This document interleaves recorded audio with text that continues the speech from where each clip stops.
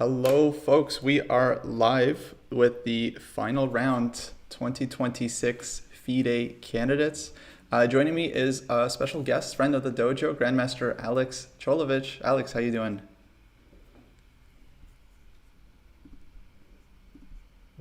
Today excited about the women's event because there it's all for grabs and for the open section we already had a one game finished here. Since already made a draw with the E. Yeah, but we'll also be looking at the games in the open section because some of them can be quite interesting. But I think our eyes will be in the women's section because there I think 4 or 5 players are in the contention to tie for first at least, so it's going to be an exciting day. Awesome. Alex, actually, I think your audio is a bit quiet. I have you turned up. Are you able to turn your mic up a bit? Yeah, just give me a second. Yes, thank you. Thank you.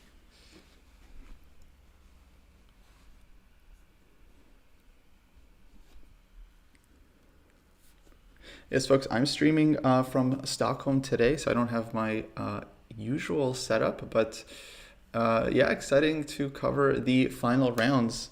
Of course, Sendarov, he won the tournament yesterday, so actually we were never really going to focus on his game for today, but it seems that he has already finished his last round game against Wei Yi. They've made a draw, so he finishes with 10 out of 14 points and will now challenge Gukesh at the end of the year for the World Championship. Any better with the sound? Sorry to interrupt. I think, can you turn up even more? Right. If it's better now? Yes, Better? that's perfect. Perfect. Okay, good. Beautiful. All right. So, All right. yeah, but in the women's section, things are very much going to be decided today because we have two leaders, Bibisara Asabayeva from Kazakhstan, and the second one is, oh my God, help me out, Alex. I'm blanking. Vaishali, yeah. Yeah. And she's playing white against Katarina Lagno. So very interesting dynamic today. Both players have 7.5 points out of 13. And Bibisara is playing with black, Vaishali playing with white. So if one of them wins, the other one doesn't, that player is going to win the candidates. Yeah, but also bear in mind that we may have a tiebreak. So in case of a tie, we are getting a tiebreak. And I wouldn't write out Jurginer or Anna Muzachuk because if Vaishali and Asabayeva don't win and let's say make a draw and then let's say Jurginer wins, then she joins them in the lead. So we may get a tie for first as well. So all combinations are possible. Yeah, so Zuzhiner is just half point behind. So if she wins her game against Muzachuk and the other two draw, then she would catch up. We have a three-way tiebreak.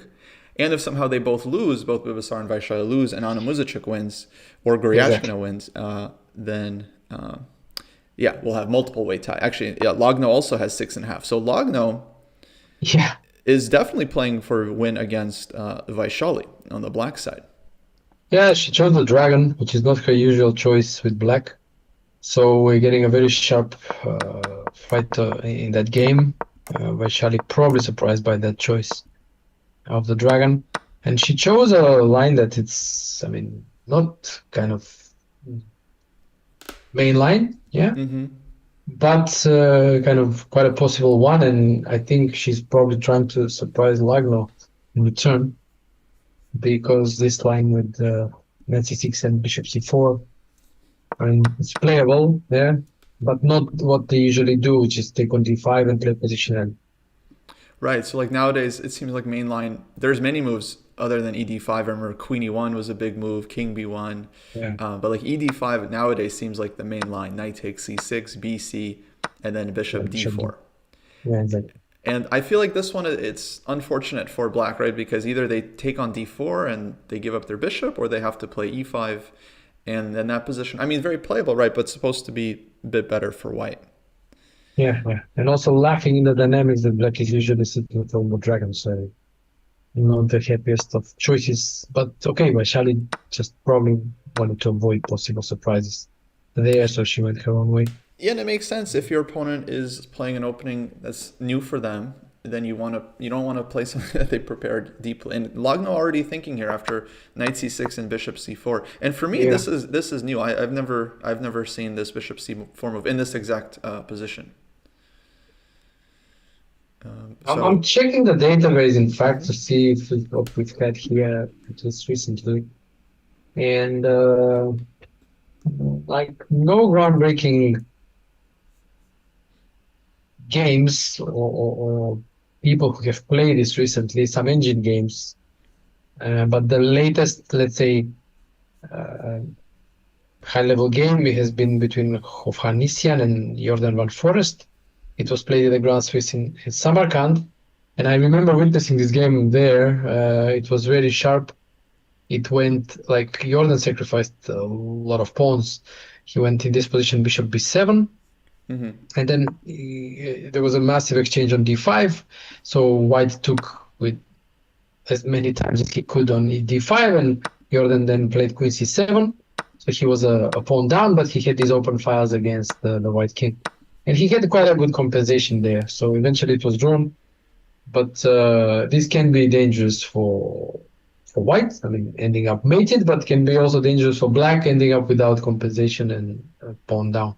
right, but yeah, very typical kind of pawn sacrifice for this position. I mean, I think white can reach a very similar thing if they just take on d5 right away. Yes. Without bishop c4. Yes. But And that's yeah, supposed to be dangerous for some reason. if I remember correctly, black goes queen c7 here as well, leaving the Yeah. rook in the corner. And then if Yeah, white yeah. takes the rook, you get like bishop f5.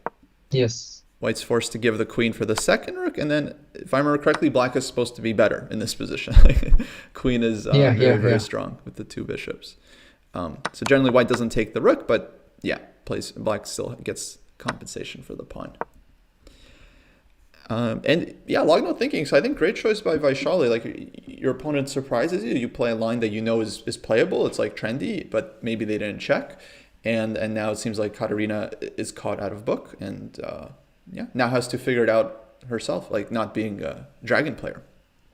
Yeah, that's the thing. I mean, it's all fine to surprise your opponent, but then when independent play starts, then if you're not comfortable with the type of positions you're getting, then it may work against you. So it's not always just surprise for the sake of surprise. You must also consider what happens after that. Yeah. Now let's check Divia's game against Bibisara. Yeah, that was a very curious opening. Yeah. This Bibisara is also leading, and yeah, very, very interesting to see how she's playing this opening because, she is, of course, going to be worried that Vaishali wins her game. And so it seems like she wants winning chances herself, or she tries to win it here and now without allowing tiebreak. Yeah, but the curious choice by Divia, d4, knight f6, g3, which is not too common. But I mean, I remember having faced this when I was a kid because I was playing the King's Indian, and they play g3, I go g6, they go bishop g2, and then I'm already thinking if I go bishop g7, they go e4, and I have to play some pierce. Yeah, and if I go d5, then c4, I have to play some Grunfeld. So it's a bit of a tricky choice. Yeah, especially for King's Indian players. But obviously, I mean, black has good ways to deal with it. There are c5 ideas and so on, but all depends on your repertoire and the type of positions you want to transpose to. Yeah. I put this e4 position on the board. And fix one thing here. And so are we getting the analysis board on we're getting on Chess.com or how we? I think for now, maybe we just stick to the live board. Okay. Mainly because I'm on a laptop and I have very little real estate for this. Okay. But I will try to follow your analysis and show people what you're saying. All right. As all time. So we get d5, d6, and basically it's like some kind of strange like Fianchetto Benoni But Yeah, but okay, I mean, yeah, you're go right. ahead. But then Sorry. it's also later when white played c4, it's already some sort of a strange Benoni King's Indian, yeah? Because without c4, it's not quite a Benoni, but some Mm-hmm. Schmidt Benoni or whatever the name. But now after c4, it's like Benoni King's Indian. I mean, strange one because normally these knights don't go like this way. Normally the b1 knight goes to c3. But now, okay, it's pretty hard for black to achieve something here because, I mean, if white is really, I mean b5, you don't get it. I mean, b5 is kind of, you never get to play, more or less. And then the only chance is to go e6 or e5. But then, Yeah. what then? Yeah. So yeah, very kind of thematic idea to put the e knight on c3 Yeah. and then leave the other knight to jump to either a3 or d2 in the future. Um, but normally the point of this, I thought, is to bring like the b1 knight to c4, right? Which is not a square that's available No, right not now. here, not here. No, not here. So it's like white is kind of anticipating black to maybe one day play e6, e takes d5, they'll go c takes d5, and then they have that second knight to Yeah, that would be a bring to good c4. Benoni for white. Yes, but for the moment, black can't play e6 because so she played queen c7 because if she plays Yeah. e6, then white takes Yeah. and wins the d pawn. So hence queen c7 first, and I believe that's the live position we have now. Yeah. I mean, it will be also interesting to see if she goes e6 or she goes e5. Yeah, just maybe going for some King's Indian closed type of position. That's also going to Yeah, be, I mean, interesting decision to see what she goes for. yeah, definitely. Very reasonable choice given the tournament situation that Bibisara really needs to play for a win. Now, folks, the stakes for the women are basically just as high as they were for the Open. The winner of this tournament will challenge Ju Jun, the sitting world champion, in a match in the future. I don't know if they've set the dates for this one yet, but No. that's what's on the line here. And I actually think it's such a great lineup because you have all these like strong veterans like Goryachkina, Lagno, Muzachuk is there, and then these multiple juniors, right? Very impressive. Vaishali, Divia, Bibisara, and Jujiner, right? They're all like on their way up. Yeah. And So Tana, former world champion, not to be uh, yeah, I guess Tan Zhangyi's mentioned. there. For me, she's kind of like in between, like not quite a veteran, but also not far from a junior as well at this point because she's established Exactly. player. And yeah, I mean she's been there before. Um, so actually, she is the only player I've played in the field Oh, for the women. I played her in Gibraltar one year nice. when when she was 2,500, and still I am. Yeah. And that was quite a painful game for me because I needed to draw that game to get my IM title, Oh, and I had very nice position, but she outplayed me in the end game and won. ah, suffering. Yeah, Yeah. Exactly. suffering. So yeah, basically these are the two big games, folks. For anyone just joining, Divya against Bibisara and Vaishali against Katerina Lagno. Both Vaishali and Bibisara are currently in first place, fighting for the title. But Jujiner, also playing black against Anna Muzachuk, has a chance to catch up if she wins, and they both draw. Yeah, that game is for the time being quite calm. We'll be getting this standard position of, generalized from many openings where white has 3 pawns on the queen side against black's two, and black has four on the king side / center against white's three. We can get these types of positions from many of them, right? Like here, the Latin Sicilian, it can be from the Caracan, it can be from the French. So Yeah, it's a standard type of position with relatively well developed plans for both sides. So it's again a very controlled choice by Anna Muzachuk to go for this. That has been her, I mean, strategy in the event generally, and it worked really well. But she was unfortunate not to, I mean, take her chances, and she had an open catastrophe yesterday. against Saubaeva, even though she had a chance to save the game, but okay, she failed.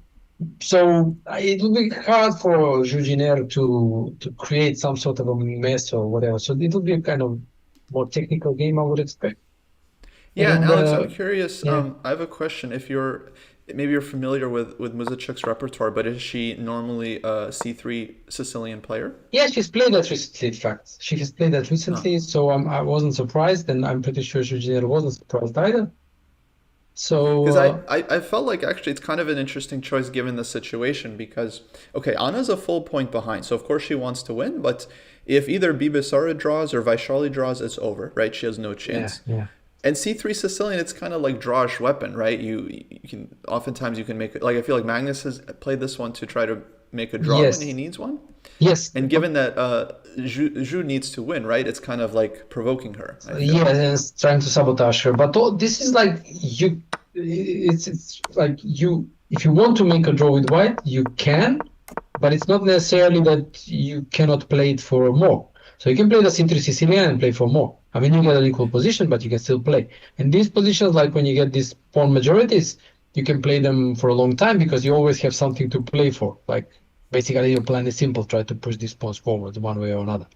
So it's a choice for a long game, yeah, when these Yeah. majorities will persist until the end game most likely. So it's not necessarily that she's playing for a draw. I don't think she is, but she's just setting the course for a long game, and at the same time trying to thwart Jujiner's maybe more aggressive intentions if she had them. Yeah, and I'm pretty sure Yeah, she did. exactly. Yeah, I don't think she's playing for draw at all. In fact, I think quite the opposite. Like I think she really wants to win because she has very small chance, but she needs to win. And yeah, for me, it feels like just kind of a interesting provocation because now she knows Jujunier absolutely has to play for a win, and so I think she's kind of hoping that she plays something risky. And I feel like Black did play a line that's like not the most solid, right? This D5 followed by Knight F6. Yeah, it's a bit of provocative line, especially if white goes to tries to keep the pawn with c4 and so on. Black gets good compensation, but okay, that was politely declined by Anna, and now we get this standard type of position. Yeah, Yeah, exactly. Queen c7, knight c3, and okay, both players seem to already be spending a bit of time. But like you said, this is a very kind of thematic structure, so I don't think it's going to be difficult. Like Black has many, like bishop e7, there's b6. You can think about taking on d4, so she has yeah. She has to also some think about the options. d5 break. I don't know if that works or not, so probably she needs to address that. Hmm. Uh, so I mean, if that doesn't work, she can play a developing move. If that works, she has to take on d4. So basically, those are her choices. Okay, so basically, you think she's thinking like, if bishop e7, d5 is a problem, Exactly, then exactly. I Yeah, I need to mean, play cd4. exactly, exactly. Yes. Yeah, yeah. And maybe we could just quickly look at it. Is bishop e7, d5 an issue for Black? Um, I guess I would expect e takes d5, Yeah, takes with the pawn most cd, likely. yeah, and then maybe b5 is ambitious. Yeah, And trying for b4 and bishop b7. yeah, maybe rook e1 first, Hmm. and then threatening some d6. Right, so let's say rook e1, Black castles. But then maybe I can take on b5, take on Uh, e7. yes, exactly. So Maybe bishop there are d6 is some. then from that respect. Maybe bishop d6 is better because you blockade the pawn, and in case of d5 takes, then you castle, and then it's blockaded and no real danger at first sight. Yeah, bishop on d6 looks a lot better. Just up a tempo, basically. And then, yeah, pawn on d5 Mm. doesn't look so impressive when Black has this nice blockade. Yeah, exactly. So maybe it's not a threat, but that's for Yeah. her to decide. Yeah, I mean, if she wants to go for that type of position, but those type of positions like do have potential because for Black, I mean, because she gets this queenside majority, which can start moving now. B5, C4, like put something on Yeah. C5, and then as long as the pawn stays blockaded, then Black should be fine. But on the other hand, what would you say? Is there a drawback to c takes d4? Well, well, I don't think so, but CD4, we take with a knight, I suppose, then you develop. But maybe you would just allow, okay, I'm not sure really. Like CD 94, bishop somewhere, maybe to D6. Mm-hmm.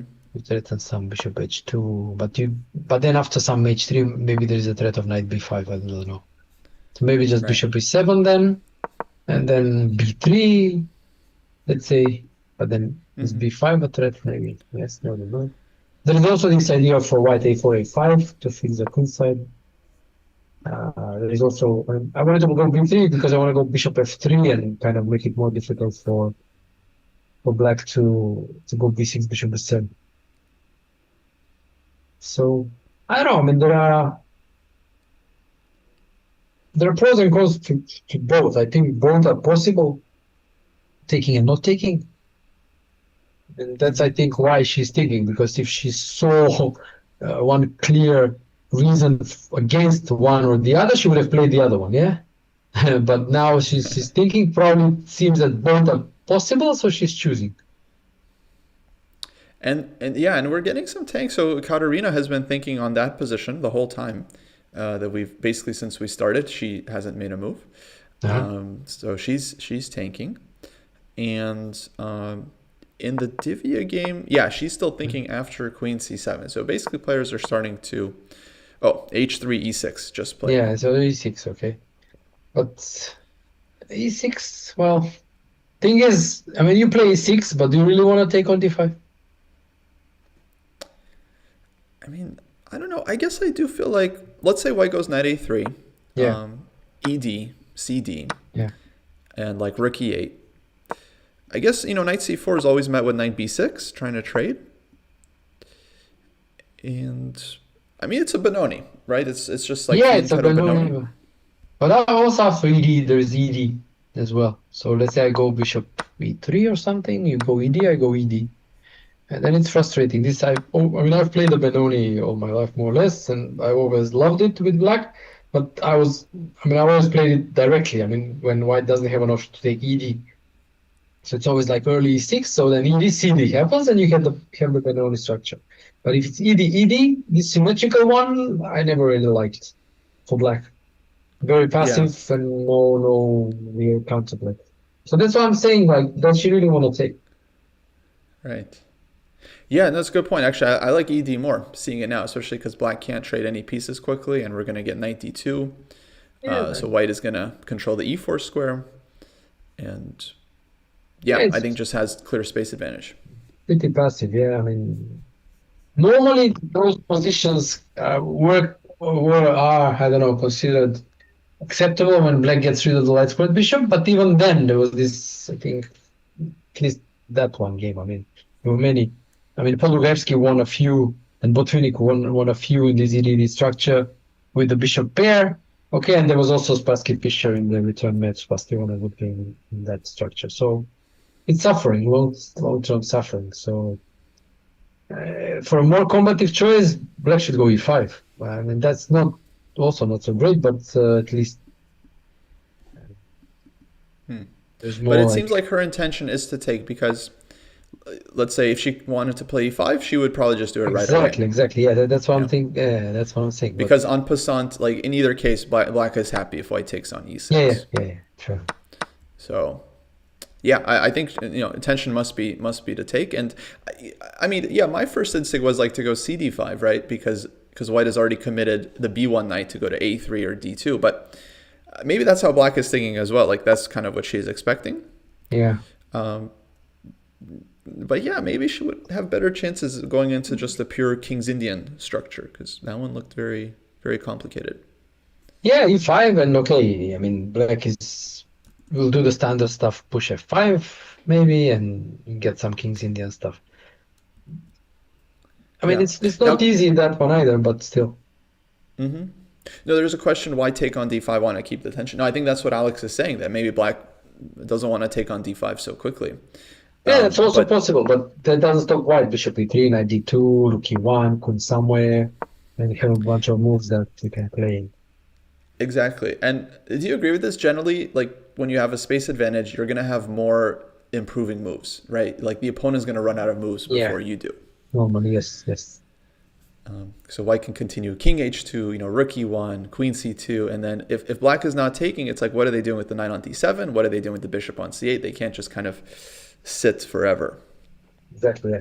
Yeah. Which is also why I liked your e5, because then black has a very clear plan to just play for f5, and then At least get black something. Yeah. has very very clear plan. Yeah, Yeah. exactly. So okay, very interesting. E6. I'm curious about the chat. Who are you all rooting for in this tournament? Does anyone have any favorites? Alex, do you have a favorite? Like in the women's section. Mm-hmm. Well, I mean, not really, but I'm always thinking like in terms of who I want to see play Ju and Jun. Right. So from these players here, I mean, I think like Ju Jiner probably will be the toughest pairing for Ju and Jun. Because honestly, I don't think Vaishali or Asabayev are on that level. So I think in either case, Ju and Jun would be the clear favorite. Whereas against Ju Jiner, it will be closer because, okay, Ju even surpassed her on the rating list. So, I mean, she's shown that she has a very high potential and a high level. Whereas these two players, I mean, Vaishali and Asabayev, I kind of don't think they have it. They are there just yet. Yeah. So from that respect, with the idea who I want to see for the World Championship match, I would say Ju Jiner. But again, her chances are not that great. So I mean, okay, but anything is possible. I mean, really. Yeah, interesting. Yeah, I didn't realize Gineris passed Ju and Jun on the rating list, but 2578 is yeah, very serious rating. Yeah, yeah, yeah. And yeah, going into the tournament, for me, it felt like she was kind of the favorite. Of course, the highest rated player, but also she's very young. She had an amazing year, 2025, right? I think Yeah. maybe the best year out of any female. So Yes. um, really, really exciting player. I'm Yeah. rooting for Anna Muzachuk, my Wow. Ukrainian sister. My Ukrainian sister. Yeah. She Yeah. has not many chances, but still. No, but she, I mean, obviously we were all following the tournament, and I was really at first, okay, she was the last minute inclusion, and I think I really liked how she played, very controlled, very risk averse, like very stable. But then and I really thought, okay, she was also leading, and I thought, okay, really, she continues like this, she will win it. But the thing is that she started missing her chances. I mean, that game against Divia, she was completely winning, and not only she did not win it, but she even lost it. That was horrible. And also then This against was the Goryachkina. queen end game, right? Yes, The yes, yes. But before big that, she blunder. was winning with the rooks and everything. But and then with Goryachkina, she displayed fantastic in-game technique. She made all the hard moves, and then when she was like literally two moves away from a win, she messed it up and she drew. So she basically threw away point and a half. And with point and a half, she would have been in the lead now. Yeah, Right. with that Yeah. point and a half, which was there for the taking. She already had it. So yeah, I also would have been really excited about that possibility of having a match with June and June, but unfortunately not this time. Yeah. Um, and yeah, someone made this point earlier in the chat. Such a long tournament, such a grueling tournament. Basically, everyone in both sections, other than Javikir Sandarov, has like huge regrets about the tournament. Right? Games they didn't win, Yeah. blunders. Sandarov's the only one that like I think can be very very happy. And even he missed some chances against Exactly, like Blue exactly. Bomb. Yeah, I think he was quite disappointed. He said it somewhere. He was quite disappointed not to win against Blue Bomb. So, Right. but he was winning. So Yeah, yeah. No, exactly. And Blue Bomb, by the way, the only guy that drew both games exactly. against Javikir. Wow. Yeah, yeah, yeah. Great So stuff. the Blue Bomb sweep was real. Yeah, yeah. No, I joked about this on Twitter. I mean, it wasn't about the Blue Bomb sweep. It was about the Blue Bomb wall. I mean, yeah, you don't, you just don't lose to the winner. That's just don't. Yeah, and everybody else did. So Yeah. Very cool. Let me ask you, just because we have, players are starting to think. Yeah. Like, what are your initial thoughts on this upcoming match between Sindarov and Gukesh? Well, I mean, hard to say. I think in a way, I mean, not really, but in a way, we have a similar situation to the prior to the match Gukesh Dingiran, because Mm, what we had there was this we had this amazing challenger winning everything. Candidates, in Gukesh's case, Olympia, then everything else before that. Here we have Sindarov winning World Cup, great Tata Steel winning candidates in such a fashion. And we have a world champion who is underwhelming, right? So, speaking from that experience, we saw that actually, even though Dingiran had a horrible year before that and he was not in form and everything, he put up a great fight.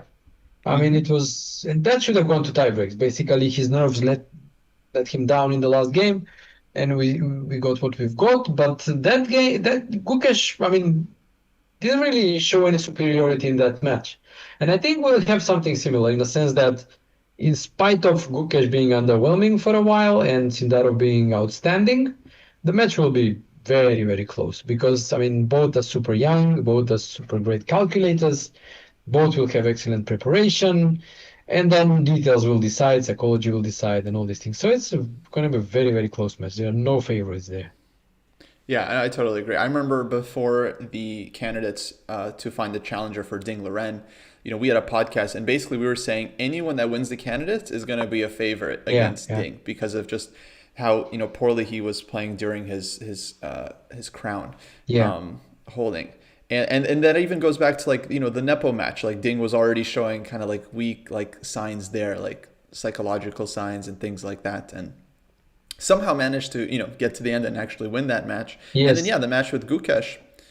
Gukesh is coming off the greatest Olympiad performance of all time. Yeah. In that Olympiad, I remember Ding Liren chose not to play him Yes. in this key match, like India China, Yes. and so it just felt like, okay, Gukesh is a huge favorite, and it still just came down to the last game. Ding even won the first game, and everyone was Yes. like, oh my god. Yes. Yes. And he won it in amazing fashion.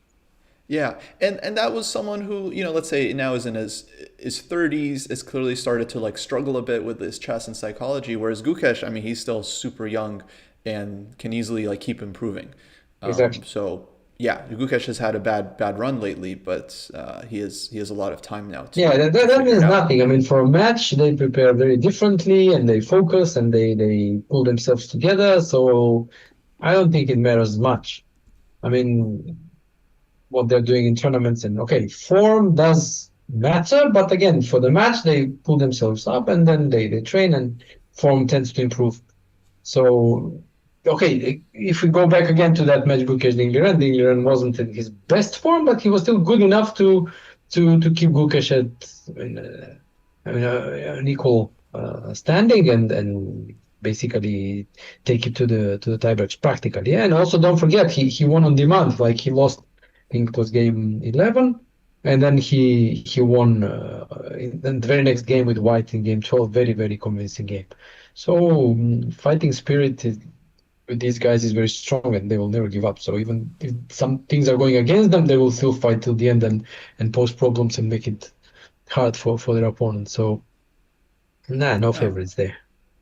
And let me ask you about Sindarov. Do you feel like this was just the tournament of his life? Like, he's just in amazing form, everything's working for him, prep, or do you think this is just a natural continuation? Like, he won the World Cup, he had a great year in 2020. This is just him ascending to the top 10 where he belongs.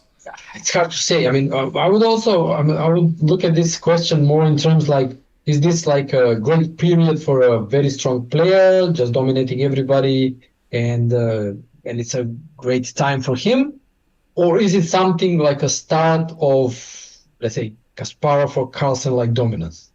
So, I mean, I think all of these players that we have in the candidates, if they're in their best form, they can perform at some like 3,000 rating performance. Yeah.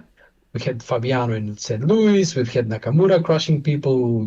Giri can play. Pragnananda had a great year last year. Like everybody, if they are in the top form, they can crush everybody and they can play this elite at 3,000, let's say, performance. But that's limited. Yeah, I mean, they get a period, they get a tournament like this, and that ends. And to establish a domination like Carlsen or Kasparov, that takes something extra. So the question here is more, okay, obviously it was a fantastic period for Sindarov, but if it starts a start of that type of dominance, well, that's hard to say. I'm more inclined to say no rather than yes, but we don't know the limits of his talent, of his potential, of his workability, of his, yeah, I mean, character and everything else. He's, I mean, still only 20, so it's hard to say. Yeah. So everybody's saying, okay, it will be hard for anybody to establish any dominance after Carlsen, for example, in a similar way, or Kasparov.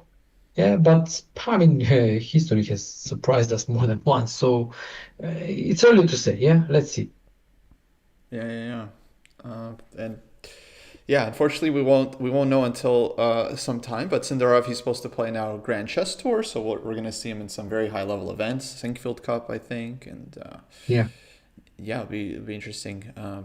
Interesting to see how he performs. For me, it looks like he already had the talents, and now it's just like now he needed like I guess some motivation or just some like extra confidence to kind of like get up to this level and prove to himself that he can play with these guys. But clearly now he Yeah. should know that, and Yeah. Yeah. yeah, how far? Last year he did it, yeah, with the World Cup, also Tata Steel, and now this. So the confidence Yeah. is already there, not going anywhere. Yeah, yeah, yeah. Alex, were you the one on Twitter who was you were comparing Sindarov to Kasparov in terms of his like No, it wasn't me. I analysis? actually I actually compared him to Tal To because Tal. yeah, Oh, because what I noticed is that okay, he plays very fast and his opponents think for a very long time. So I just was joking and I said, okay, he's like tough. He's hypnotizing his opponents and they fall asleep because in almost all the games he was playing very fast and his opponents were in time trouble. So that was my joke. And actually, what you're referring to, the tweet was, I think, by Sutovsky, because he saw this that's right. he saw this. I also looked Signal. at this analysis post mortem of his game against Caruana, and he showed some lines, the ones he calculated, and Sutovsky compared him to Kasparov. I mean, honestly, I wasn't that impressed because I think that's kind of a normal calculation for these players. But well, sure. I mean, they're all like machines when it comes to calculating. So I mean, I'm not really surprised to see that level of calculation.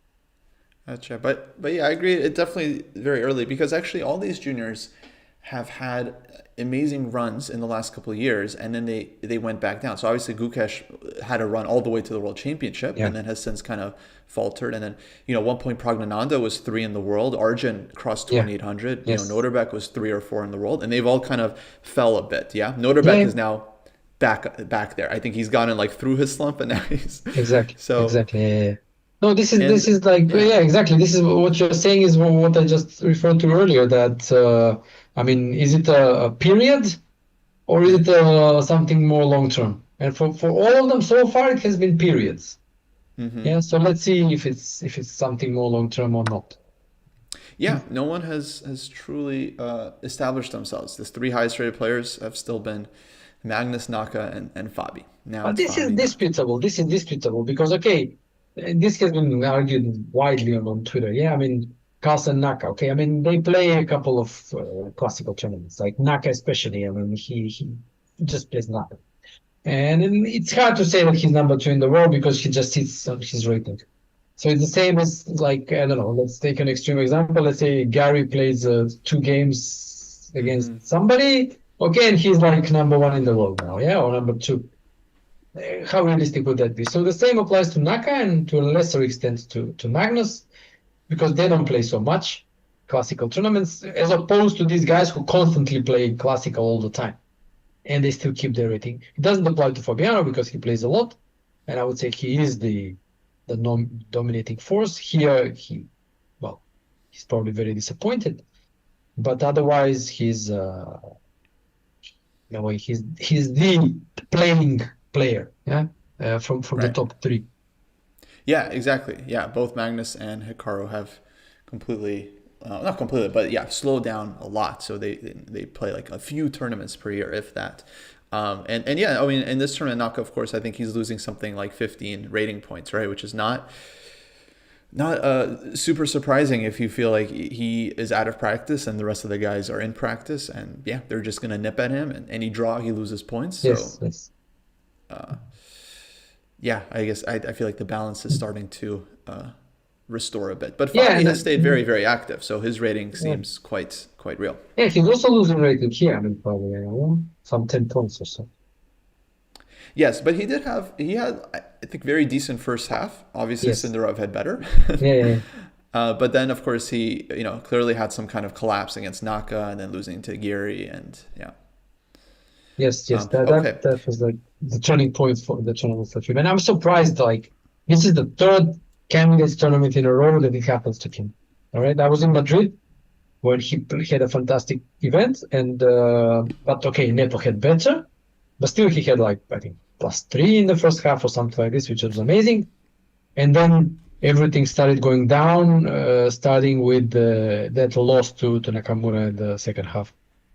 Same happened, okay, Madrid, and we had Toronto, exactly the same. Even though in Toronto he managed to overcome that and stay in contention till the end, but he lost to Nakamura again. And now again, repeat from Madrid, losing to Nakamura, then collapsing. I mean, I remember reading somewhere in an interview that he said that he has thought about this, he's not going to repeat the same mistakes and so on, but it actually turned out he repeated the same mistakes. And it was a complete repeat, yeah, from Madrid. I don't know. well, what do you think his mistake was? I mean, in the sense that like, okay, he loses the game to Tanaka basically on the chessboard, right? Maybe wasn't a good game on his end, um, I should have saved but that game. I mean, come on, any other game, any other situation, he saves that game, it makes a draw. yeah, no, From but for me, I feel like the issue is that he wasn't able to bounce back, right? Because like you will lose games, but then of course these guys are so good at bouncing back and then not collapsing. But how do it's very hard. It feels like sometimes it's just not in your control, right? Whether you're going to be able to get back there or exactly. not. Because previously, like in the candidates he won, I remember he lost like I think he lost a very key game to Karyakin, like round Yes, 11 or yes. 12, Yeah, but then he and bounced back, then beat Aronian. he had to like win like maybe his final two games or one and a half out of two, Yes. to clinch, and he managed to do it. Like psychologically, he was capable. Yeah. But yeah, when he loses to Naka, somehow it's like it just takes all the air out of Yeah, his yeah, system. yeah. I mean, I don't know why or how. I think it's something psychological. And also, don't forget, I mean, it's bouncing back here is incredibly hard. And it's not a given. But he played that game against Giri very listlessly. I mean, he was not there. I mean, bad strategical decisions, like just not there. Really, really bad game on his part. Probably his worst in the Hmm. tournament. And also, I mean, don't forget that Berlin was 8 years ago. So he was 8 years younger, 8 years less burdened by his experiences, by his life troubles or whatever if he had. Yeah, and because these things accumulate as you get more experience, you play more and more tournaments, you just I mean, yes, you become more experienced, but on the other hand, you lose the freshness, you have some disappointments that affect you. You have this mental burden that is not easy to shake off, and it really bogs you down when it comes to these critical games. So it's not for nothing that younger players tend to do better even in these critical games. You would say, but he's experienced. Yeah, he's experienced, but he's also more troubled. So I mean, Hmm. uh, I'm not surprised that he's not capable of doing what he was capable of doing 8 years ago. So I mean, I actually about this I wrote a controversial thing on Twitter that when I said I think this is the last candidates where we see players over 30. So Hmm. honestly, I think this is a huge disappointment for Caruana, a bigger one than Toronto, because in Toronto at least he was in contention for last place until the last move, the last game at least. Yeah, he was there, he was fighting. Here, he broke down mid event, and he's just not interested. He's not holiday mode. Yeah, as Nakamura said. And here, this is I think a huge, bigger disappointment. He's 2 years older. There are 2 years more to go for the next candidates. I mean, I would really be happy to see him come back, but I just don't have the confidence anymore. So I don't think any of these guys that were pre-tournament favorites like Caruana, Nakamura, Giri, I don't think they'll make it in 2 years. Yeah, yeah, Naka for sure. I feel like he's out. He's just I don't think I feel like he might not even like try to qualify. No, I think he'll even announce retirement soon. That's my impression. Yeah. Um, and Fabi, yeah, it'll be hard to say. I mean, for me, I felt like the Toronto 2 years ago. To me, that would seem like a bigger letdown because he was so close.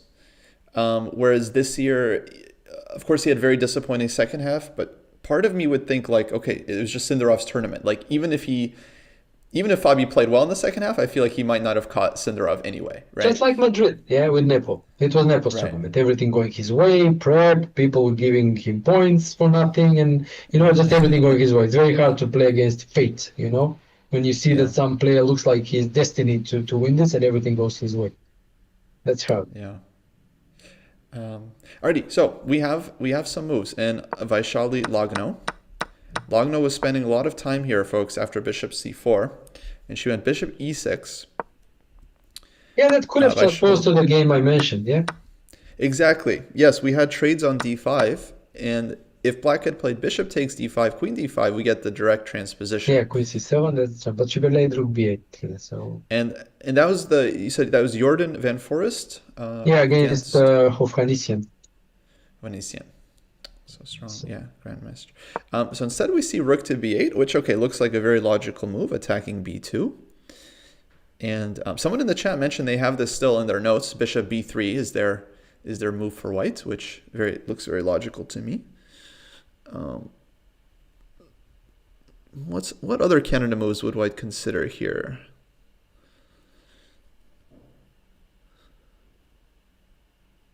checking the database and its shocking statistics. I mean, has been played by not very strong players with black. Okay, the strongest player with black is rating 2363. But I have 3, 4, 5, 6, 7. I have 8 games from this position after rook b8.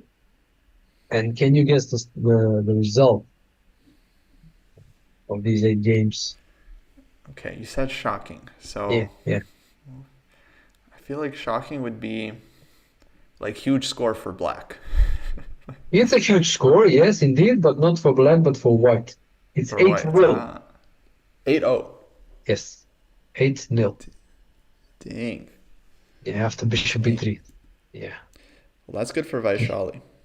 Yeah, statistics are good for her. But I don't know. I mean, And and objective bishop b3 value. was played in every game? Yes, bishop b3 was played in every game. Yeah. Bishop b3, and then they do like queen c8 normally, but some also moves queen c7. So Okay, clearly she's out of book because she's been thinking now. I think after bishop e6 she started thinking, but yeah, I would say bishop b3 feels like the most logical move in the position. It's just a very like typical way to you park your bishop, you cover the b file. If black takes on b3, then you can choose how to take, but either way, like the king is covered. And of course, you can trade queens as well, maybe, but yeah, it feels like a very logical move. yeah, definitely. So But what else that's, could she be thinking about here? Because I feel like any pawn move just looks very weakening. B3, yeah, C3, like I exactly. wouldn't want to do Oh, but that. Shadow likes to think. I mean, she's all the time juggling every game with us. So Okay. Yeah, I think very, very good chance that she's playing bishop to B3 here. I think she's just trying to make sure that there's nothing wrong with it and she has nothing better. Let's check in on Bibisara. So some interesting developments yeah, here. yeah. There, I mean, come on. Some decisions that would have never crossed my mind. I mean, honestly. Yeah, E6 she takes. She takes, okay, I'm not sure taking, I don't think so, yeah. But then even And more probably was shocking, yeah, connected to her next decision too, right? yeah, Bishop f4, knight e5, and and take takes like, that as well. yeah. Takes knight d2. Wow. I mean, these I'm with you. structures, Very surprising. yeah, very surprising. I mean, these structures are normally well known to be good for black because there's just, I mean, e6 pawn is controlling d5, you're gonna get a square, you don't have a dark square bishop with white, and black simply needs to find a way to plant that knight on d4. So dark square weaknesses are a major issue for white here. I mean, I don't know if there's something concrete, but okay, bishop d7 play. But this is already, I think, pretty promising for Selbayeva, especially she also has a 25-minute advantage on the clock. Well, things went south, I think, very quickly for Divya, but that was her own doing. I mean, it wasn't that. I mean, Bibisara did anything special to provoke this. It's just her own doing.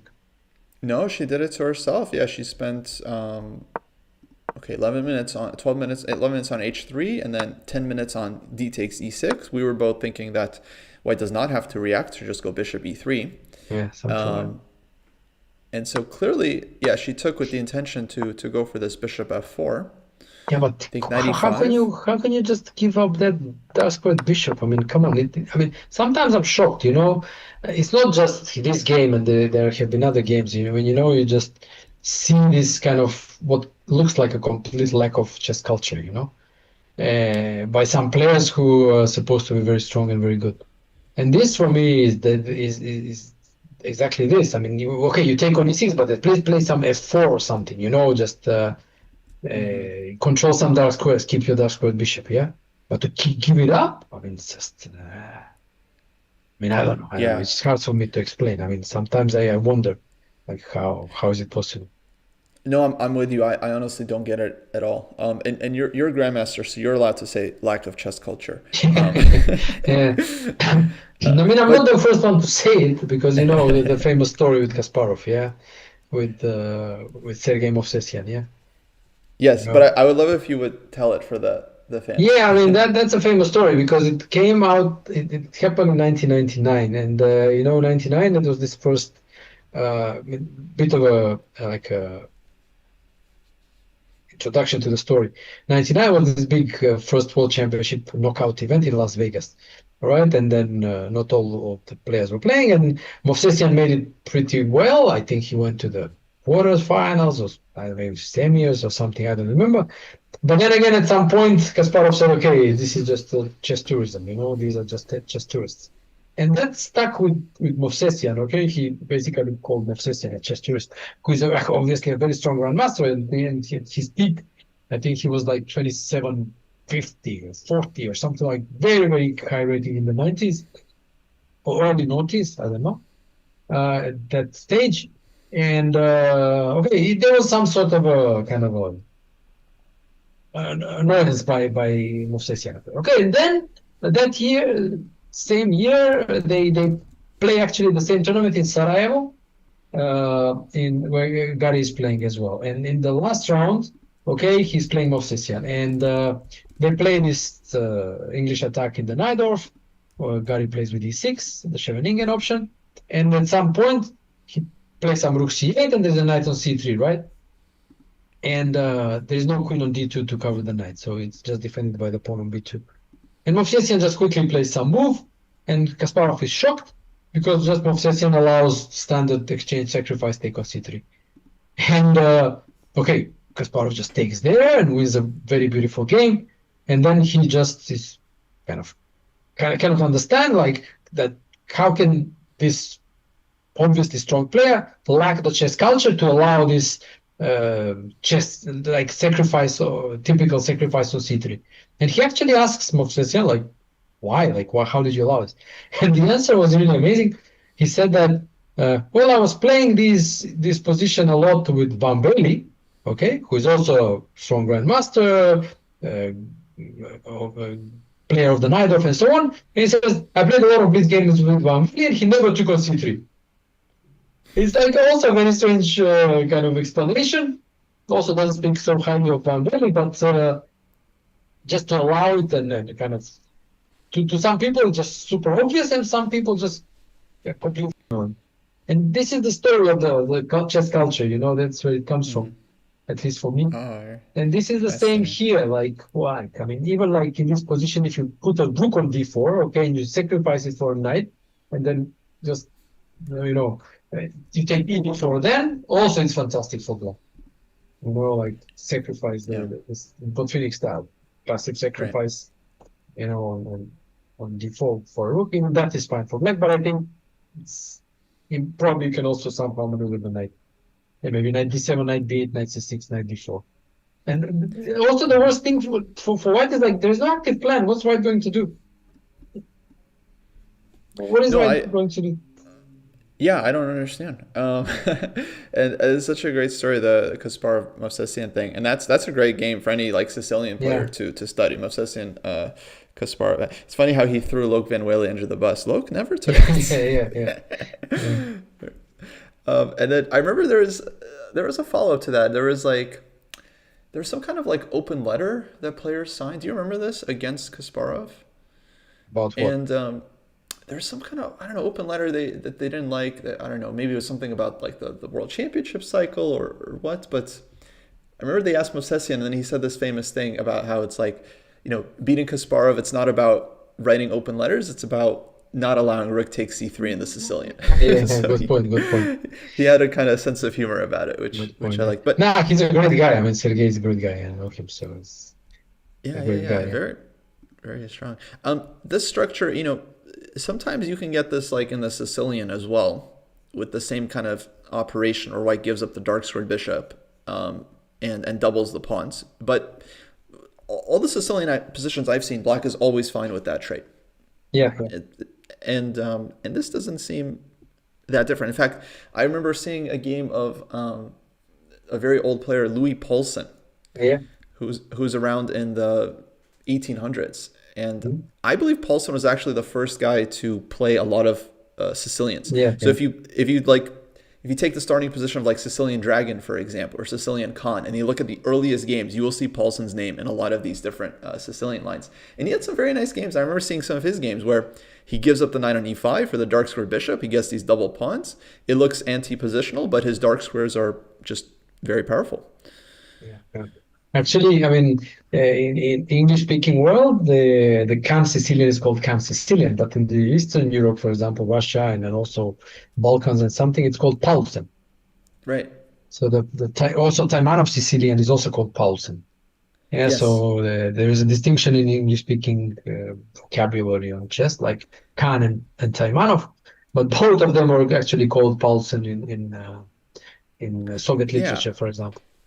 Yeah, I've heard this. I've always wondered how that came about, but I feel like, yeah, all E6 Sicilians. It just seems like that's just all Paulson, Yeah, exactly. Yeah, yeah, exactly. which is cool. So, okay, Rig D on the board, and Divya now is more than 30 minutes down on the clock, and okay, I guess not having the best tournament, 5 out of 13, only 2.5 points behind, but yeah, out of contention completely. And basically just is trying to play spoiler here.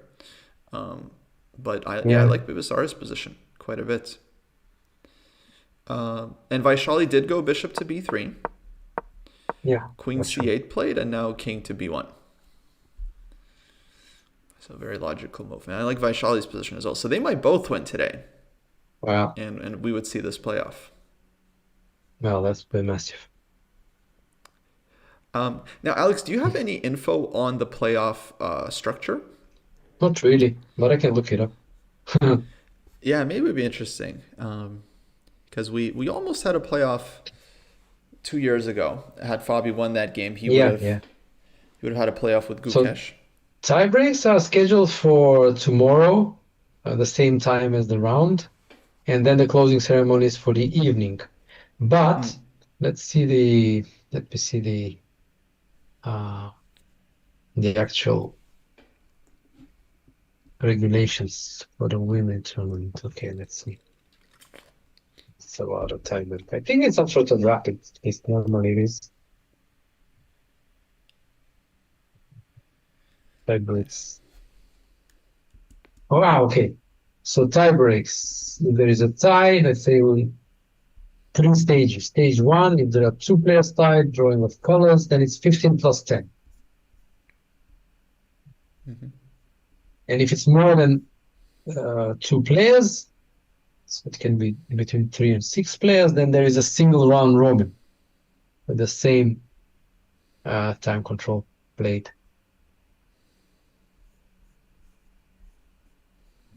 And if it's again, if it's a match, and the match is tied, 2 games is the match, so they'll play 2-game match.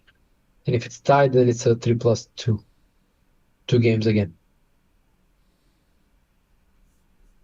So it's so they are playing then again. Then they have some extra games until all of a sudden that game comes at the end. So basically, it's a 2-game match, 15+10. Right. Okay. Yeah, it'll be very very tense match if we get there. Yes, absolutely. Let's see. So, Katarina now thinking how to get compensation for this pawn. Lagno basically in a must-win position to try and win the tournament.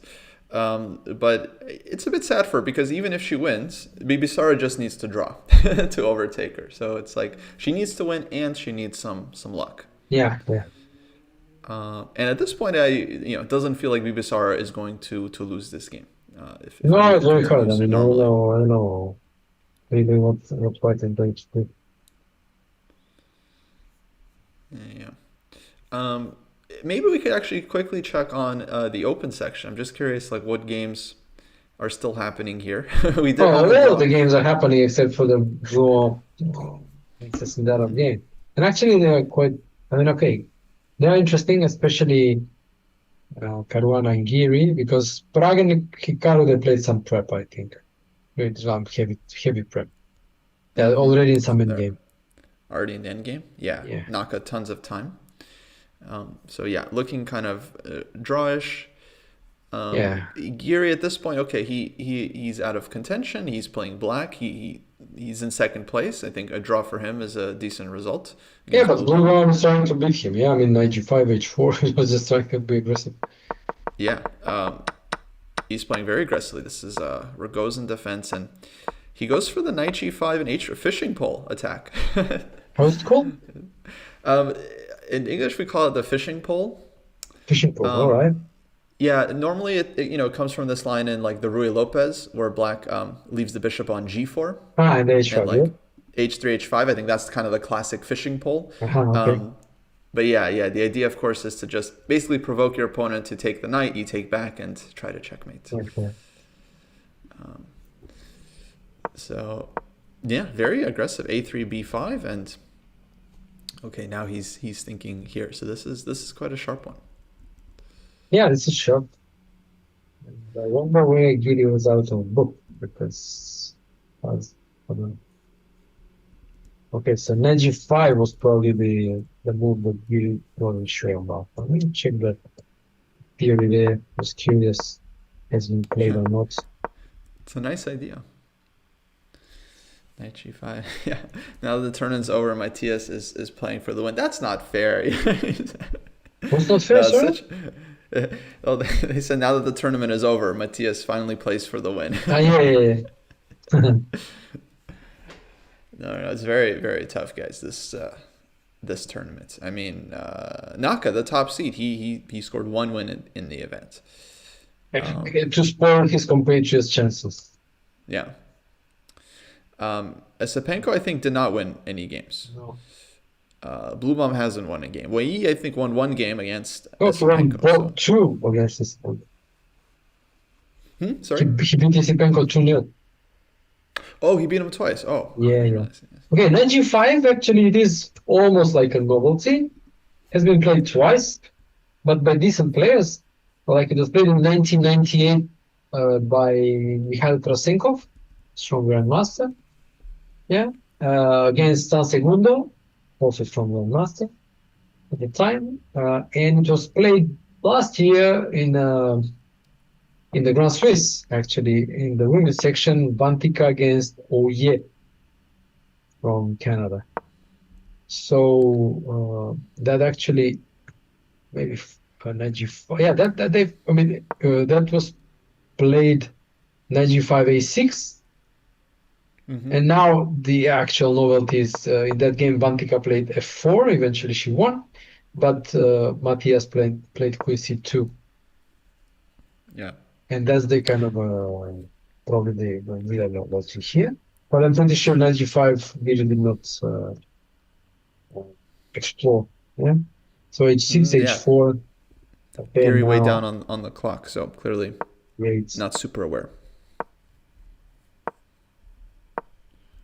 Good fine. Yeah, so that's the position.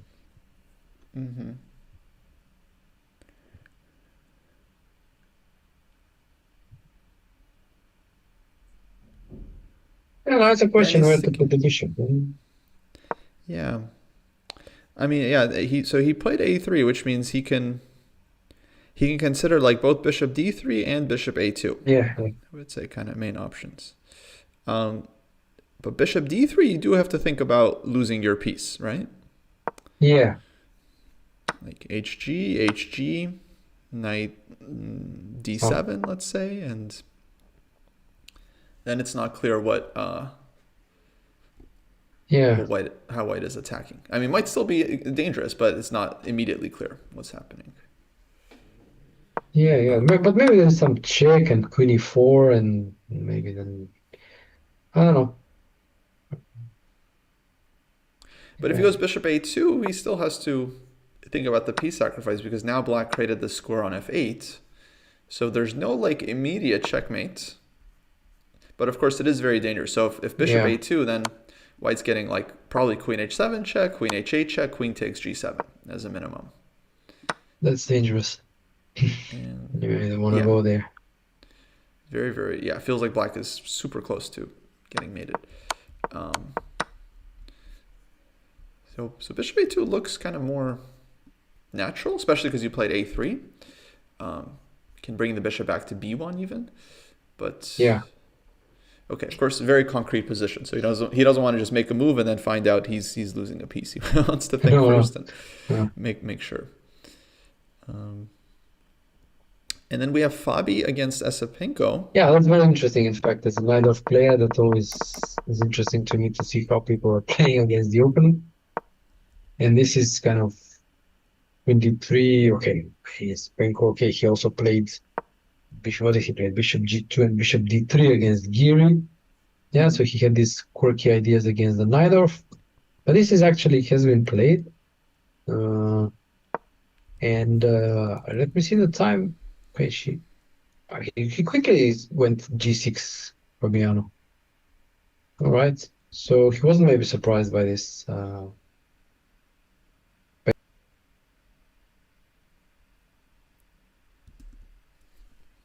Yeah, queen d3.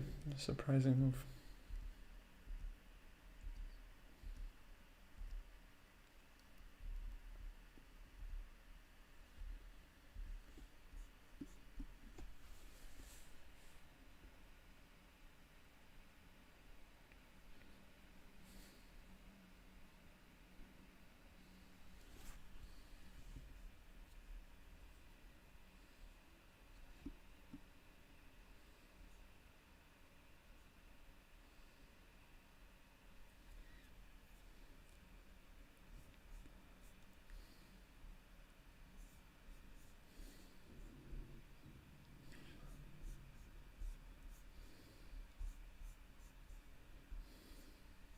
Mm-hmm.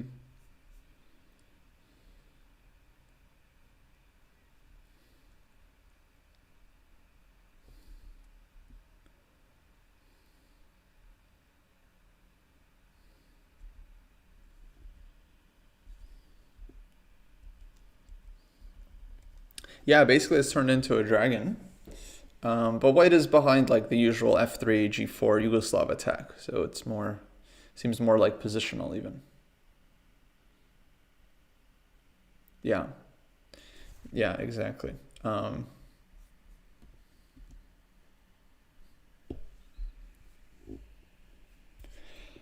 Yeah, I guess from Caruana's point of view, so he is on 6.5. He's a half point behind Wei Yi and a full point behind Giri. So of course, first place is all that really matters for him. But I'm sure, a win is always nice to finish with.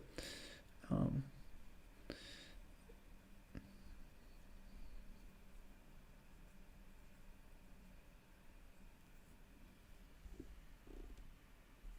mm-hmm.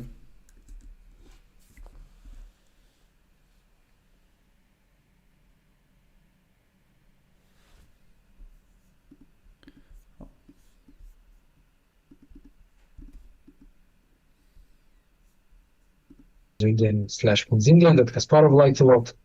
And it was a surprise for Prague, and Prague didn't react too well, and he outplayed him.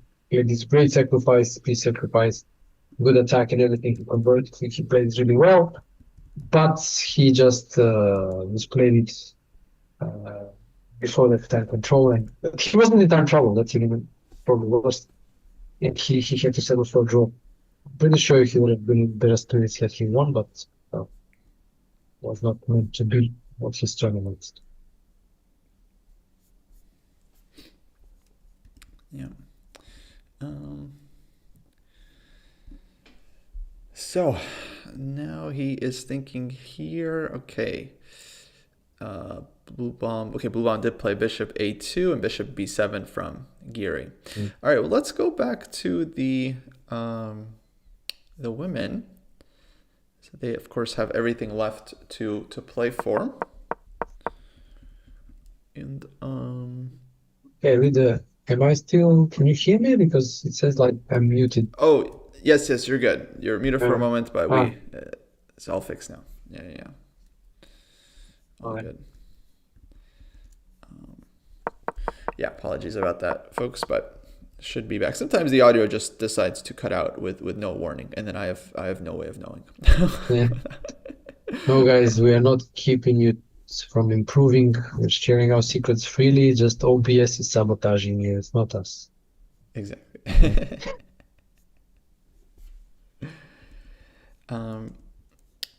Okay, Divya has just played knight to f3. And actually, the interesting move after queen e3 from Bibisara, she goes a5. Yeah, A5, I'm not so sure about, to be honest. To me, that's very controversial. Yeah. Uh, Just allowing mean, knight b5? yeah, exactly. So at some point, knight b5, and then if bishop b5, then cb, and then the knight can go to c4, for example. But she just went send the knight elsewhere. So again, I'm having trouble understanding what they're playing for. Yeah, why not knight b5? I mean, maybe black just ignores it It's annoying, right? with queen b6, but it's super annoying. Yeah, and it's like knight Okay. b3 comes and... There would be one d6 is something. But you know, it's that when it comes to understanding how these players play and so on, I read or heard this about Grishchuk, He says like, okay, he says like, I'm analyzing the games of a so-and-so player, yeah? And I know, like in Botvinnik's times, you write this like a characteristic, okay? You just try to understand how he plays, what are his preferences, stylistic preferences, how he wants to play, some typical decisions and so on. Okay, so he analyzes the games of a certain player and he forms his understanding of this player, right? And he feels that he understands how this player plays, right? And then he says he talks about this player with another elite grandmaster, all right? And he shares his insights, like what he learned from analyzing the games and so on. And he says, I was completely shocked to understand, to learn that the impression of this other elite grandmaster was completely the opposite and different from mine. So even they have issues like understanding how players play, like what their style is, what they prefer to do or not to do. And even if they have trouble, I mean, it's not a surprise. We also have trouble with these things. So when we say, okay, I don't understand how this player is playing, or I don't understand why they're doing what they're doing, it's not that uncommon. Yeah, players do misunderstand each other. Yeah, absolutely. Oh man, but yeah, it was very hard time understanding this decision and then not playing knight to b5 for black. Okay, now she goes b6. This may be okay. B6. I don't know. Again, I don't understand what she wants to do. I guess she wanted to play b6 earlier, and then was worried about a5 or bothered by a5. I don't know if that's correct, but that seems to be like her concern, because why else would you start with a5? That, And yeah, that I can understand, but I just don't understand why is that urgent to do it now. I don't think that was on top of Black's priorities to fix the queen side like this. I thought she yeah, had better things to do. That's what I don't understand. But okay. um, yeah, I don't really get it either. Yeah, knight b5 can be played at any moment, and maybe she doesn't take, but yeah, it's just so difficult to leave this knight on b5 for the time being. Yeah. Okay, let's check with Vaishali. She now has a very interesting decision after bishop takes b3. And she can take both ways, yeah. Yeah, I've always thought, CB is the smart way to take in these kinds of situations. Yeah. But I'm not sure. I mean, either way, Black will have kind of a hook to attack with a5, a4. Not just yet, but yeah, that would be the general plan. And but just an idea crossed my mind. Lagno, she had a really topsy-turvy tournament, and she was winning, losing, winning, losing. But only also during the game, she was winning, losing, winning, losing. Big swings of the evaluation, big blunders and opportunities and so on. So I was thinking, okay, now she from the start she seems to be doing badly. But if she factored in that her game go up and down, maybe she said, okay, if I start with a down, maybe later when it will count, it will go up and I may take my opportunity. So, I mean, I doubt she's doing that on purpose, but I mean, and then also by Shadi, I mean, not the most stable player and with time travel. Now, okay, maybe this game no, because she has still more an hour on the clock and the position is not that complicated. But it could be all up and down, and who knows? Yeah, Yeah, no, that's a fascinating strategy. yeah. It's gonna go up and down. So let me So let's start with start with the difficult down. Let's position. start with the down because it will inevitably go up. Then, yeah, Yeah, exactly. yeah, But yeah, it feels very like safe advantage for white at any moment. You can maybe play bishop d4, queen e3, trade these bishops, yeah. and then why would black have anything for the pawn? No, I mean, I guess the kind of long-term game for black is that okay, let's say you exchange bishops and you get only queens and rooks on board, and then the two extra pawns are actually on the queen side where the king is. So you can't Mm-hmm. easily advance and make something out of it because you weaken your king. And Mm-hmm. that makes it practically difficult to convert the pawn, as long as the queens are on board, queen and one pair of rooks at least, yeah? Because there will always be some kind of counterplay against the king. So it's not easy, yeah, but obviously it's an extra pawn. So white has all the chances, but I'm just saying that extra pawn being in front of the king and with all these pieces on the board, it's going to be harder to make progress. So a5 immediately she played, so giving it up. Check this out, a5. Wow. Maybe there's rook a8 coming and queen a6, but I don't Yeah, know. if queen takes pawn, rook a8 seems to be the idea for sure. Looking for queen a6, and okay, no, I mean this is pawn sacrifice, and then like if queen b5, for example, maybe queen e6, Yeah. opening up rook fb8, and then looking for queen a6 in the future. Yeah, so it's giving up another pawn, so white has three extra pawns which have nothing in front on the queen side, but the king is also there, so you can't really advance and you're being attacked there. So unpleasant. And okay, maybe it's also she's trying to play psychological chess. That's why Shali maybe doesn't like to defend like this. So, but for the time being, Yeah, she's the one who spent more time. right. No, I mean, yeah, clearly a practical decision. Now, if I'm Vaishali, of course, I want to look at queen a5, but I also want to look at other options, like queen d7 comes to mind to try and trade queens. Because if I'm pawn up, I can trade queens. I'm definitely Yeah, definitely happy, right? for sure. Um, so interesting. But of course, black can avoid queen d7. There's queen a6, and I was thinking queen a7 there, but then queen b5. So black, is just Chasing avoiding the around, trade yeah. and Chasing around. yeah, just running. So But maybe after queen d7, I don't know if a4 can be played to allow the exchange of queens, but then how do you defend the queen side? yeah, fair enough. Maybe there is rook d3, but no, then takes everything on b3, exchange rooks, and then rook b8. And how do you defend the king a2? Check. You go back, rook b8 again. So maybe Right. you have to give up the pawn. I don't know. Yeah, there's a4 still. There's a4. Absolutely. Another move I was thinking about is just bishop d4 anyway. Yeah. And then we probably get the situation where white has like the two pawns on the queen side against 0. Yeah.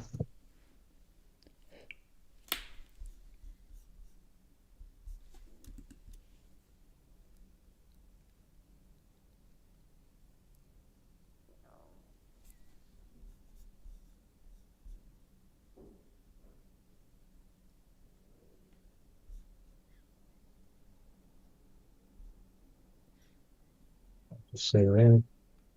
As the women play with a different time control, I think we'll get a crisis there sooner because when you're looking at the times, okay, Divia has 36 minutes left for 22 moves. Yeah. And Nazarbayev has hour and 11. That's a lot.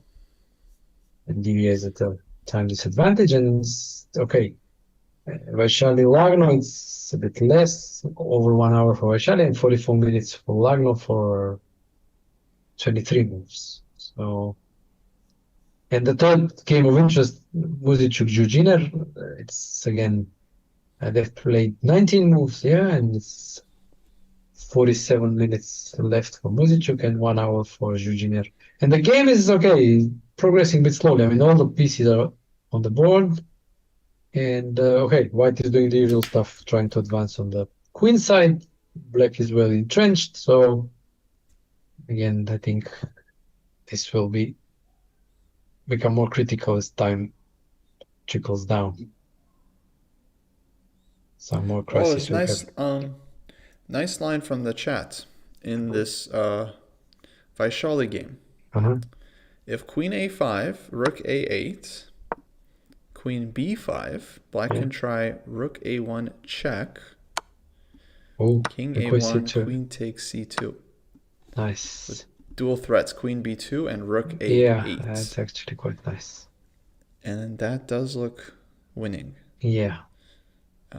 Let's say, okay, bishop d4, rook a8, queen a4, takes on a4 twice, and then wins the bishop on d4. Yeah, it's a very nice line. Yeah. Okay, so that's a huge, very important line. I'm sure Lagno has seen. Lagno, she had the combination of the tournament, right? Yeah, that beautiful mate against Stan. Yeah. Remember, yeah, it's like rook sack and then queen sack. Yeah. And just so I think she's spotting this one as well. Yeah. As is Vaishali. Okay, so that means probably it's way too dangerous to take the pawn then if you can't play like queen b, because if rook a8 you have to go back queen d2, then it's just queen a6 and okay, you have to play c3, but then you're just shaking. Yeah, it's not fun. It's not fun at all. And yeah, here black also might just create threats, and just hard to defend. Yeah, just pile up. Yeah. Maybe just not even practical. So Bibisara, by the way, I feel like she plays fast generally. Yeah, she does.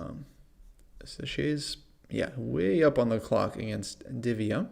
Yeah. And, okay, I think we thought she had better position earlier, but still, she's not worse, I would say.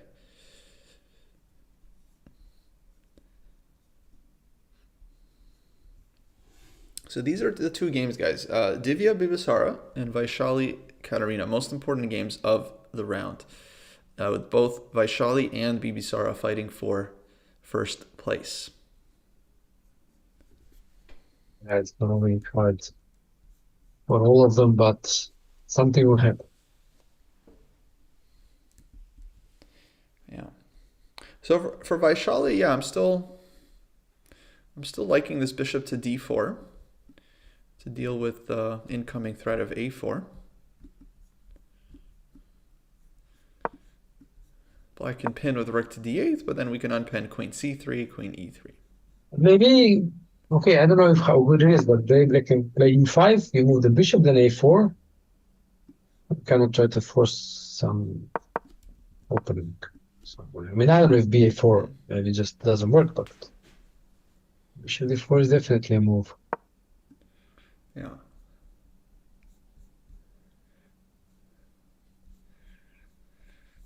Okay. Vaishali thinking. She likes to think, so let's see, maybe she thinks for longer.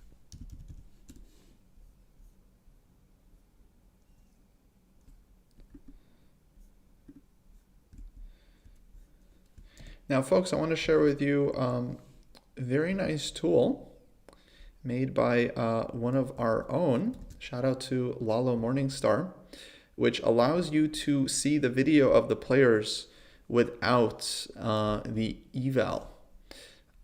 So you can watch the player cams, both sections, using the link in the chat. And you can find your game there. You got to load the games, and then you can see the players live and read their body language, see how they're doing, everything. So let me pull up some of these. I want to check out some of these players. Okay, Bibisara, she looks pretty calm. Divya still It's very bored, I mean. yeah, exactly. Spending lots of time is Divya, and yeah, Vaishali, Katarina, Lagno, very, very tense on this board. Basically, it's tense on all the boards. All the players know that everything is on the line in this last round.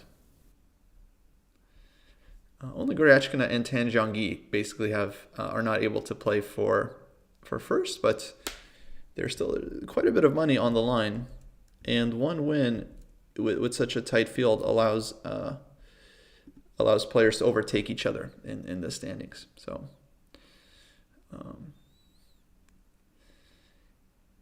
yeah, actually Goryachkina still has an outside chance. She needs to win her game, and then Bibisara and Vaishali have to both lose. And Zuzhiner has to not win.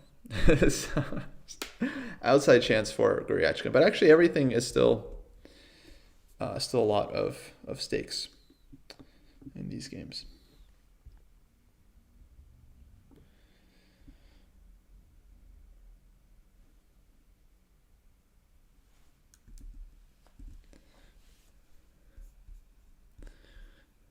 Okay. Updates. Yeah, it looks like people are thinking. Vaishali is still thinking how to react to this a5.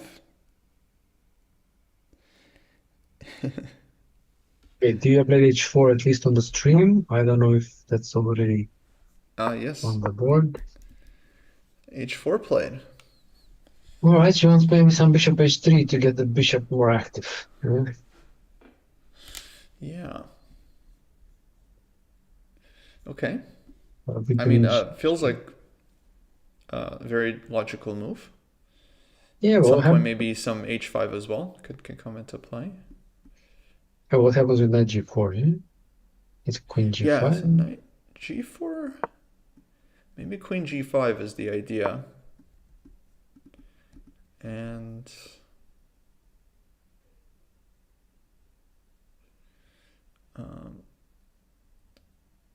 I mean, yeah, well, I can't play h5 because queen g6, let's say bishop e8, and queen back to g5, and the queen I think does not get caught. Yeah.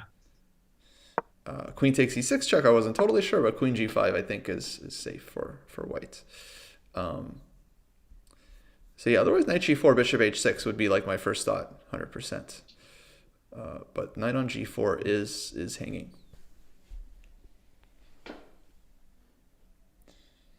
Oh, interesting. And yeah, kind of playing against black's idea to go bishop c6 and then that would be met with bishop h3 because the e pawn is a target.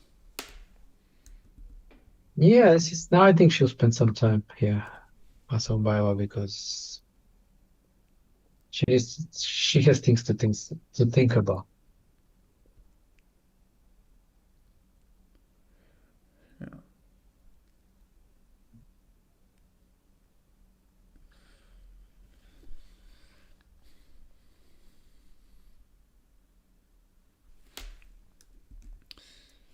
Okay.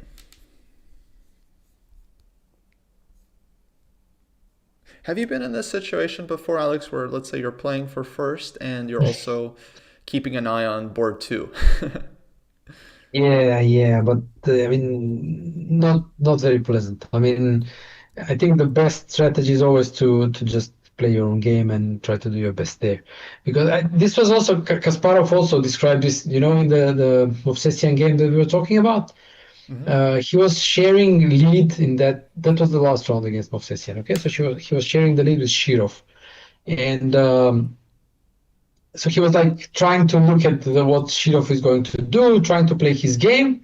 But then at some point he just realized, okay, come on, I can't affect like what's happening in the other games. I just have to stick to my own game. And he just then forgot about the Shirov game. Yeah, and just he played his, he won, and eventually he won Seoul first. So he didn't share. Shirov didn't win his game, and he won the tournament. So I think you can't do much. I mean, if you have your strategy, just follow your strategy. If you want to make a draw, just make the draw, and what happens, it happens. Because again, famous. I mean, this has become common, I think, in today's modern pragmatic chess, where uh, last round, okay, so you're leading, right? You have a lead by half a point, and then you make a draw, and then allow the followers to catch you if they win, or you play for win yourself and you secure the first place, right? And okay, the first known, okay, publicly at least known example of this was, in Curacao 1962, the candidates tournament, and Petrosian is playing there. Yeah, and he's leading by half a point ahead of Keres. And Hmm. he plays in the last round against some Philip, I think, outsider. Yeah. So what does Petrosian do? Okay, he makes a quick draw against the outsider. Yeah, and that leaves Hmm. Keres, okay, who's playing white against Bobby Fischer, gives Keres a chance to catch him. Yeah, if he wins. So basically, Petrosian is saying, okay, Fischer should lose to Keres, but in fact, Keres had a realistic winning chance in that game in one moment, and he missed it, and Petrosian was proven right. But then you have a situation like, let's say Kasparov, uh, who was playing for a win, let's say not allowing these possibilities of people to catch him. If he could win, he would win, right? But I think that the modern pragmatic chess generation, starting with Carlsen, is more in the Petrosian camp, and you just, okay, I'll make a draw, and if you win, okay, okay, we share or we play a tiebreak or whatever. So they don't want to risk. And I've noticed this first with Carlsen and then pretty much everybody else. Hmm. So nowadays the trend is towards bird in hand. Just let's make sure, let's put the pressure on the opponent and see how they deal with it. So I can't say I like it so much because it's less interesting for the spectators, but okay, it's obviously their decision. Yeah, and of course it's like it's kind of like it's two different situations. Let's say where when you're half a point ahead and when you're equal, right, to your Yes, yes, competitor. And then I remember the candidates that Carlsen won. That was a really tense final round because he and Kramnik were oh yeah, equal yeah, going into the that was last nice. round. But it was also unequal in the sense that Carlsen had the better tiebreaks, Exactly. meaning So that if they that both meant had half the a same point more, score, basically. yeah, basically with a half a point more, exactly. And then that forced Kramnik to play very sharply for a win, and yeah, that ended Yes. up being one of the most dramatic final rounds ever, Yeah, yeah, basically. absolutely. I was there actually in London, not for the final round, but I was there earlier during the event. It was really great, a great atmosphere. I really enjoyed it. Yeah. And okay, Nice. I will not play the chess. And if somebody asks me in chat if I will play the Olympiad, will not play the Olympiad. My last Olympiad was 10 years ago. And unfortunately, ever since then, the chess federation of my country hasn't invited me back. So even though I had the best result in Baku in 2016 by far, but they haven't invited me back. And well, okay, I won't go into the reasons. It's always money and then stuff, but okay, doesn't matter. Yeah. Um, yeah, someone was asking if Sindarov and Gukesh will play Olympiad. I'm I pretty would sure they expect, will. yeah, both of them. I think that's very, very important event for their countries. Exactly. And actually for the last like two Olympiads, it's been India versus Uzbekistan, like going up for Yeah, yeah. the medals basically. So and now it's like yeah, Uzbekistan has only gotten stronger, so it's going to be Yes. very, very competitive. Yeah, Um, absolutely. and they're Absolutely. playing on their home court, so yeah, it's going to be very interesting.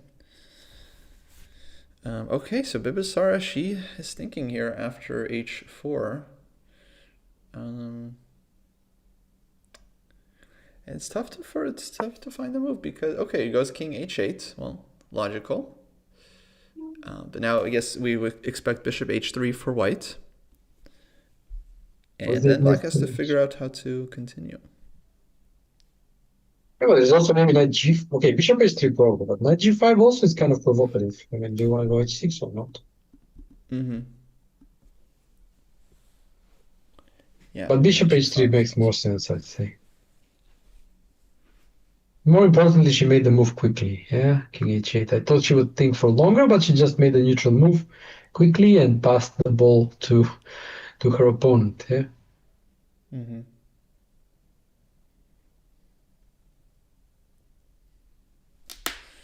And okay, Vaishali actually followed one of our lines. Yeah, bishop d4 was played as you suggested, then e5, bishop c3, a4. Oh wow. Okay. Okay. How about that? And wow. Yeah, e4. This was your idea with the point ba4, queen somewhere, maybe queen c4, Yeah, queen c4, something like that.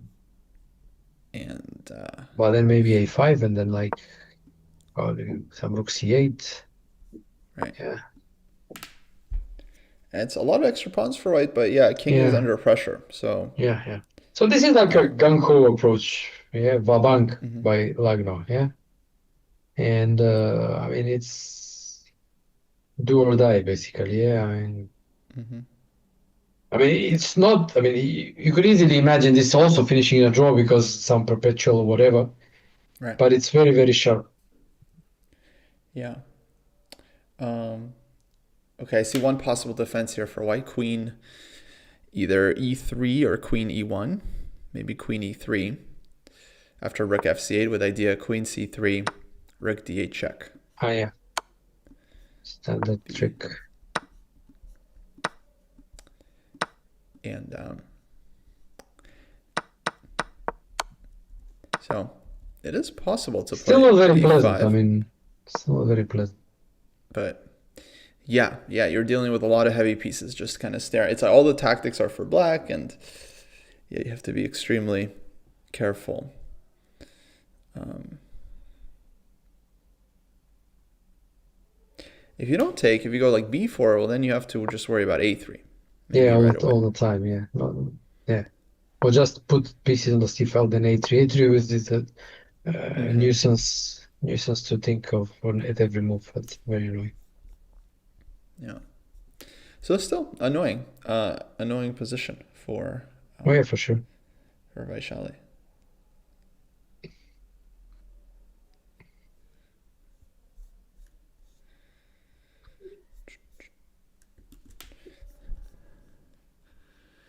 Okay. So yeah, bishop h3 from Divia as expected.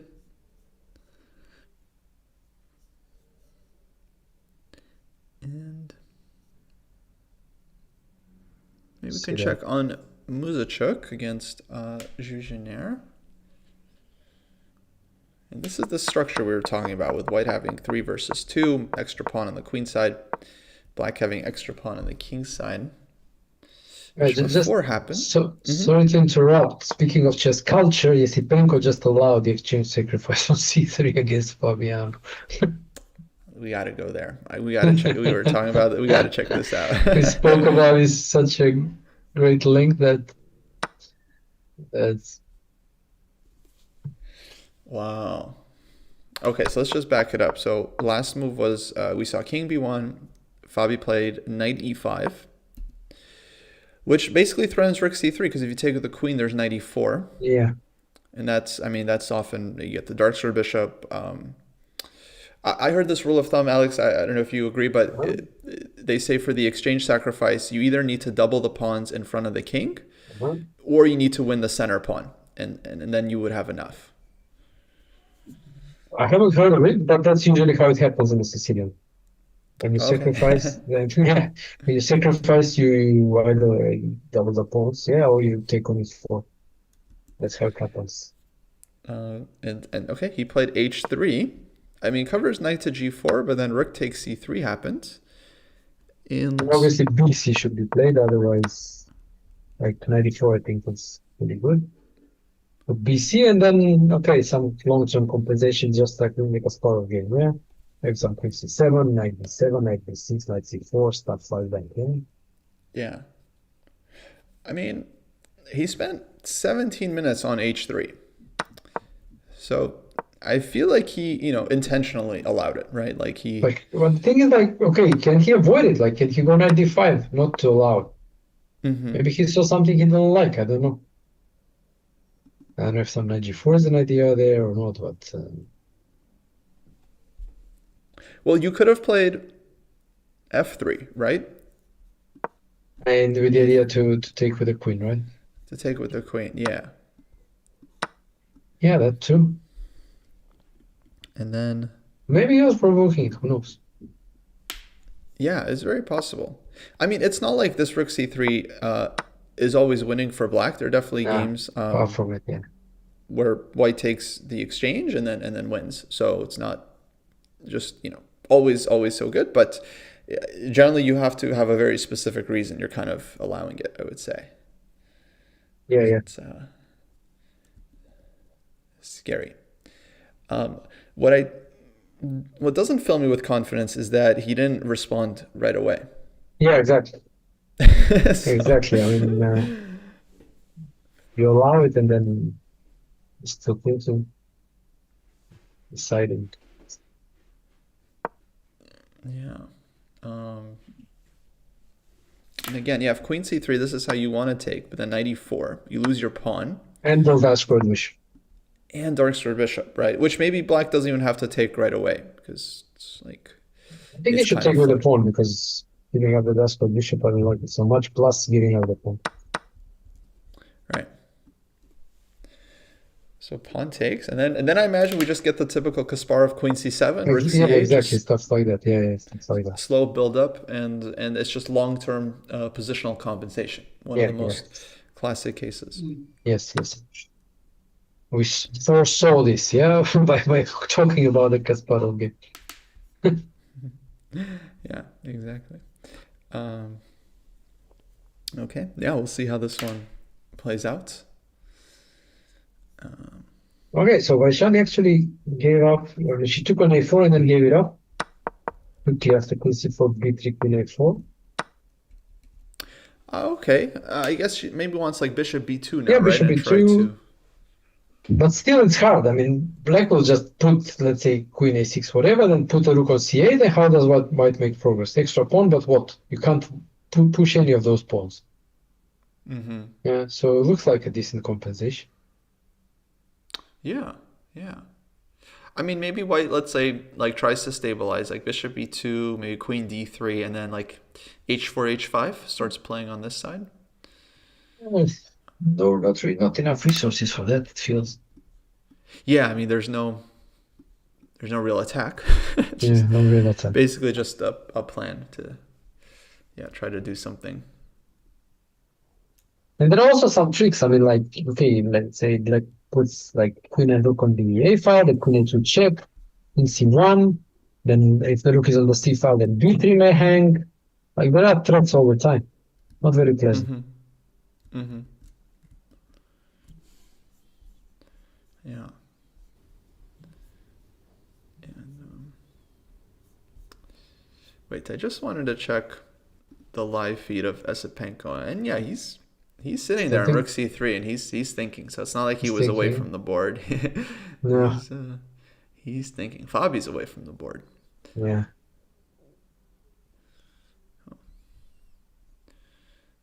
Let's see, Vaishali, Lagno. Yeah, Vaishali's still thinking after Queen A4.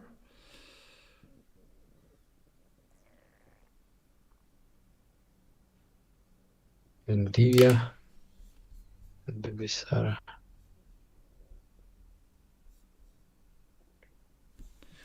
No, we had some moves there. I mean, I get the impression that, I mean, it is part of, at least mine, distaste for white decisions to go for this type of position. It seems that she maneuvered kind of somewhat better than black because, okay, she kind of improved her pieces, and black is not even close to getting to that d4 square. So the knight on b5 looks decent. There is knight g5 ideas. Bishop on h3 is okay. And black, okay, she blocked the queen side like this, but then she didn't really improve any of her pieces. Like the bishop is back on c8, queen on e7, fine. Rook's on d8, but doing nothing. Knight is still on f6 with no real clear prospects. So maybe Divya just played better starting from that position, improved her position more than black. But on the other hand, black plays fast. So I mean, time. I read that. I don't remember the exact balance, but it was like a pawn is worth, I don't know, 15 minutes on the clock or something like that. Oh, interesting. I mean, I'm not sure if it was 15, but okay, I mean, something like this. But this was. I remember this from the times when there were no increments. Now with increments, maybe it's not that relevant. Yeah. I know. I mean, I think it still matters quite a bit, but it's hard to judge, but like to compare it to the material. Yeah, of course. Speaking of, what's happening on 95 here? Do you see some obvious response? Which one are we talking about? Divia can go knight takes e5, and then that threatens knight c6. Yeah, maybe. Oh, can't go knight g4. Maybe knight d5 or something. It doesn't look too great. I mean, ideally, black would be happy to open the long diagonal even at the expense of a pawn for the bishop, yeah? To Yeah, I'm get some thinking maybe dark knight square. e5, like she just goes bishop b7. I'm just ignoring it. Because Yeah, e4 then is you're hanging. kind of like you're threatening knight e4 on the next move, possibly. No, I don't like this for white. You It, don't I like it. think, no, it opens up for the bishops. Yeah. Yeah. So Bibisara with pretty provocative pawn sack. Divia down to 25 minutes, so not a lot of time for her. Although they do have increment, they do get extra time of Yeah, 40. they do have increment, yes. Unlike in the open section.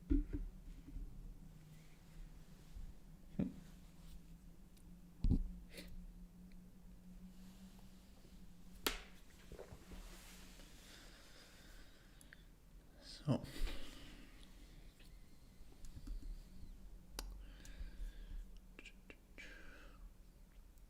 Yeah, and also Muzachuk, it's also kind of not very pleasant development for black because white is just pursuing a line of play, extra pawn on the queen side, just push, and black is kind of on the defensive there. So unclear when and how Jorginho takes a chance to take over. yeah, I definitely like this for white. Seems just easier for her to play, and yeah, difficult choice here for black now because like b6 is hanging, a6 is hanging.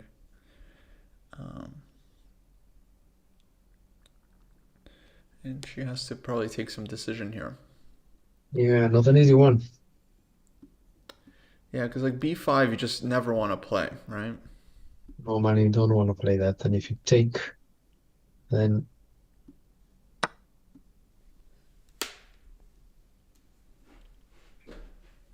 takes with the knight. Takes. I mean, shouldn't be much worse at least. Maybe not at all for black, but it's unpleasant because white is doing the active play and black is not. So Mm-hmm. Yeah, I guess the pass pawn, but maybe it's not so not bad for so black. dangerous. There are a lot of pieces on the board, but still. Mm-hmm. Right.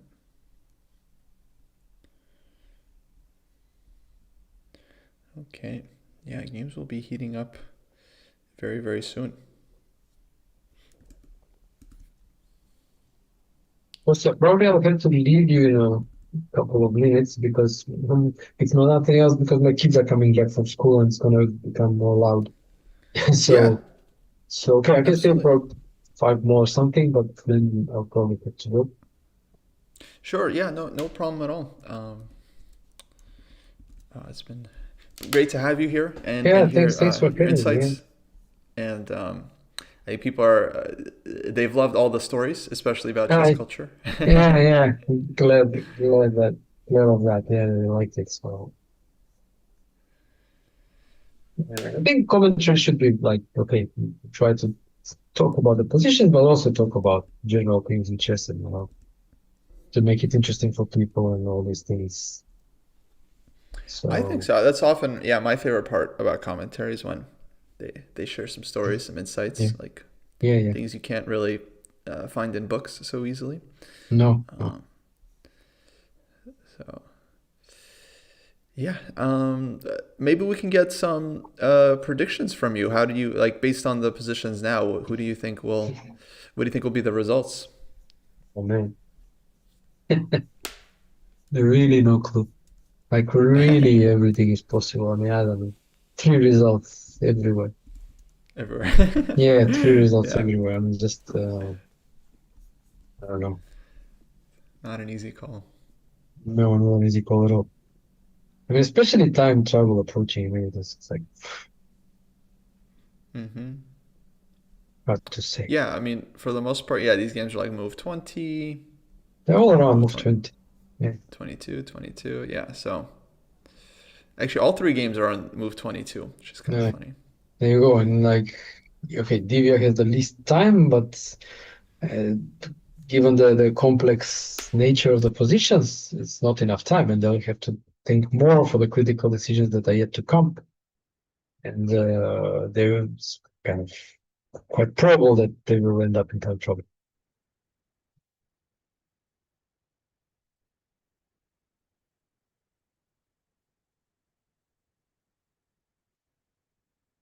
Oops. Alex, before you go, do you have any Yeah. courses coming up or anything coming up for you? Uh, well, I am working on my next chessable course, but that's still some way off. I mean, not going to happen soon. But otherwise, yeah, my latest one is the Caracan Black, which I was very happy about, accessible. And otherwise, not really. But okay, I mean, I have really huge library of courses on Chessable, and people can check them out. A lot of openings are covered, repertoires and everything, you know. So Nice. that one is nice. Yeah. Yeah, you've also been very active on YouTube lately. So, folks, you should follow Yeah. Alex's YouTube channel as well. Yeah. Thanks. Yeah, I've been doing the recaps every day, and I post weekly. Uh, Once a week, I post a video, often on openings. Also, you can see a huge library of openings analysis there. Some instructional material as well. All right, and yeah, I also have that's my latest maybe publication, the method, yeah, which is something I always wanted to do it in a sense that kind of to describe my way of studying chess.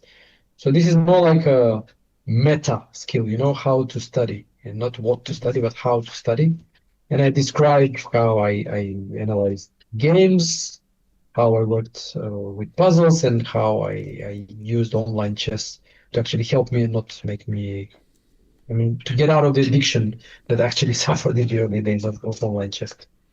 So that one you can also check. It's also on my channel. You can read it in the description of the videos. You can see that one. Nice. So And yeah, whoa, check this out. 94 from Bibisara. that's the point. Bishop B7, Oh, yeah. yeah. Let's check the cameras. Did Divya miss this one? Let's see Let's the go to the camera. feed. Doesn't say much. She's covered by hair, so can't see. Let's see. I want to see when Now 94 was. you can put you can, You can go back a bit. yeah. Take on D1. I feel like she missed it. I mean, I don't know. Maybe not. She did reach like she was about to make a response, but then she hasn't moved yet. Uh-huh. I definitely missed that this was possible. I did not see this coming after rook to d1. Um,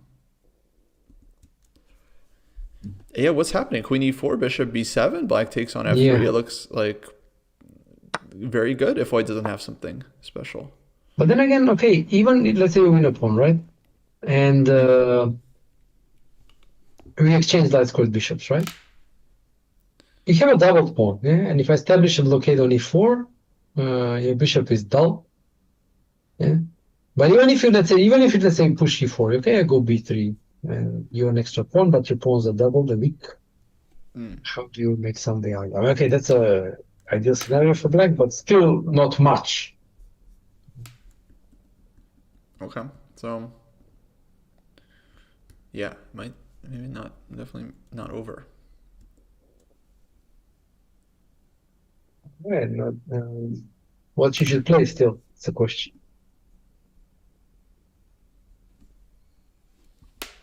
Okay, let's say queen e4, bishop b7, queen back to e3 maybe. But then you can take maybe with a rook. Because if you take with a bishop, maybe I can go rook d6 or stuff like that and target b6, e6. But you take with a rook, and I have to move again. Maybe I can go play with queen g5. I don't know. They have back rank issues. Well, I don't think white is worse here at all. Oh well. Maybe queen g5, maybe queen d2 also, threatening some queen d8, queen d6.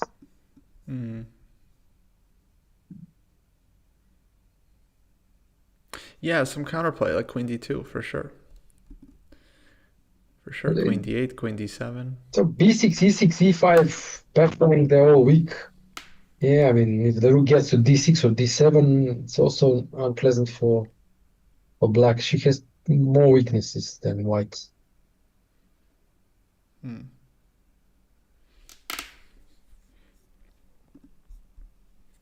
So yeah, I would agree. It's not so simple. Not so straightforward, no.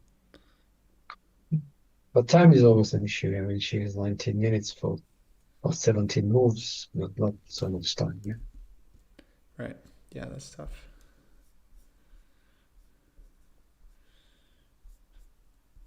I don't know. Maybe she can also play some bishop g2. I don't know if that works.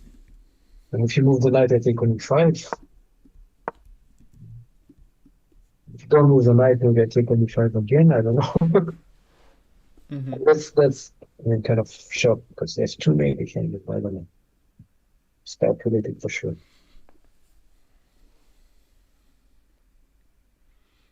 Yeah. Yeah, for example, bishop g2, bishop b7, knight e5. Seems possible.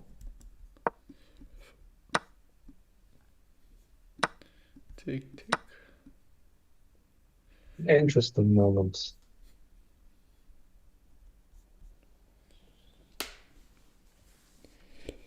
Yeah, big moment as well.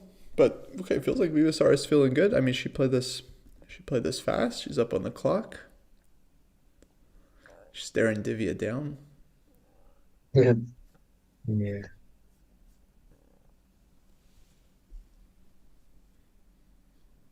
Of course, these two must have played a lot of games at this point, just because they seem like they're close in age.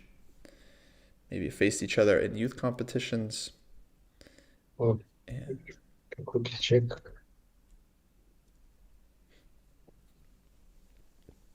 I think we'll have many Actually, games against no. each other. I played four They games in total. 4 games. Yeah, Okay. 4 games in total. One was Blitz, two were Blitz, one was Grand Prix, and one was this one is the candidates. Not really. I see. Oh, yeah, well. Okay, Kostya, probably I need to go before the kids come back. Yeah, Okay. to make a big loud noises. And Yeah. okay, thanks for having me. Yeah, Yeah, absolutely, Alex. Thank you it for was a joining. pleasure. It was a pleasure. Hope viewers enjoyed it. And I'll see you soon. Yeah. I'll see you soon at the chess It's, party. Yeah, yeah, yeah, it's just yeah. funny. Yeah, yeah. Okay. Exactly. Yeah, Alex, all the best. Yeah. All Talk the to you best, soon. Kostya. See, just bye. Bye. All right, folks. I am going to go on a quick break now, fix the stream. I'll take a little breather. We've been on for about 2 hours here, no breaks yet. So we'll be right back. You are watching the final round 2026 FIDE candidates. This is the Chess Dojo live official stream. No engine, free commentary, watch party. No engines, no BS. Okay, folks, time to grab a bite, and we'll see you after the break.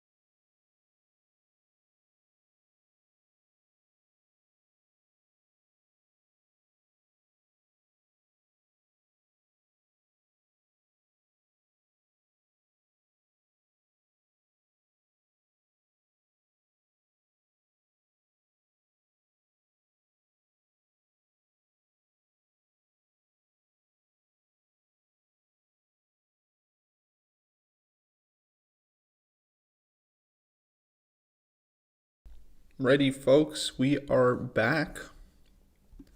The final round, FIDE candidates. We are watching the women that still have everything left to play for. Sandarov having already clinched his win in the tournament. So he'll be taking on Gukesh later this year. And yeah, now we're watching Divia against Bibisara. Bibisara snagged this pawn knight e4, bishop g2 play, bishop b7, now knight takes e5. So the tactics here have only just begun. White snags the pawn, knight on e5 is hanging, knight on e4 is hanging. 50 minutes for Bibisara to try and figure this out. Alex Cholovich was just here, and he was thinking that this is actually fine for whites. Like bishop e5, bishop e4, take. Okay, you can grab this pawn on b2, but white is extremely active with the d file. Nice knight on b5. Black has empty bishop, so this one is not clear. Of course, like bishop d4 ideas and stuff. You can't take because queen d6. So still quite double-edged, I would say, this one. But big time advantage for Bibisara. So that's something that's going to be a problem. 15 moves to go before the time control for Divia. Let's see. So then we also have Vaishali tied for first, playing white against Katarina Lagno. And b3, queen a4, rook he1 played. Rook to b5, rook e4, queen a7. And here white is up a pawn, but black is looking for this compensation with rook a8. And playing for mate on the e file. And yeah, not the most comfortable situation for Vaishali. Don't go rook a4 because you get queen a4'd. So she'll have to figure out how to exactly cover up her king. But these two are the ones that are playing for first. Bibisara and Vaishali. And then Zujiner has an outside chance if she wins against Anna Muzachuk today to catch up if Vaishali and Bibisara both draw. And if we do have a tie after today, then we are going to tie breaks tomorrow. So everything's still left to play for in this event. I do want to check on the Open. This is the Muzachuk game here. But let me just see, because we had this really interesting rook takes c3 sacrifice from Fabi. I'm just curious how this one has played out. Sapenko took with pawn, queen c7, f4, knight back to d7. And this is the position now. Fabi with exchange sacrifice, lots of compensation, 30 minutes on the clock. Ideas like knight e4, followed by queen takes c3. Might be in the air. So rook to d4 played, kind of supporting the e-pawn, supporting the fourth rank, and yeah, basically intending to maybe give this rook back if black decides to give the bishop on d4. Blumangiri we were also looking at. This one was interesting. Let's see what happened here. So bishop a2, bishop a7, castles queenside, b4, d5. Knight d4. Wow, what a sequence. b4 doesn't want to take because the knight comes in. So it goes d5. Now if takes, maybe he takes on c6, maybe he just recaptures like this and looks for queen f7. I mean, this was very, very sharp. But Giri throws knight d4 and takes, and now takes on c3. Takes e6, takes d2 check, rook, queen d2, takes. So white has sacrificed a piece, but now is hitting the queen and has discovered check available against the king with knight takes c7 or knight c5. But I don't know, it is a full piece. Black also has the option to just give the exchange right away, and then white will have rook for 2 pieces, rook and 2 pawns for 2 pieces. That position, though, my instinct here is that actually black would be doing quite well. in something like this. You have the two pieces, and you have very active bishops. You have like knight e4. I don't know. It feels like it's taking a long time for white to get g4, g5 in. Whereas black is like, maybe playing some knight e4 soon, maybe some c5. So this one looks very, very double-edged, but I would probably take Giri's side, black, here. Okay, let's go back to the women, though. And yeah, Vaishali game, rook e4, queen e3. I think I'd rather be white here. I do feel like it's still up to black to prove the full compensation for the pawn. So I do like white's chances in this one.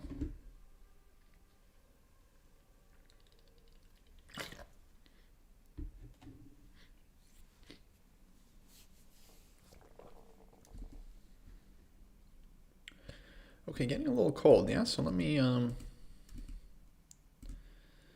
grab my hoodie here.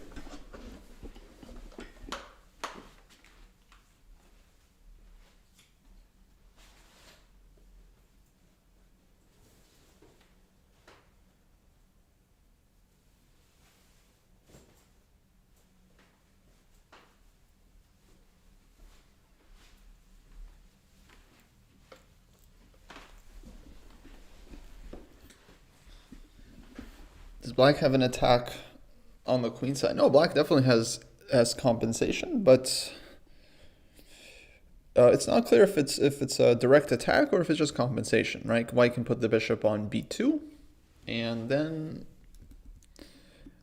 you eventually give a check on a1. White goes king c1, right? It's not so clear that black is breaking through.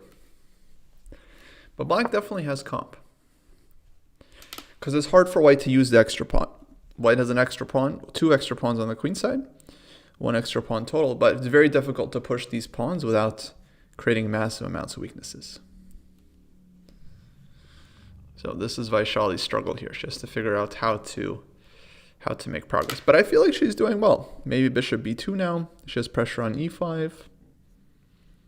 So I think she has reasonable chances here. 8 minutes for Divia. Oh boy. And look what we have. Knight e5. Knight takes f2 played. Hitting the rook on d1. So there's no time for bishop takes b7. Rook d7 was the response. Looks logical. What was black's point? Queen f6. Queen f6 is what she's counting on. So she leaves the bishop hanging on b7. But then maybe she can take on e5. Seems to be the idea. Here, here, here, here. And then black wants to take here and have a lot of counterplay against the white king, actually, I think. So, very sharp situation. If Bibisara wins this one, then she's in excellent position to win the tournament. And now Divya thinking, and she's on to 8 minutes.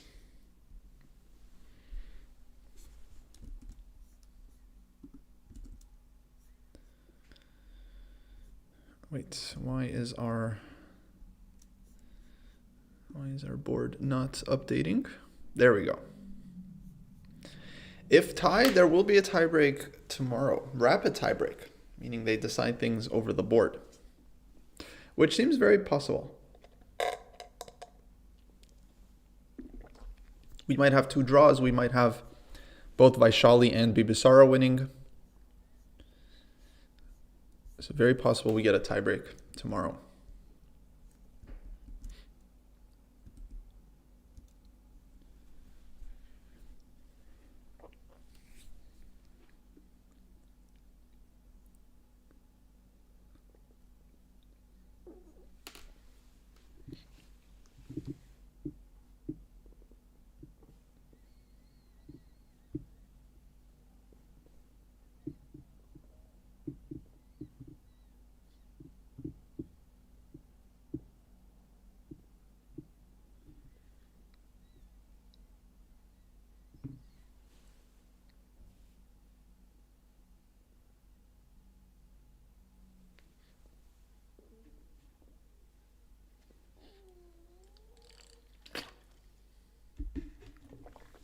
Camera dead. Uh-oh.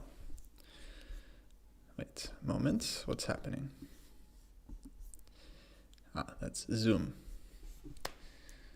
Zoom. Problem with Zoom. Okay. Should be better now.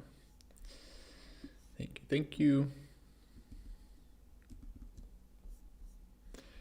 5 minutes for Divia in this position. But if she doesn't take on b7, what does she want to do?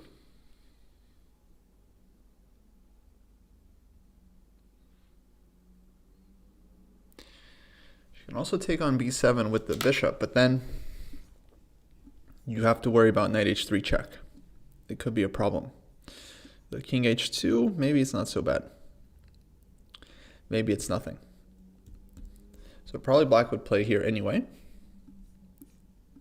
and then go after the g pawn. We have a move. Rook b7 played. Okay, now expecting queen takes e5.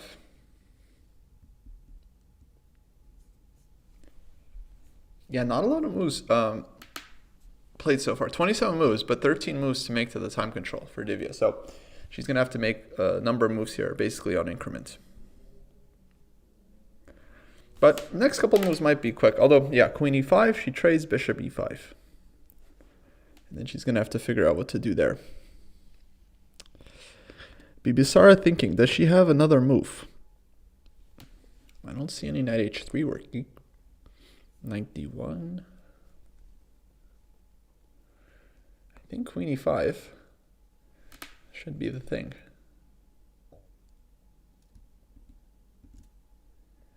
Ah, okay, Zoom is again hurting me. Zoom is again hurting me. Let's see.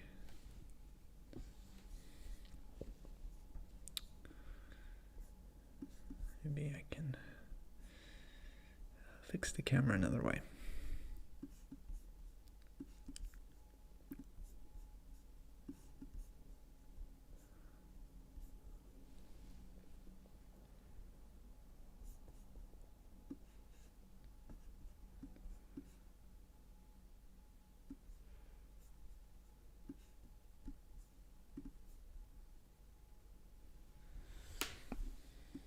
Okay, should be better now.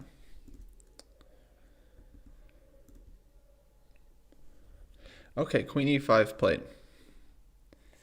Now Divya needs to make a move. Probably you trade queens here as white because, yeah, otherwise you have to step to the side and you might lose your g-pawn and then just get mated. After queen g3, knight h3 check. So trading seems necessary. Bishop e5.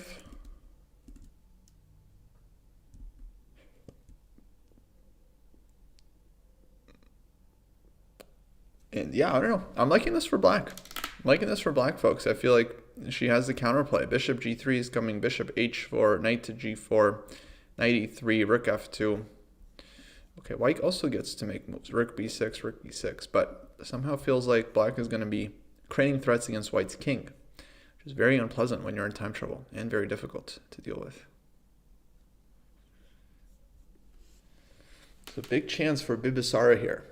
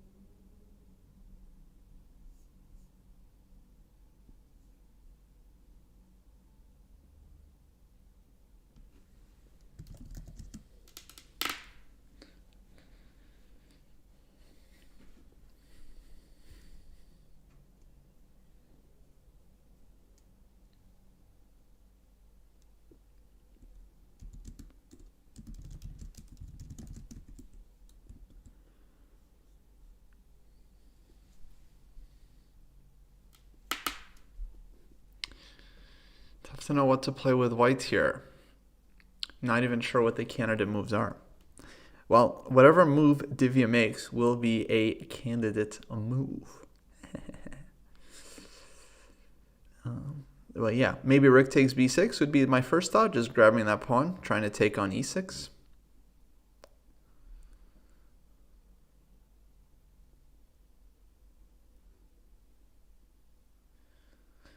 And yeah, if they both win, both Bibisara and Vaishali, then we will have a playoff tiebreak.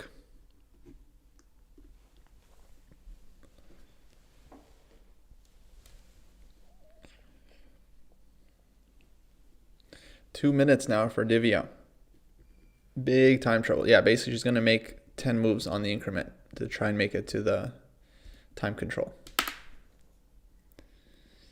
Not easy at all. Knight c7 played. Okay, knight c7 also a move, trying to take on e6 with the knight.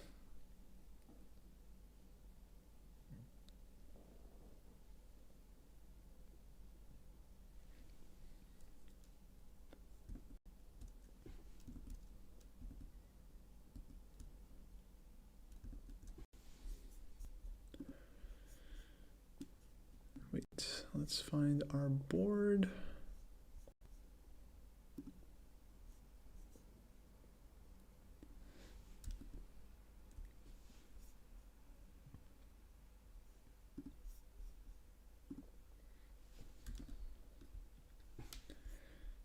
Here we go. I saw knight c7 on the camera. We don't see it on the live board, but knight c7 has been played.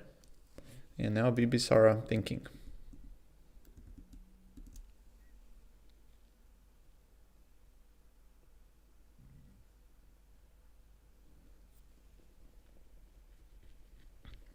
Now why take the rook with the rook on b7? I think maybe just to keep the bishop around white's king. And then the rook can also hit the b pawn.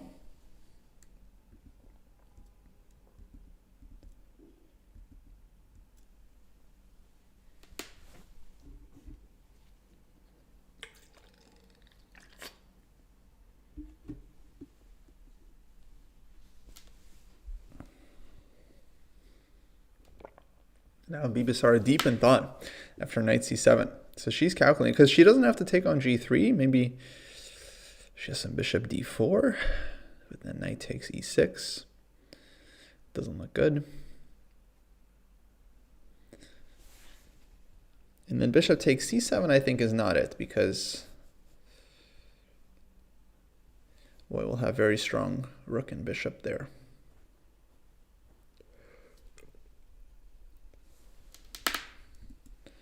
So, what will she play?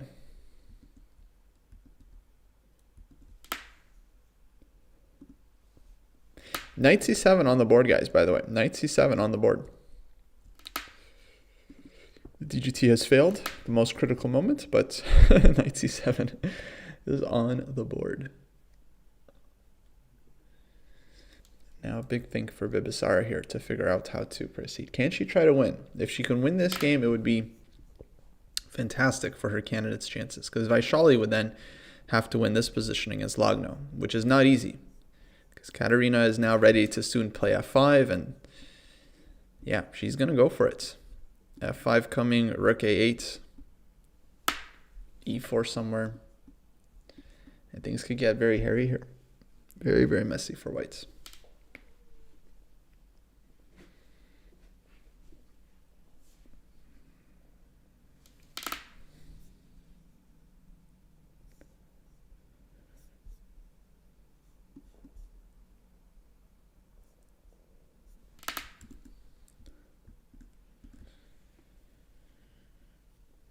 Okay, so let's stay on this game for a sec. I'll keep an eye on the Bibisara game. So we might get a move there.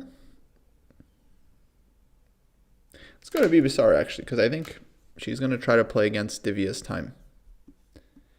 So knight c7 on the board, and now let's see what move she comes up with.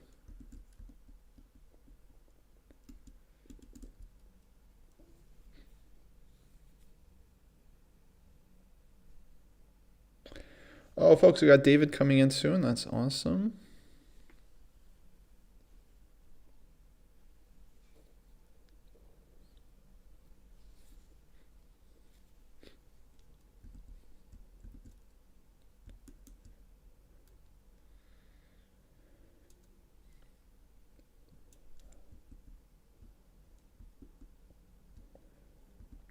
And yeah, I might go on a very short break just to set that up.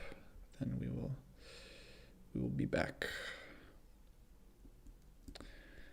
Oh yeah. I'm relying on David here to break down these games for us. Unfortunately, live board has stopped working. So bishop b5, knight c7 on the board.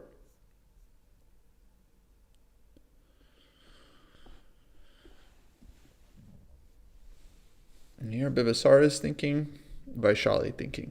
Both players playing for first.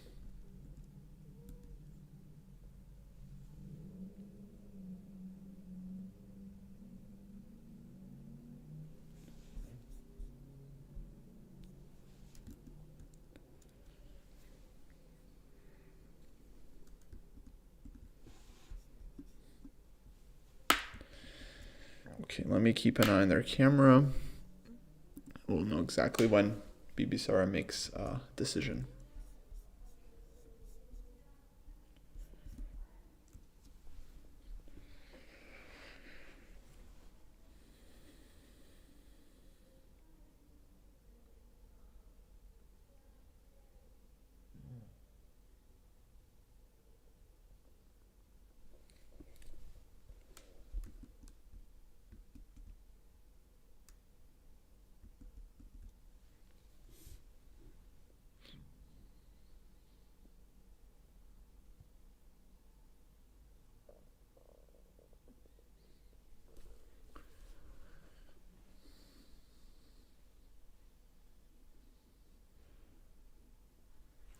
So the problem for black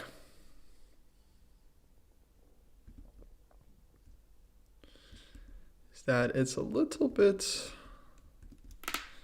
tricky. On bishop takes g3, knight takes e6, rook f6, let's say.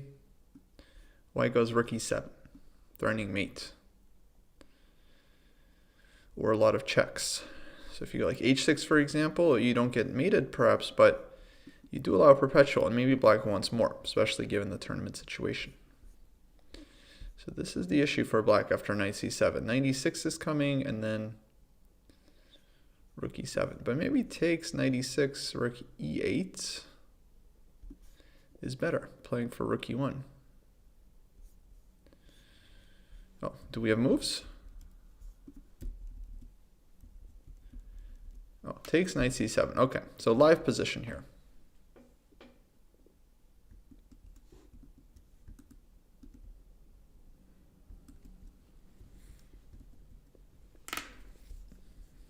Sarah still thinking. Wait, knight g4 played. Knight g4 and then knight e6 quickly by Divia. So knight g4 is interesting, looking for bishop d4. Knight e6 played. I wonder if she wants rook f2 now. But on rook f2, again, there's a problem of rook e7. Rook e8. So maybe she wants rook e8 herself.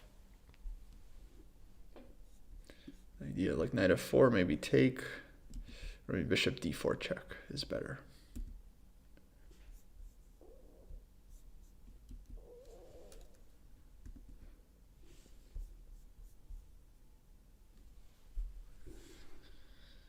Okay, Bibisara thinking again. She has a lot of time, so she wants to use it, make the most out of her time advantage. Rook f6 played.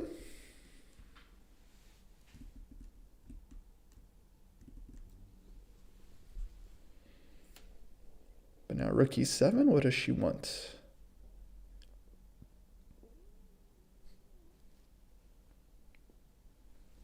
What does she want on rook e7?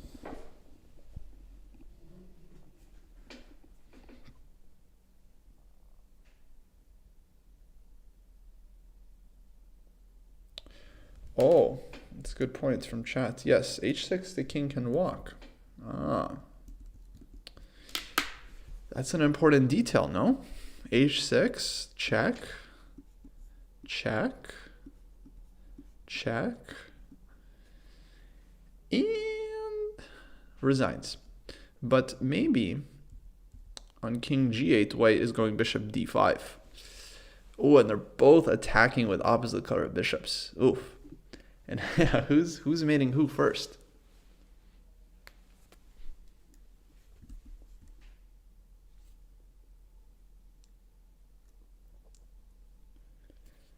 So rook e7, h6. Not so clear.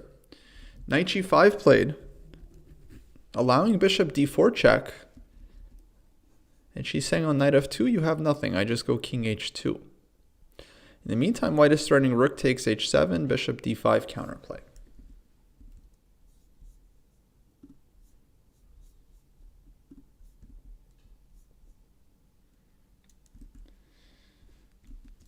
So this is double-edged. Somehow felt like black should be faster here, but still concrete. Oh, we got David. Greetings. Hello, hello. Let's get David in.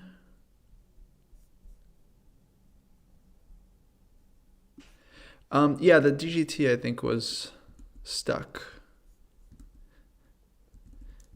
Yeah, now it's moving. And wait, she's repeated. She's repeated multiple times. Hold on. One.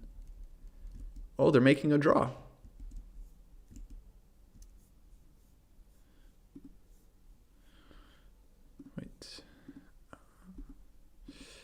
Wait. Audio. Moments. Okay, should be good now. Yeah. Okay, it's been repeated. That was a great hold from Divya because she was in trouble this game. On the board, on the clock, she did not seem very comfortable. And, she'd had a really bad streak before this game, like one draw out of 5 games with 4 losses. She went from basically first place to last place. So that was like real good toughness from her to hold it together. Yeah, absolutely. And I mean, we did not like her decision making after e6, d takes e6, and then followed up by bishop f4 and bishop takes e5. Mm-hmm. We thought this was very, very suspicious. Oh yeah, I did not. I was not a fan of how anything was going for her this game.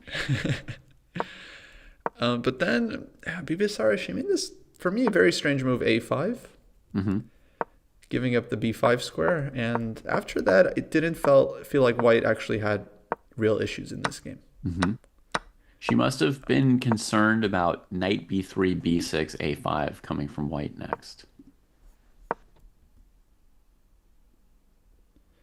Knight b3, b6. Might have felt a5. there was a threat of knight b3, b6, a5 from white. Right here, queenside. But honestly, when you've got the only dark squared bishop, you should not be afraid of having your dark squares beaten. The normal way to play such a position would be bishop c6 with the idea of queen c5, rook d2. And the other idea being, bishop c6, rook d1, rook d4. And, and you just say, good luck. Good luck. Or like knight b3, rook d4 anyway. Yeah, knight b3, rook d4 anyway as well. Knight c5, rook c4. That was another line I'd seen. So, yeah. Okay, but well, the players have made up their mind. They have agreed to the draw, and now it's up to Vaishali. And if Vaishali wins, that's it. She's the candidate. I think she could do it. Bibisara's draw, makes the round more interesting for a couple other people here, Ju could catch her with the win. But a lot of people needed her to lose. So, like, that was the end for Goryachkina and Muzachuk. And Exactly. even Yeah. Lagno. So they're likely not, not fans of the draw by Bibisara because they now lose their chances. Um, and actually, I mean, that might be bad for Lagno, right? Because she kind of went all out trying to win this game, Yeah. playing Dragon. Yeah. And okay, she probably sees the result. You lose your esteem, right? Now you Mm-hmm. see, okay, now she's only playing for maybe second. Mm-hmm. So if anything, that gives like Vaishali a boost, which is Bibisara's main rival now. Mm-hmm. So Oh yeah, I think if okay, you're Vaishali, you're happy that Divya drew that game. Also, I mean, Divya had suspicious looking situation on the clock on the board. I mean, you'd be very nervous as Vaishali. Now you're feeling good. yeah, now it's all in your hands. Although depending on the And person, they just sit and try to win their game and they don't worry about the other boards. I don't know. yeah, but I think you have to be at least aware of the result, even if you don't. We were talking about this with Alex. He's saying you shouldn't really focus on their position too much. Just focus on your own game. But Mm-hmm. once the result is in, yeah, very important to know what you need. Mm-hmm. And Yeah. yeah, now good situation for Vaishali. If she doesn't see winning chances, she can try to just shut it down, hold the draw, and then she's guaranteed a tiebreak. Yeah. And if she can win, then she wins. So it's close to a free roll here for her. Yeah. I don't like that she took the queen off the D file. I thought, plunge that queen into D6, D7, just dominate space, right? As long as black's unwilling to trade queens, because a queen trade is borderline lost for black, right? I mean, two connected passers, you're basically lost. So she can just, put that queen in black's face, and black has to play around a queen on, let's say, D7. Yeah. Yeah. And looks like, okay, she's kind of going back to this play. Queen E4, maybe queen D5 next. She's kind of slowly inching her way forward. Yeah.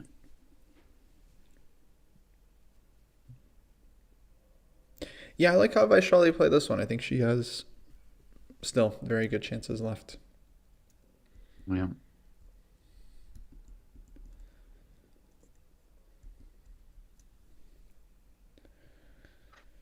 Very brazen Dragon Sicilian from Lagno. Yeah. We've got another Dragon Sicilian from Fabi Right. today, which is also like, a very brutal game. So that's fun. Two dragons at once here. Yeah. I mean, technically that one was like a Nightorf, Yeah. but quickly transitioned. Yeah, he started with a Nightorf, and then there's a variety of 6 moves from white where if you want to, you can play a dragon. And it happens somewhat rarely just because a lot of Nightorf players temperamentally aren't dragon players, right? But like if white plays A4 on move 6 or A3 or knight B3 or something, there's no reason you shouldn't be able to just play the dragon, and it should be a fine option, right? But people don't normally do it. Yeah. No, I think it's become like a really interesting approach to the opening because yeah, generally the Nightorf is considered theoretically much more sound than the dragon, and I think the last couple of years dragon has really been suffering at the top levels, whereas Nightorf basically hasn't lost popularity at all. We saw several Nightorfs in this tournament already, but the dragon, it lost popularity because white has some very specific, very direct lines. So if you can play the dragon and you know that your opponent is not going to play a critical setup, then it's still a very powerful, very playable opening. Yeah, I mean, people play it with white all the time, right? They play like the English and just a reverse dragon, so it's clear it's a playable, position / structure or whatever. But Yeah. On the other hand, if you're a Nightorf player, you're used to Nightorf structures. Now you have to play dragon structure. Right. It is different. You have the opposite sides castling. You have the Fiat and Keto bishop, and yeah, it's not. It's definitely not the same position. yeah, Um, do you but- know there's one 6th move for white? I know you've started playing the Nightorf. There's a 6th move from white that forces the dragon against the Nightorf. Forces, huh? Yeah, borderline. Like the only truly good move for black is to play g6 on move 6 against 1/6 move option for white. Wait a moment. Give me. I played the dragon. Sorry, I played the knight orb for 20 years without knowing this, so I thought it occurred to me this might be a useful tidbit I could pass on to you. Yeah, like there's several lines where I know that it's a playable option. Many lines where But it's a yeah, playable option. One where it's I, basically forced. I, I can't think of it. I don't know. Yeah. It's a slightly oddball move, but people are playing oddball moves more and more against the knight orb, where like if you want to play the knight orb in a tournament and someone plays, rook g1 or h3 or something, you should know something. It's the move queen f3. Oh, okay. Unusual move, 6 queen f3. And the point is, if black plays e5, knight f5 is super good for white. And if black plays e6, g4 is super good for white. And I don't think knight c6 trades e5 is good for black either. Right. So I think like the only move that doesn't give white a noticeable advantage is g6. Yeah, that's quite logical. If you don't have e6, e5, or knight c6, Yeah. then yeah, g6. That's got to be the move. Wow, that is good to know. Yeah. Thank you. Now I feel like I'll remember that forever. That would be good. Because I'll just be like queen f3. Oh yeah, the one move where One you move have to that play dragon. forces g6. Yeah. Even if I don't remember, it's like I'll start thinking and I'll be like, Weird queen move. David once told me something about one of the weird queen moves. yeah. Now checking the live position here, Fabi sacked this exchange on c3 Yeah. classically, and And by the way, Esipenko played queen d3, another weird queen move on move 6, not queen f3. So Fabi was not forced to play the dragon. right, yeah, knight c6 there was probably possible. He chose it. And the move e6 is fine against queen d3 as well, by the way, because there's no g4 for white. Right. Without like an unfortunate transposition to the Kreese attack, you can play e6 on move 6 against most anything if you want. A lot of Nightorf players like to play e5, but of course the good Nightorf players are flexible and like they play the Nightorf because they haven't decided if they want e6 or e5, and they're willing to do both. Yeah, that makes a lot of sense. What do you think about his compensation here? It's ever present. Like he doesn't need to do anything special. It's a fine position for black. But the thing is, like Esipenko is going to try to mate the black king. There's no consolidating this position as white. There's no like, oh, I'll start trading off and I'll neutralize your initiative and then I'll be up in exchange in an endgame. Esipenko basically has to mate Fabi, or attack his king enough to perpetual or mate or force him into passivity or something.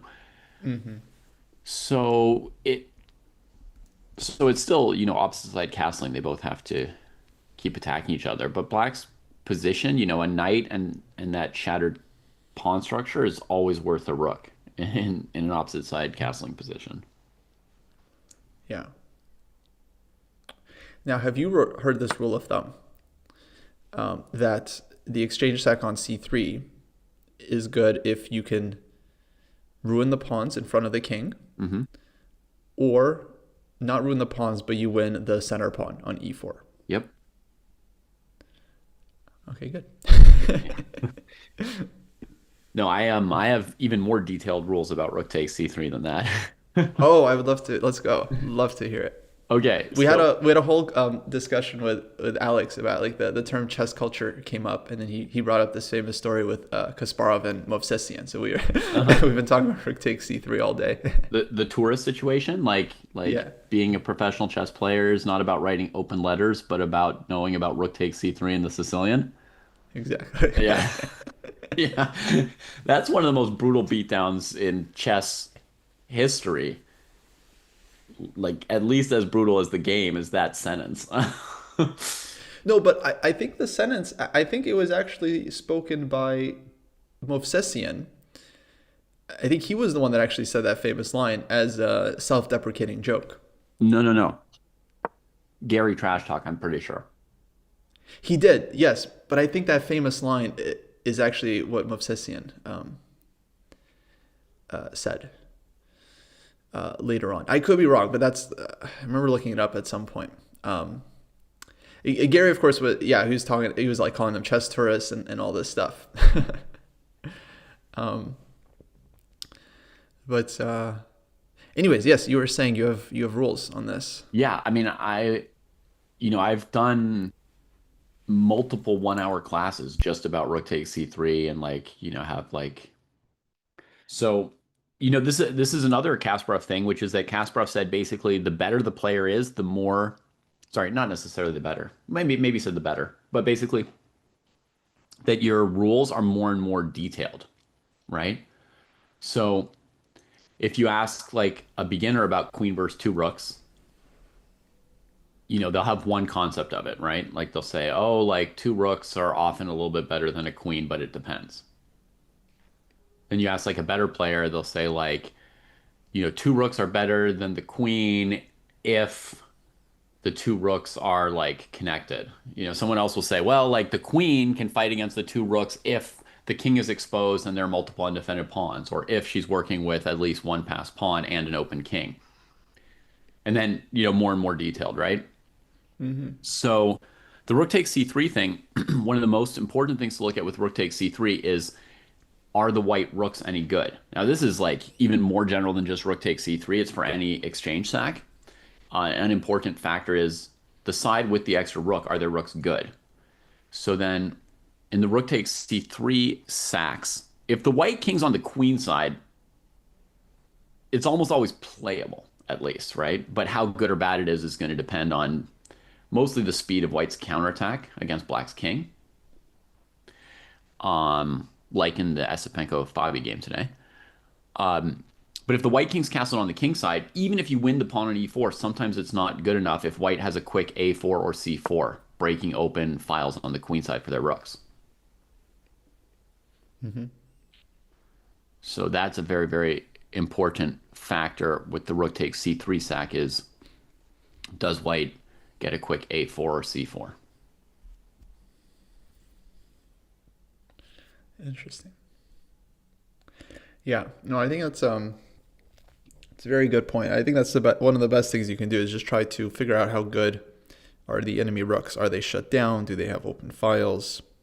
I think that often, it ends up being a big factor.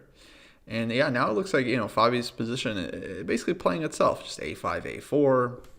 Mm-hmm. The knight on f6 can jump at any moment possibly and open up the bishop.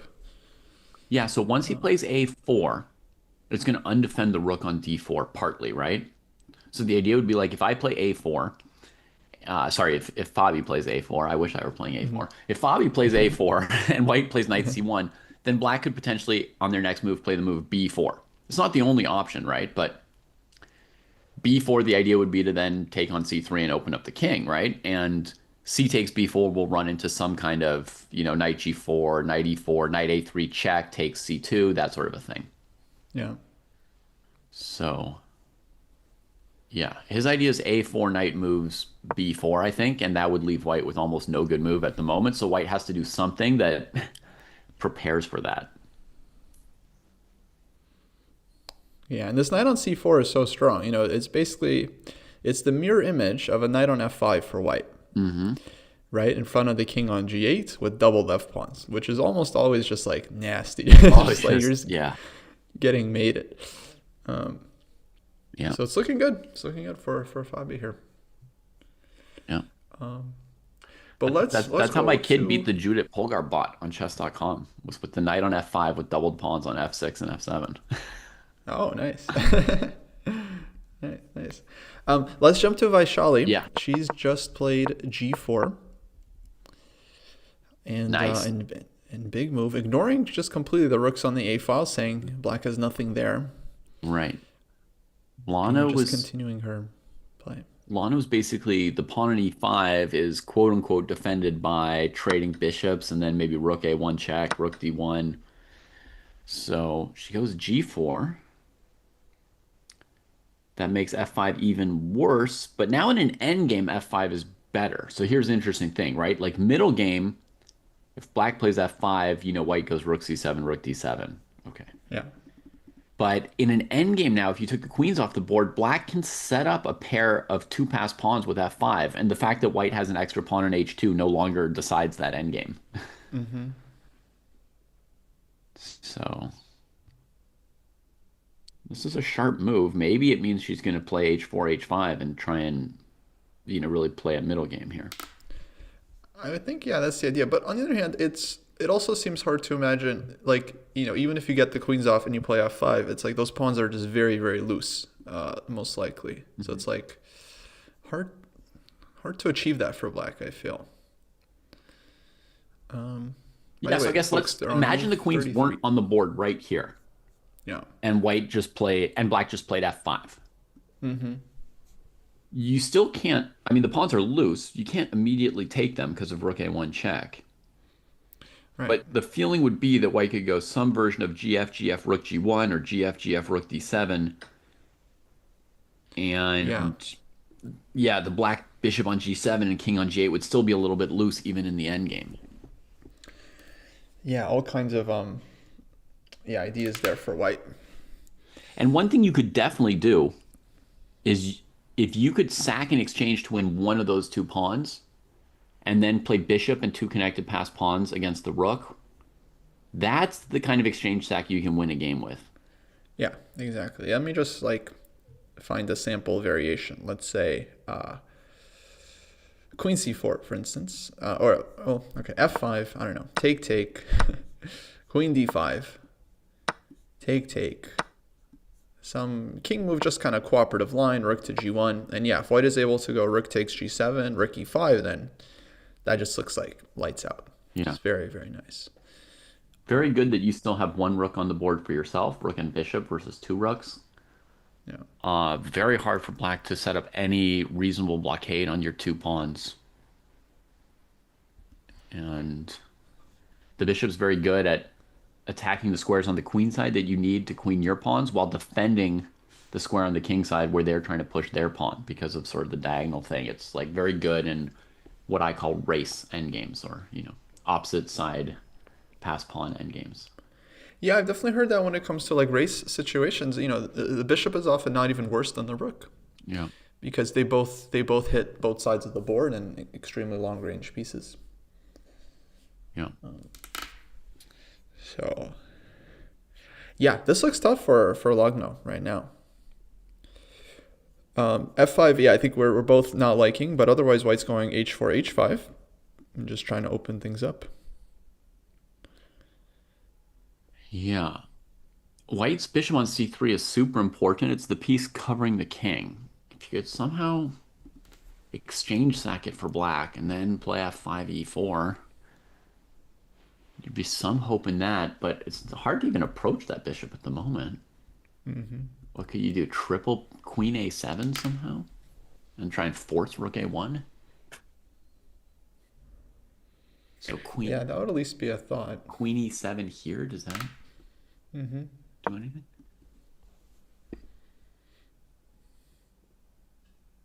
I guess I would naively play queen c4 for white. With the idea of rook c7. No, I'm still mated. It's not fast enough. But you have rook c8 as well to trade off. Rook c8 would diffuse it, and then your pieces are off on the side. Yeah, exactly. So yeah, that's a nice idea. Basically, it feels like white, should be trying to trade heavy pieces. Yeah, I basically felt like white's winning this entire game. With +1 or something, there's some chance that there's a computer defense for black with really, really great moves, but then in a human game, you're going to lose. Right. Yeah, well, we looked up the score, and after Vaishali's move bishop b3, it was 8-0 in white's favor from that position. Mm-hmm. Yeah. And yeah, I mean, that's basically coming out of the opening. So yeah, practice definitely, I think, supports your opinion. But obviously, this is the last round, and World Championship match is on the line here, guys, for Vaishali. And I think she's aware. You know, she probably saw the result of the Divia game. Mm-hmm. She can do basic math. She needs 1 point here to win the tournament.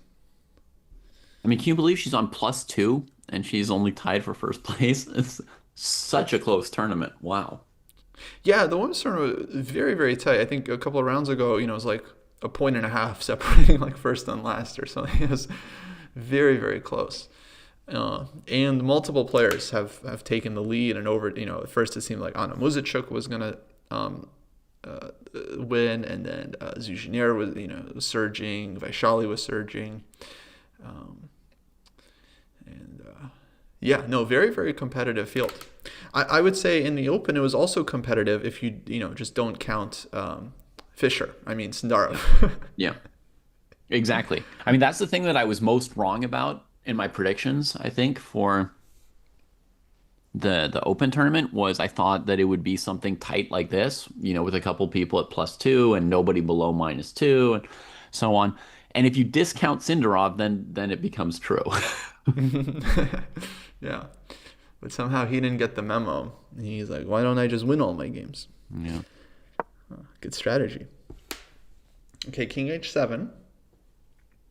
Mm-hmm. Basically, a helpful move. She's getting out of any kind of Queen C4, Queen D5 ideas. Yeah. But H5 comes even But yeah, exactly. harder now, right? Like your capture on G6 would be with check. So if you imagine like H4, Queen E7, H5, Queen A7, Right. the fact that I'm now taking on G6 with check means I probably don't even need to defend A1. That's sort of the tempo of the position. It'll just be check, check, check, check, check. And yeah, like Queen D5 or Queen C5. I mean, white is basically first.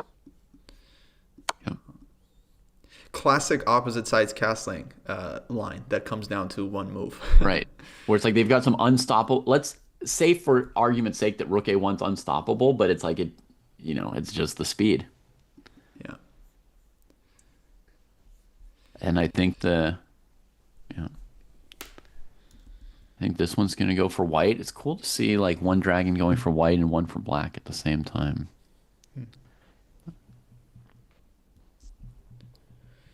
But 8 minutes for Vaishali. They're on move 34. They do get 30-second increments. But these next 6 moves, I mean, you know, we game might be decided basically. Yeah. If queens come off or if black manages to find some trick.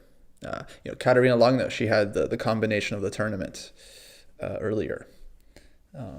This very nice like rook and queen sack. So she's a tactical one. She's looking out for these shots.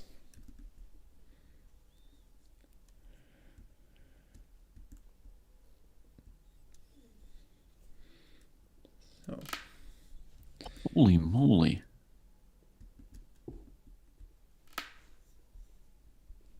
Oh man. Do you know that Bluebaum lost?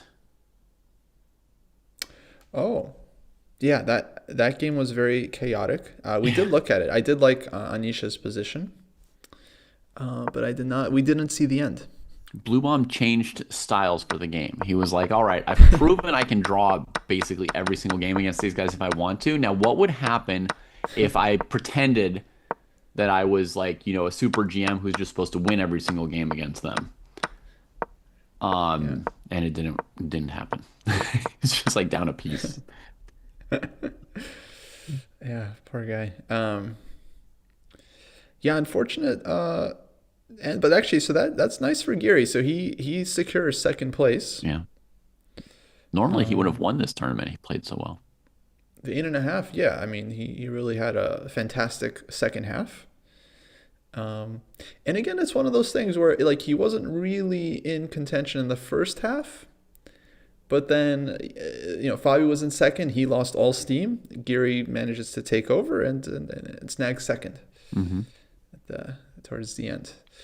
And unfortunately for him, it simply won't matter. I think Gukesh is playing the match, so Yep. As somebody's pointing out, Giri's score would win the women's tournament, right? If Vaishali wins. yeah, exactly right. Yeah, last time I think Gukesh had 9. Really? I thought he only had 8.5. But I can just research it. Yeah, so around there, maybe 9.5.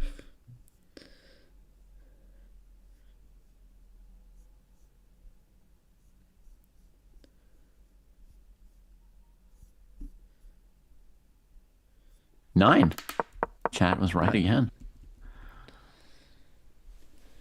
Yes, Wow. chat never misses. 9 is a good score too. 9's a very good score. No, fantastic score. It's just I think it was, let's say, slightly less impressive just because there was like 4 players in contention at the very end. So I think Fabi and Nepo and Naka, they all finished with 8.5 basically. So They all had good tournaments too, but I guess like all the scores were a little inflated by, a certain presence. the famous, yes, Albasov was Boss of effect. in that field. Okay, Vaishali plays rook cd5, saying she wants to go rook d7, but she leaves the bishop loose on c3 with that choice. Lagno immediately takes a look. Mm-hmm. Here, Kostya, I've got something for you. Rook 1 to d3. Mm-hmm. And then we could ask chat, how should black proceed? Nice. What do you guys think? Any ideas for black here?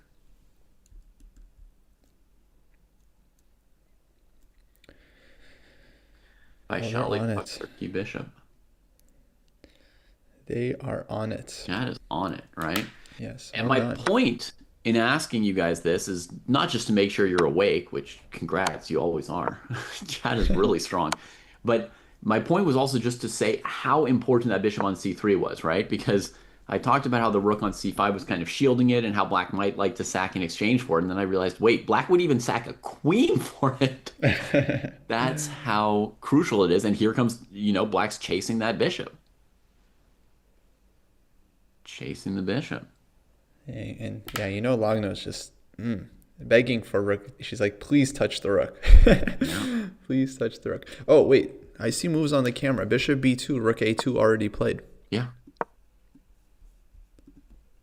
Okay, we got these moves. Okay. Yeah, so that's what I meant by she's chasing it, right? She's coming after that piece. And now is rook b2 a threat here? I don't think it is yet, but queen a6, surely Right. a threat. Rook b2 would be a threat if black could play f5 without queen f5 being check. Yeah. I think.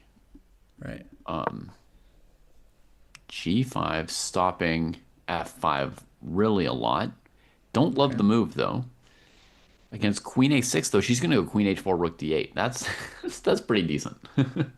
Yeah, no, I love it. I think like strategically I love to split the pawns. Uh-huh. And On the it side feels where like your okay. opponent has the majority. Yeah, exactly. So now she's kind of she's not really, well, she has mating ideas, but it's like this is a more like positional approach rather than trying to open it up with h4 h5. Mm-hmm. But it seems quite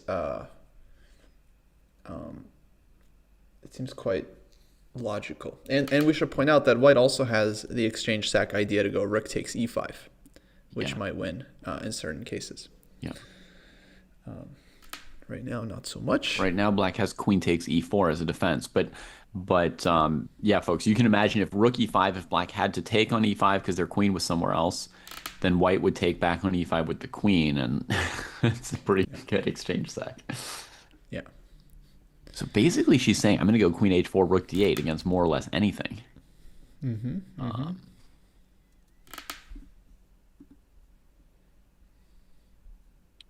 I once saw a Wei Yi game, Kostya, where he like doubled rooks on the H file, king went to G8, and then he played queen F6, and that was just Mm. checkmate. Like he was just Hmm. threatening rook H8 with an X-ray defense from the queen, and if you took on F6, the G pawn would come to F6 and close the door, and you couldn't get out in time. Yeah. Yeah, there's also that famous blitz game between Supi and Magnus with the queen c6. Basically, same idea, but on the queen side. Hmm. Yep, yep, So yep, yep. yeah, yeah, all these mating ideas now. So right now, yeah, queen h4 followed by rook d8 is basically winning threat. Um, so what to do? You can't go king g8 because then rook d8 anyway. And the rook on A2 doesn't like dangling during all of that, you know? I mean, Mm-hmm. hmm. I mean, it feels like black maybe has to just like take on b2 here and just keep it going. But that, yeah, it's hard to believe. Yeah, because she's kind of got a lid on the bishop on G7 for now. I mean, surely Lano's lost, but what can she do? Queen H4, King G8, Rook D8. If you trade rooks, of course, you lose the rook on A2. But even if you go bishop F8, because the rook's dangling on A2, the move rook takes F8 check might win. You know, being that exchange sack we want. Or perhaps, yeah. Yeah. Or perhaps simpler would be to trade the rooks on A8 and play bishop takes E5. But okay, she covers D8. Mm-hmm. And this might open up rook E5, Kostya, right? So now rook e5 is possible. Exactly. You can still go queen h4, rook d8 as well to just trade. Mm-hmm. And King A2 and just technical, yeah. Yeah, because and I mean that looks like that might be very very good for white. Rook e5 I think would force the counter sack, but rook e5 okay, I'm very scared of like rook b2. Yeah, and rook E5, it's also an entanglement. Like if black leaves the rook on E5, it's not clear how you move your stuff. But yeah, here you're going to play what? Queen A5, Kostya? That looks brutal. Takes queen a5. Yeah, exactly. So rook d5 you have to be very very careful. I like this simplification. I like this queen h4 rook to d8. I That means it's kind of all forced, I think. Bishop f8, we have rook takes, as you mentioned. So trades, king a2. And then it's like white puts the queen on e4 again. Pawn goes to h4 and just pawn up, better position. Your pawns are rolling. Your king is no longer afraid. Okay, one try from black immediately, queen D2. Okay, queen d2, good. Thing to remember about this game is like, yes, it's comfortable in most games to be in a two result position where you're pressing and there's pressure on your opponent and like maybe they'll crack or maybe they'll hold. But like here, Vaishali, she really does kind of need to win. Her position is probably winning. She doesn't want to like play something pleasant and pass by something even stronger. Yeah, you don't. But at the same time, if you can get a nice endgame, especially like she has a few minutes here, Mm-hmm. it can be the safer choice over keeping stuff on the board and walking into some tactics. Yeah. Okay, queen h4 Okay. played. That probably means she's going to play rook d8. Otherwise, the queen was better on e4. Yeah, exactly. She just Oh, repeats. Wow. okay, interesting. I really don't think that rook d8 is maximum for white here, but I could be wrong. It's just an instinct. Just an instinct. I feel like white has even better. Yeah. I was thinking like she could have started with h4 as well. Um, but yeah, no, Kodesh, she's of course has to keep an eye out on all these rook b2 sacks. But I like the one-time repetition. I think that's very wise. Just try to get if you can get to move 40 and then figure it out, you're probably in really good shape.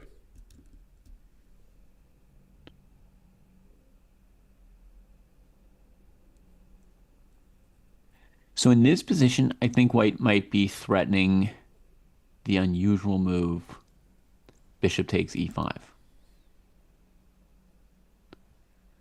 Generally a no-no. No. I think that's made in two. Is mate in two? Well, rook a1 check, yeah, is a problem. Oh, I blundered some stuff. Oh, Whoa. Rook a4. what's the point after rook d8 check? Oh, the rook's covering h4, so you can't go play queen h4 at the end. Okay. Rook a4. Dang. Dang, what an unpleasant move to see. Yeah, but how about this, Kostya? Rook d8, king h7, queen e5. Oh, rook b2, rook b2. Yes. Okay. I was Oh like, my god. but what if you've just hoped your way into getting mated? Okay. Oh boy. Okay, but there's a lot of rooks hanging for black. Somehow I don't believe this.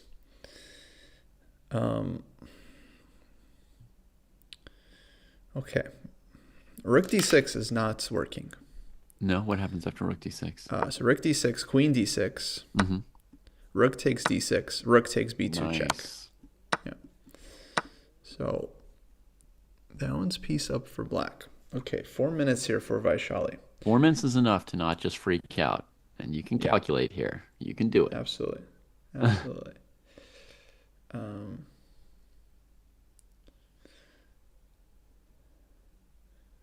Okay, what's going on? Queen is hanging. If you move the queen, there's e4 stuff. Oh la la.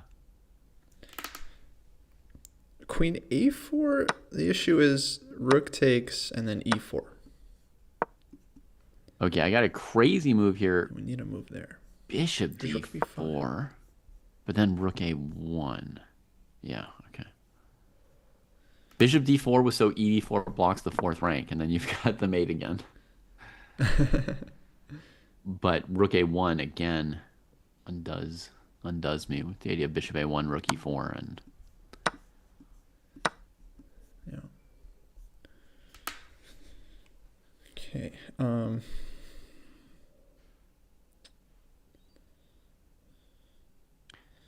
Oh, this is man. this is Vaishali serious. needs something here right now. Yeah. And I doubt that she saw this as a candidate move for Lagno, so she's Of course. in that territory. I mean, she can always bail out with queen a4, and she hasn't lost the game. Yeah, I think queen a4 is playable because if you trade an e4, you have rook b5. Yeah. But It's not pleasant. I think white loses like most compared to before. I think white loses a ton of chances. A ton, yeah. If that pawn were on b3 instead of a4, I might happily play the two rook position, but... Okay. Cartier saying c4 could be an idea for white here, blocking the fourth rank, going for mate. Rook d8, Okay. queen h4. That move makes a lot of sense. I really want to block the fourth rank. I wish I'd thought of that move. Yeah.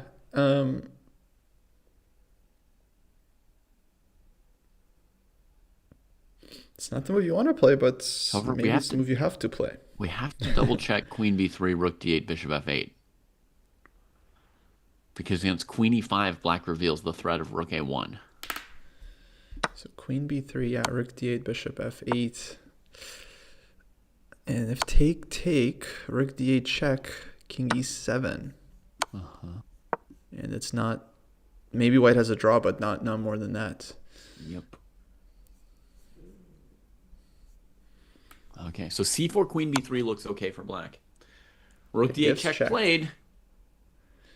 Maybe it's going to be like king h7, queen g2, or maybe there's some angle for white to keep. Well, if king h7, then you can go c4 because black didn't play bishop Oh, f8. yeah.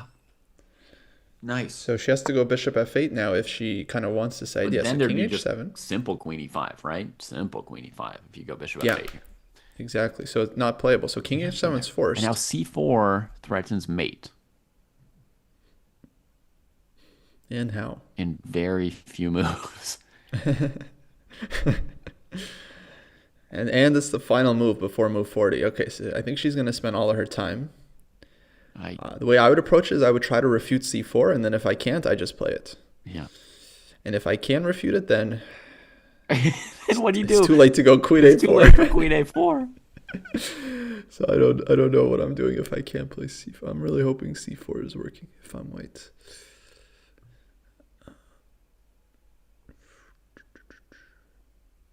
c4, queen f2. You have rook d2 though. Mm-hmm. Yeah.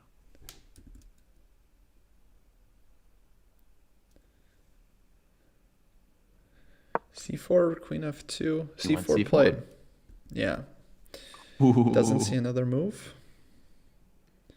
And now Lagno's 4.5 minutes to find refutation here, if there is one. God, how do you avoid mate as black here, right?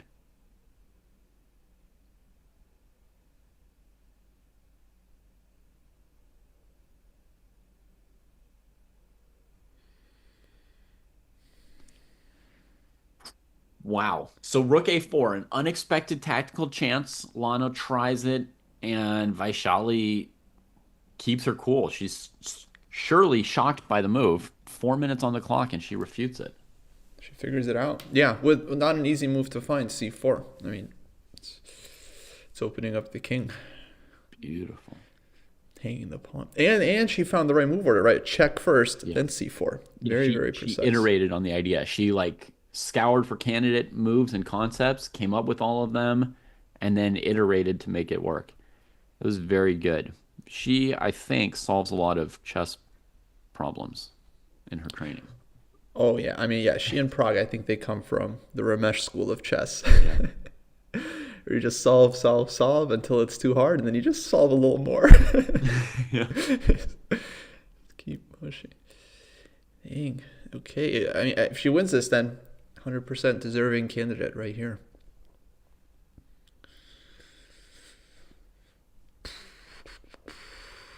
What to do? So queen f2, rook back to d2. Fabi won the game against Esipenko, by the way. They're still playing. I just mean for anyone who wants to know, he's going to win for sure. So Yeah. he'll have an okay score in the end too. Yeah, disappointing result, I'm sure, but yeah, always nice to end with a win.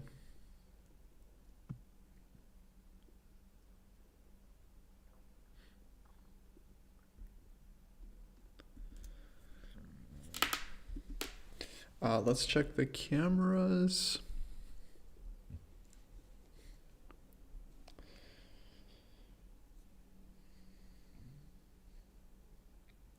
Vaishali's still at the board. You know, if I had made move 40 like that, I probably would get up and just take a breather. Let Katarina find a move. Hope that she forgets that she also has to make move 40. Just kind of chill, take a breather. But it might be game over. If black doesn't have an idea here, then it's just mate. Yeah, I mean, if it's forced mate on the board, you don't need to do anything too fancy to bring it home. I mean, there's still... but rook b2, it doesn't actually fix anything, does it? No, it still leaves you getting mated, right? Because queen f2, rook d2, again, with tempo. Mm-hmm. The rook in this case. Yeah. So 90 seconds here for Lagno to just find an idea. I did consider bishop h6, sometimes like this kind of move, if for some reason can work. But queen h4, and there's no ideas. Nothing extra with the queen out of position on e4, but sometimes, you know, that opens up a square that you need, so.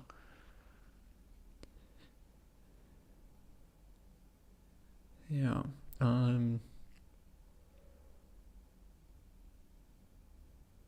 Her g5 move's looking better and better, as Elephant Bush points out. Oh, absolutely. Yeah, no, that was a killer move. And just a line, like bishop h6, queen h4. If rook a1 check, you have king c2. You don't have to take and allow all these other checks. Mm-hmm. And it's over. Yeah. Okay, 30 seconds. I'm going to the video feed. To watch the moment when Vaishali gets that candidate spot, gets that championship spot. Wow. People are probably going to come around and give her congratulations and things.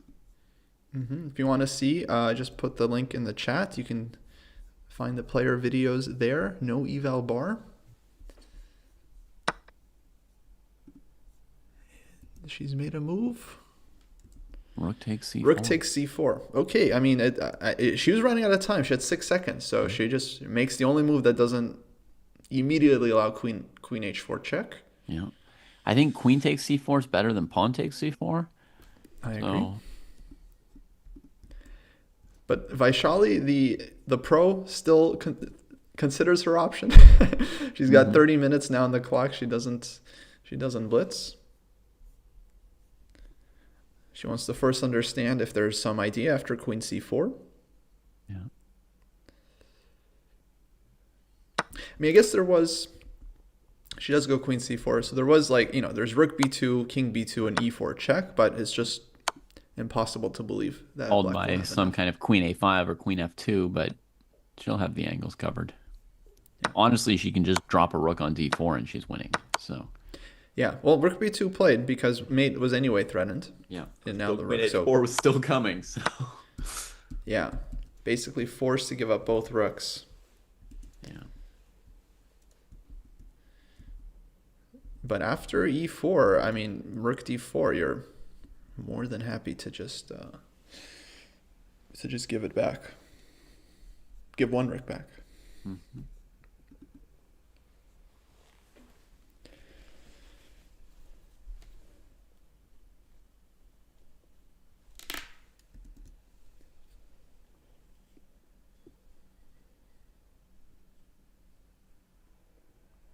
Yeah, Jujiner's heartbreaking game was really a little bit yesterday, I think. She lost a 3-result game, so that probably put her in a tough mental spot for today.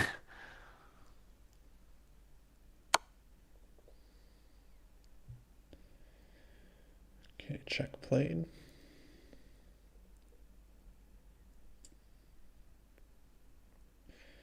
So now I'm expecting rook 8 d4. Mm-hmm. I guess e3. e3 black still wants.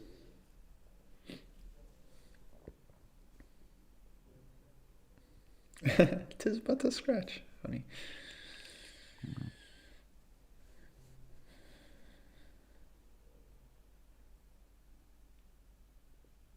Yeah, rook 1 d4, of course. Huge blunder. Queen d8. Yeah.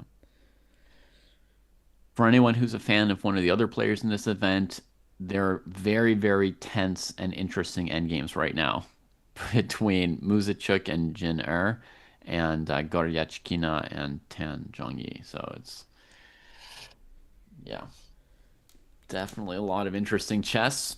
But here, the world championship spot is on the line in this game. So, yeah. And Vaishali, last time I remember she started really badly. Like 0-5, right? Or 0-4. Mm-hmm. And then in the second half, she went on to win 5 in a row and then finished in 3rd place. Yeah. So she's always been huge talent. The thing I don't like about just plunking the rook on d4 to give the rook is that black might not take it, and then my rook's just kind of sitting there. I don't know how good that is to have my rook just sit there. Mm-hmm. Yeah, and also I'm not seeing the huge problem with king b1. Yeah, my default move would actually be king a2.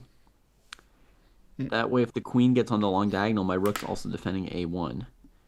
And so, second rank I'll cover with the rook on d8. A file I'll cover with the queen on a4. And I'm just planning to play queen takes e4, or queen h4 check if you play e3. So. Yeah.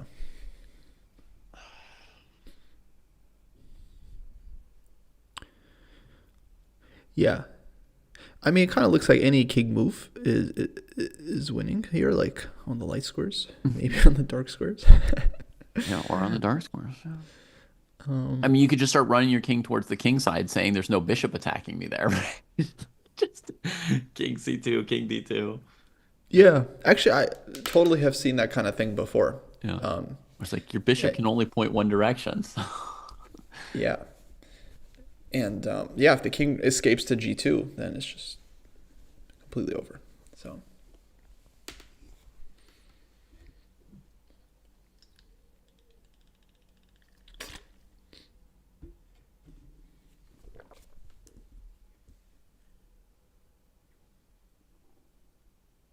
I love playing a long endgame in the last round. So even if, I see that Vaishali has won or something and that I'm not going to win the spot in the candidates, I would still just enjoy playing out my last round endgame as long as I can. yeah, I mean, yeah, it's the last game of the candidates. You don't really want to end it, right? Yeah, Um, oh, let's check in on that 5e game sure. just to see how I can tell you why everyone's I think he's progressing. winning. Oh boy. Why Have I you think it's guess? so easy to determine that he's winning. Oh boy. It's a single thing, a single piece. I wonder. Honestly, it's the reason he lost to Geary a few days ago. Oh no. Yeah. It's the knight on A1. So Esipenko played bishop C1 to stop some of these knight A3 check tactics. But then the knight couldn't go to C1 and it went to A1. And that's just, it doesn't matter what Fabi does anymore other than not blunder his face. Right. Yeah, no, I mean, the knight is actively hurting White's position. It It's takes a taking the flight square.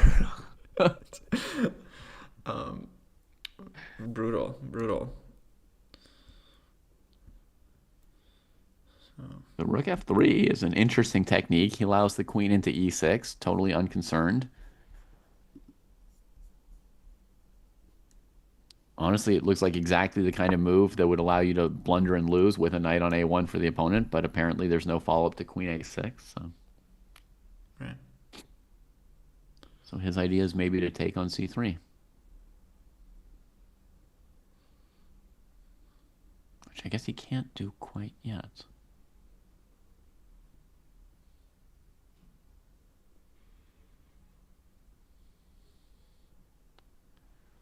But could he play the move B4? Maybe. Yeah. I was thinking about this one.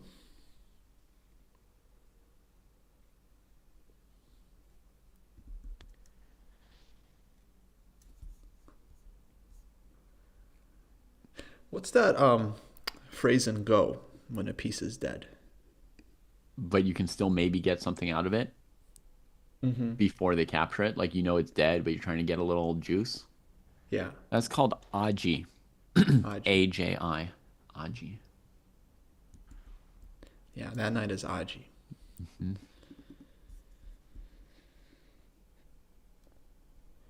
Oh, King C1.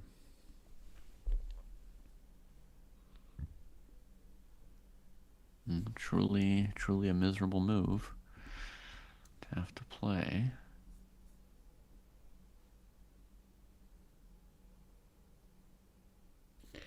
And let's see, they are on move number 32.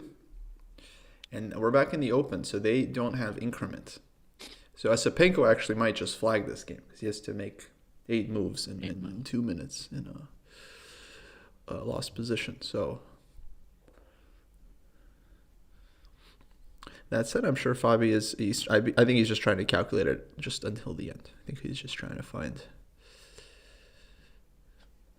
a clear way. Maybe rook h3 and queen c4. Mm-hmm.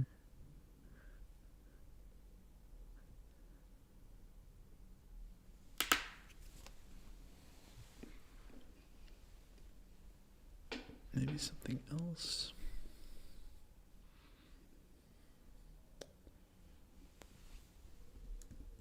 Oh.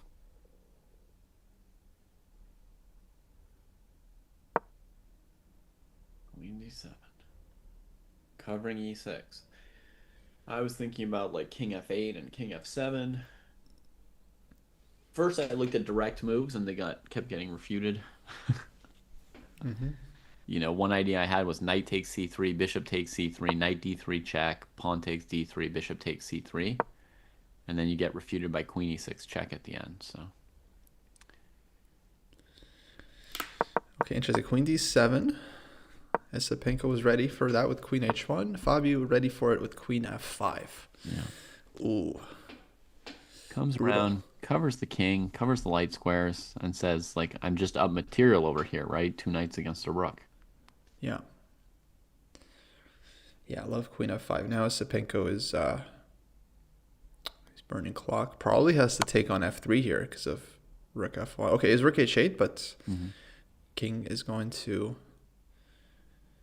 Well, he could take, huh? Yeah, but king f7 looks so easy. Right.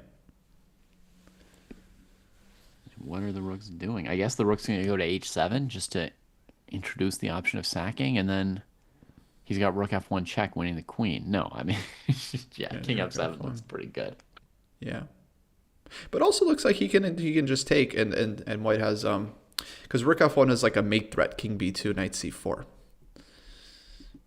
So I think he could take and then run the king out to e6, and basically white should be running out of checks. Queen g8. Okay, actually wait, there's still queen c8. So, but yeah, knight f7, queen c8, king e5. It looks winning anyway. Yeah, at this point, you're up a full piece. Yeah. So check, but he is...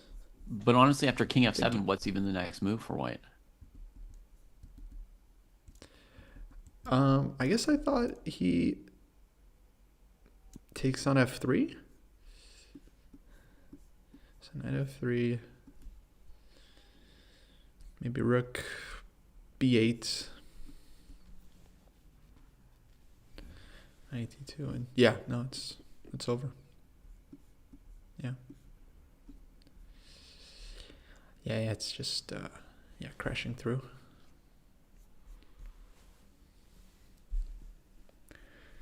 Okay, it does take. Yeah, it seems like both were winning, but okay, at least this way white gets to give some checks. But that position after king e5, that looked like that's resigns. Just too many threats. Okay. Now there's 3 moves for black. So, okay, another question for chat. What is the worst of these moves?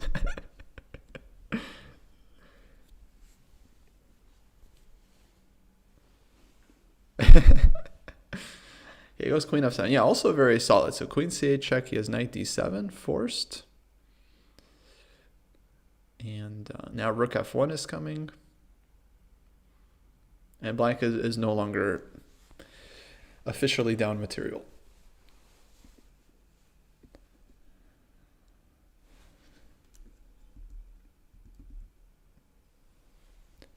Okay, rook h2. Esipenko, not enough time to resign. Basically just has to keep playing.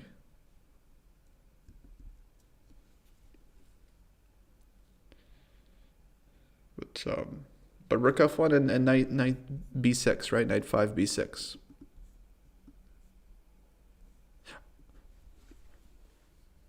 Okay, he has rook e2 check still.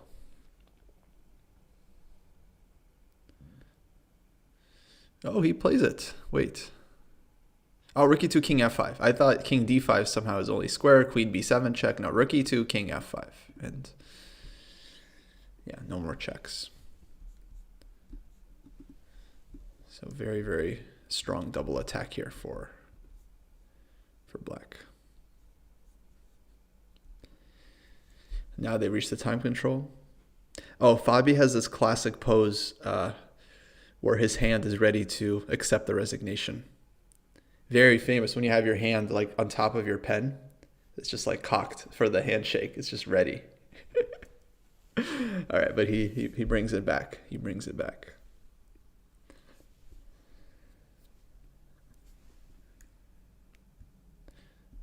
But yeah, this is the end for both players here. Esipenko, I mean, hard to say who's, let's say, more disappointed in the event. Estepenko had a really rough time.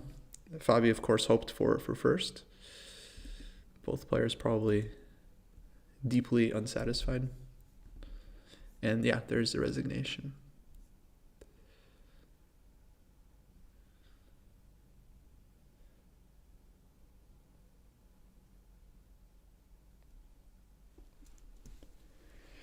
Yeah, finishes 4.5 out of 14, -5. -5. I think, yeah, it takes the last place.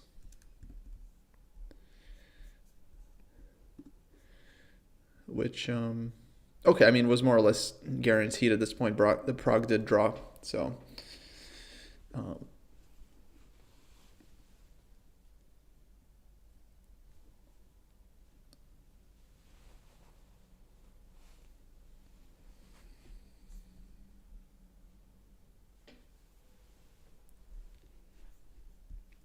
Yeah, just somehow it just didn't go for him. He had the winning chances in the first game against Sindarov, and if he wins that game, completely different tournament. History, completely.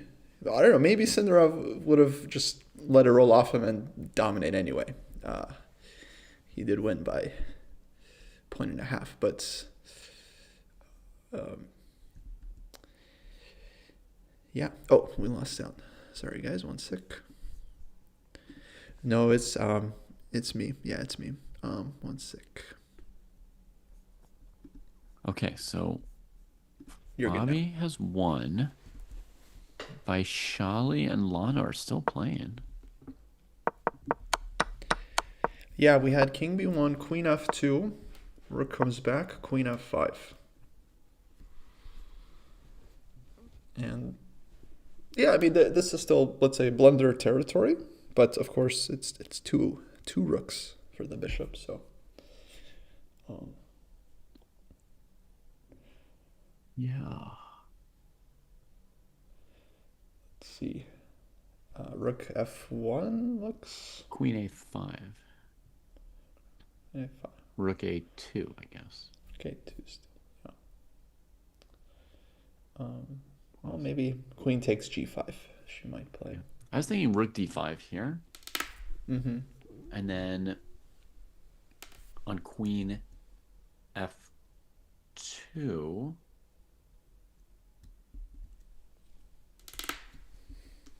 Well, I wanted to play Queen C2, but there is Queen A7.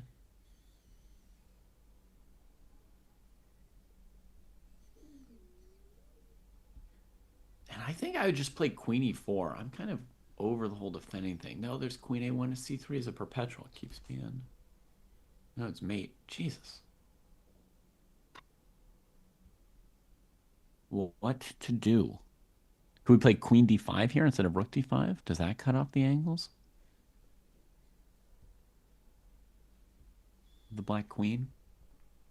I have to get the Black Queen under control. Queen D5.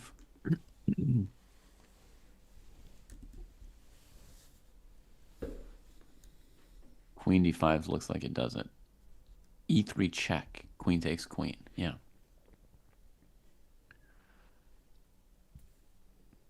Yeah, I like it. You just kind of bully the queen.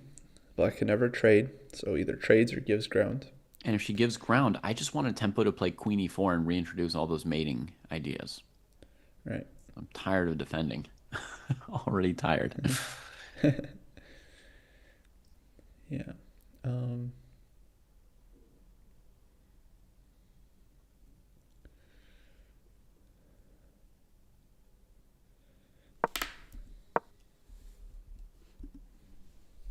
Yeah, I like Queen D5 because Black really wants Queen E5, right? Just with some annoyances. So Queen D5 puts a nice stop to that. Black also might want E3 in this position. May or may not work, but something else to watch. Yeah.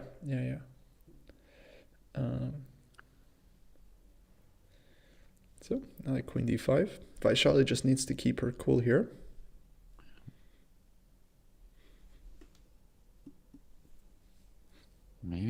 queen d5, queen f3 could look a little annoying.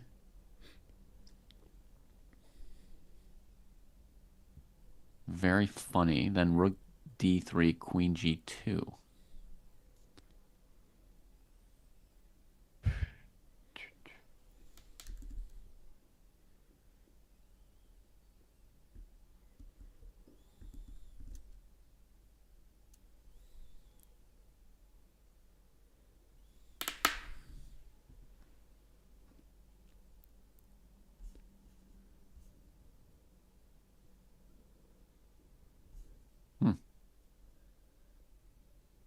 Yeah, I don't have a simple forced win against queen f3.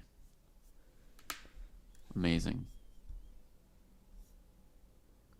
But I still feel that queen d5 is the right direction.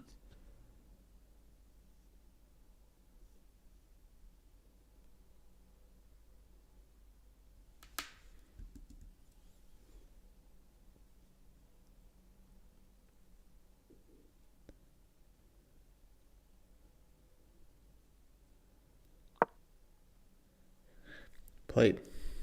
Yeah. So queen f3.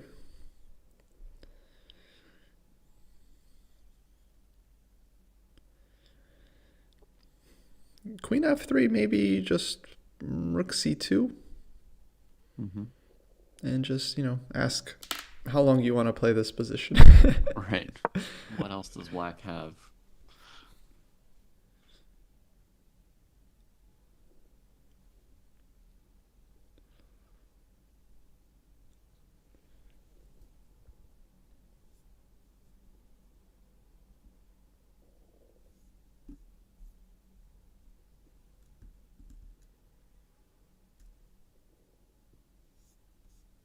Yeah.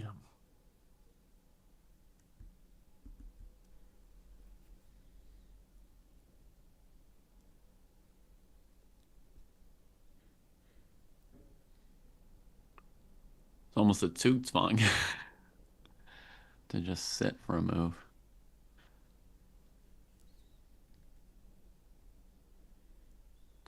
Looks like Goryachkina might be winning against Tan.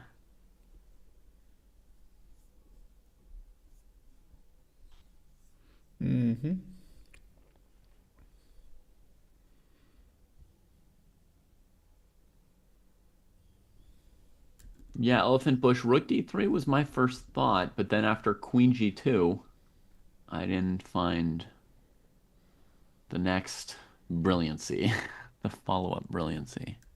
Yeah, this 9-in game is looking beautiful for whites. Yeah, just to check on Muzachuk against Jujinier. Her game is pretty hard to call. Yeah, very unclear.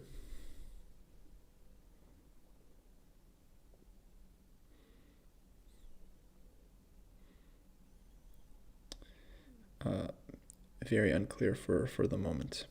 Yeah. My guess is no one is much better here. I don't even know which of them is better. So Yeah. if white didn't have the h2 square, I would think that black could win with like rook to the first rank and knight d3, knight b4, knight d3, knight f4.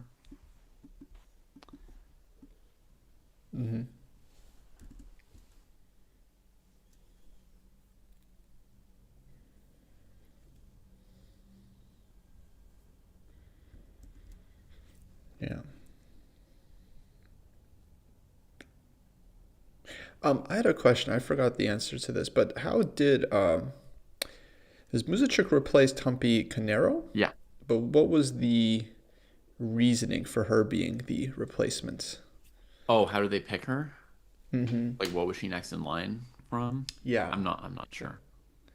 Yeah, maybe someone in the chat knows. And then I had another question for the chat that maybe I think maybe FIDE you does guys like a can Grand Prix series for the women's candidates. My guess would be she was next in line in that, but I don't know for sure. Chat will know. You're right. Yeah. And then while you guys are looking that up, I had another question. Earlier in the tournament, there was this uh, awkward moment between Divia and Lagno, where they played this very long game. I think Divya was trying to win. Eventually, they drew.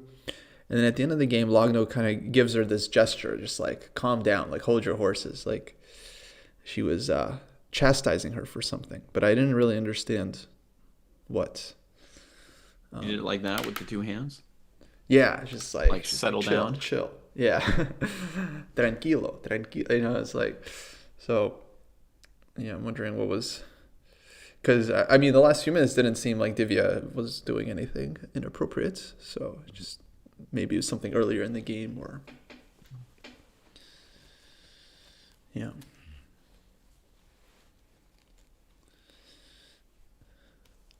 Okay, so I'll wait to see if chat has any answers there. In the meantime, let's go back to Vaishali. Okay, Queen F3, Rook C2 on the board. Nice goes to calling rook Yeah. C2. High class.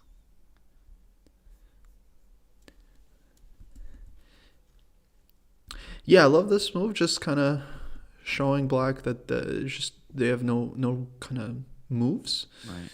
Even if she did have a move, white would very likely have a defense, but it's very hard to play when you just don't have an idea. And this move prevents queen c3, right? Is that like how you pick this move out of all other sort of waiting-ish moves?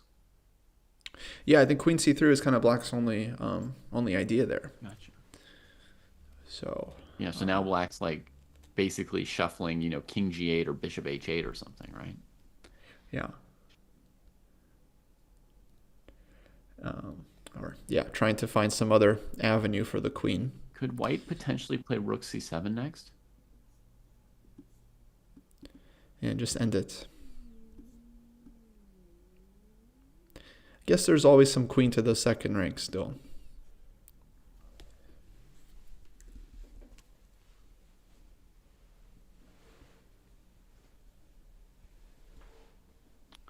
Looks like it was the Grand Prix for the for Anna Muzachuk. Yeah, and weirdly they've renamed it the Women's Event Series, which is perhaps part of why I didn't have like a perfect, confident recollection of it, because they use a new word for it now. Did they really call it Women's Event Series? That's Never an heard official that. FIDE tweet, I think.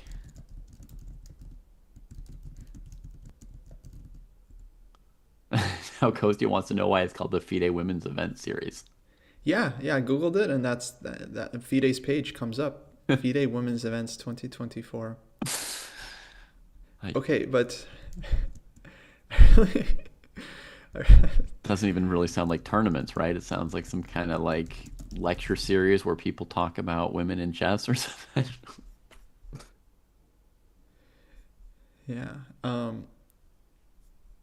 Maybe some I mean- flower arranging for women to do on the side next to a chess tournament. right. I remember a couple of years ago there was some tweet from FIDE, the tweet was basically like stop using the term women's chess. Like stop saying women's chess. They felt like it was like degrading or insulting in some way. Instead of taking They're like, women out of it, they took chess out of it. So now it's just events for women. women's events. I'd be like, I mean I don't know who wrote that tweet, but that lasted like a week. That kind of yeah. that thing.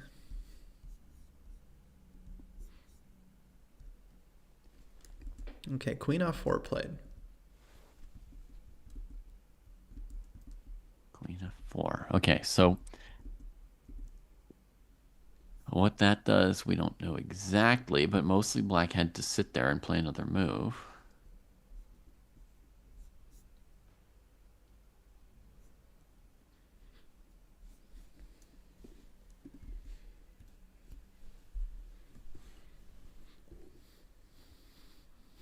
Okay. Now, how would you feel if I played rook e1 for white here?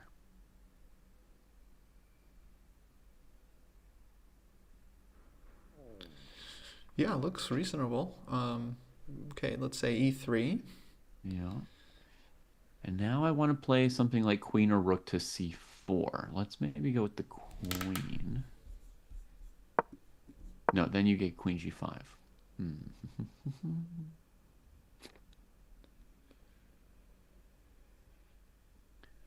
Yeah, but e3, I mean, there's no threat, right? So maybe just go like h4. Oh no, I'll go queen g2. Queen g2. Ah, okay. Yeah, you Yeah, want the mate. Yeah. I actively want those h3 and h4 squares nowadays. Yeah, fair. I mean, I didn't know this, half an hour or an hour ago, but Vaishali has taught me. How to get in. Rookie one. Nice. And e3 played quickly. So give me queen g2.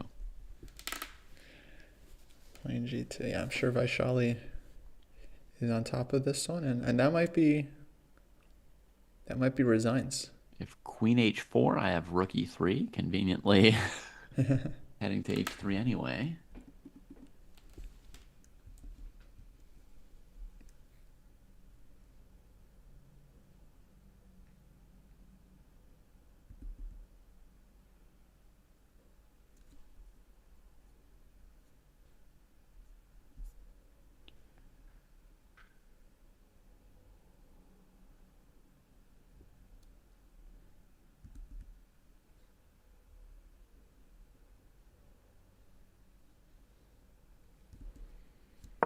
Will Vaishali find the move? And she does. Okay, I'm going to camera feed. You're going back to maybe see another resignation.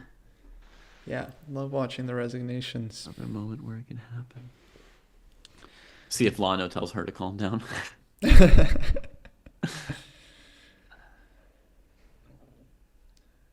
Calm down, calm down. It's not like you did anything special. I played the dragon, you were winning the whole time. Yeah. It was interesting. Like in the open section, it's really only Sandarov of the juniors that impressed. All the other young guys, I guess, okay, Prague, Esipenko, they clearly underperformed.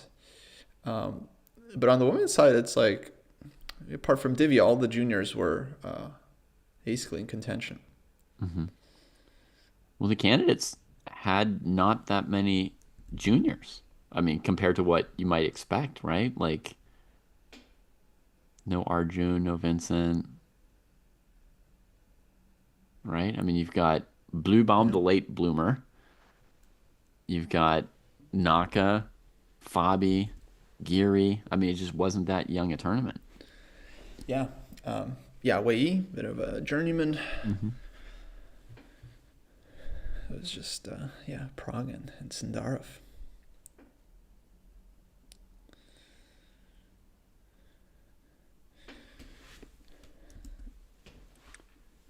Maybe Muzachuk is a shred better, but we can wait to see their game.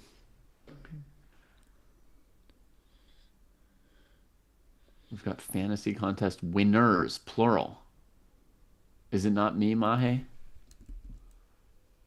Did I not win Soul first? Yeah, it should have been me, David, and Jesse in some order, I assume. But that's awesome. Yeah, actually, I see we have the top three standings, and okay, looks like there's so the three winners: Lars Sensei, Ed D, and Jeremy, all with 5 points. There's also a Lars Senpai there in 4th place with 5 points, but I think that's just a duplicate. Oh no, but wait, the Lars Sensei got 6 points, Lars Senpai got 5 points. Okay, we'll have to do some investigation there, because, I mean, technically you should only be submitting one entry. You can dramatically increase your chances of winning with multiple entries. But if it's two different people, then we'll allow it, of course. It's Lars Sensei and Lars Senpai, so I don't know what the story is there. Yeah. Resignation. Did you catch it? Oh no! Oh no! It's the internet. You can back up. Okay, I go back. And that's it. Oh, very respectful this time from Lagno. She Uh-huh. congratulates her. And Classic. Vaishali is the winner. And we'll be moving on to the World Championship Wow. for the women. Wow. Dang. Dang.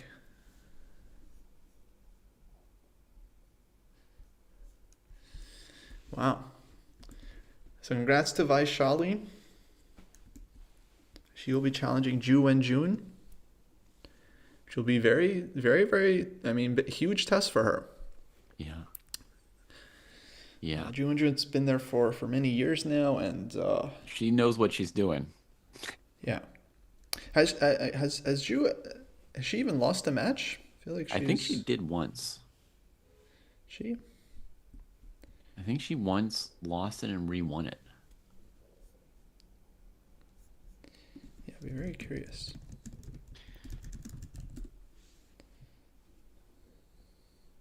Five-time women's world champion. She defended her title in 2018, 2020, 2023, 2025. Yeah, maybe she's never lost it.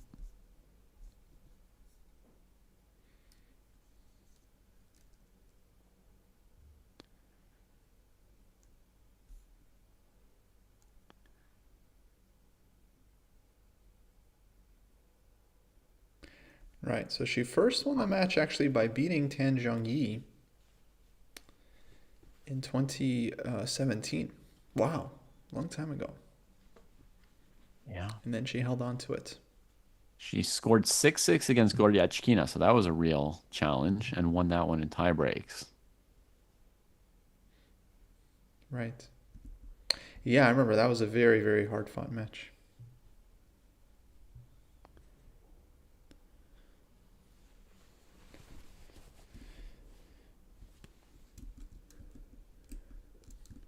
Wow. Wow. Well, there's a couple of games left. Goryachkina and Tanjongi, speaking of, they're still playing their game, but Goryachkina looks to be in control. And then Muzachuk Zuzhiner to finish it out. They're very much in a hotly contested battle. Yeah.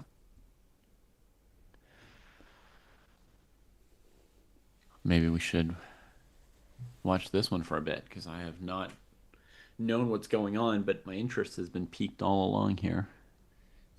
Sure. Sure. Absolutely. So for white, candidate moves are taking black's pawn or maybe pushing c6.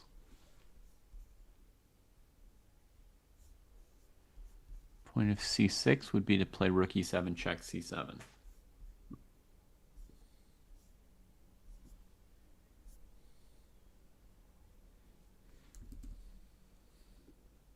How good is Tan Zhongyi? VJ wants to know what you think of Tan Zhongyi. Um, well, she's very strong. Of course, grandmaster and former world champion, and I think she's been to the match a couple of times. I think she's done well in World Cup. So I mean, she's clear kind of like top 10 player, I would say. Yeah, I think she won the last cycle and challenged Chu Wenjun in the most recent Mm-hmm. match. So she made it back up there. And I mean, with most players, you can kind of look at their rating and have a sense of how strong they are. So I'd say she's about 25-30 level right now. Yeah. Um, for me, the real question is how strong is Jujiner? Hmm. Because it seems like she hasn't reached her peak yet. She's still just on the way up. Yeah. Had fantastic year in 2025 and would have won this tournament if not for a certain Bibisara, who pulled her back.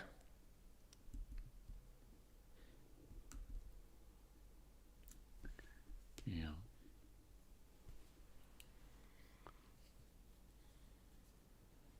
For me, this is starting to look good for black.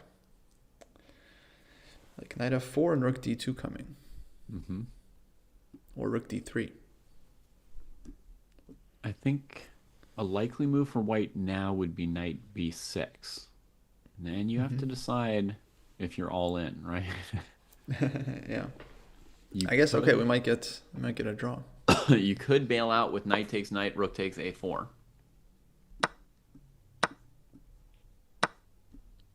Yeah. But I think knight f4 check would also be Interesting. safe. Yeah, like king somewhere, rook comes down to d2 or d1. Yeah. Yeah. Assume that if the king's on the first rank, you could check it to h2, so you can get the position with the king on h2 and play rook d2. Right. And now white's big threat is c6, so I don't know. They might as well do it. Yeah, let's say c6. And then rook takes f2 check. Knight b6 played, by the way. Nice. Actually, it's not so clear. It's like king g1. Yeah, you have to be careful. You don't let this pawn promote on you. And you don't actually have a perpetual. So, yeah, huge question now for black. She basically has the draw of knight b6. Black is never worse there. So the question is, does she want more?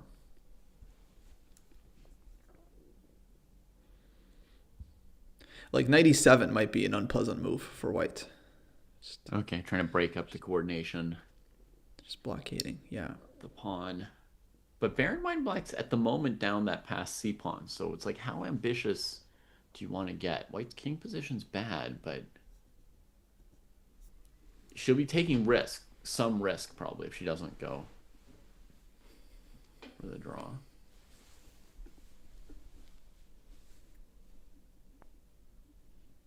And I think you do want to win this game if you're Jujunier. Not just because like money or whatever, but like if she wins this game, she gets 8 points.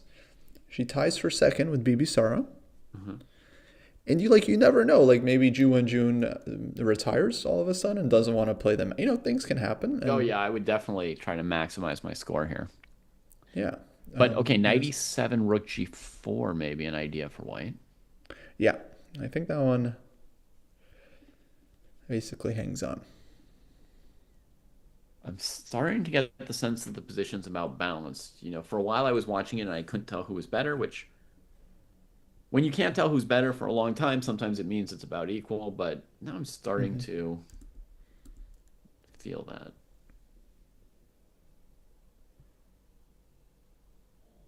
Oh, VJ says that you've played against Tan personally. I did. She's the only one I faced of the field. I played her in Gibraltar many years ago, maybe 10 years ago at this point. Actually, that's why I was surprised that her world championship match was 2017, because I played her maybe 2016, and she was 2500, but she was not yet a grandmaster. Okay. She might have even been a FIDE master with a 2500 rating. Wow. Because I remember thinking like, okay, she's GM strength, but not doesn't have the title for some reason. Yeah. And then next year she's already playing the match, so that's quite.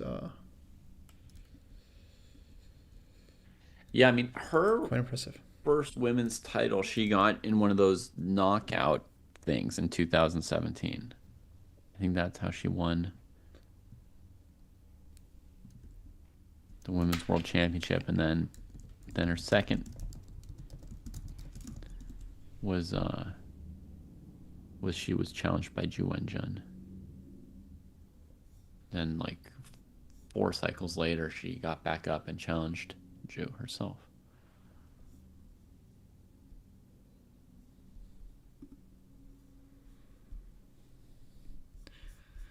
Wait.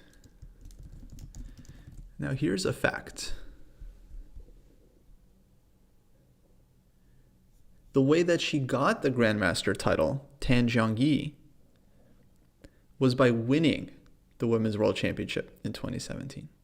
Jeez. Talk about the Chinese players not sending in title applications. Wait till you're world champion to automatically have it given. Wow. I guess she was. I guess she was IM at that point. Although I'm not actually sure. What year did she get it? Let's see.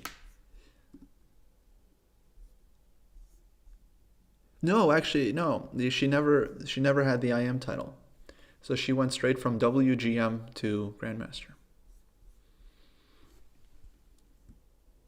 And yeah, that's the thing that you just said. Like, there's quite a few Chinese players that don't get their FM title, don't even get their IM title, and then they wait until they get their GM title, and they're like untitled with like 24, 80 years. So it's like, geez, just no point.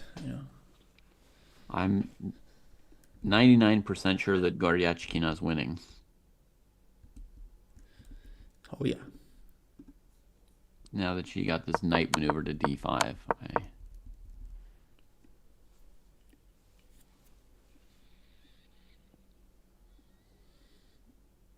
Yeah, now it looks like you could win the position. Looks blindfolded while asleep and drunk. Maybe king b2, a4. I would consider. King b2, king b5 at this point, right? Because also king b5. Just yeah, knight's been controlled.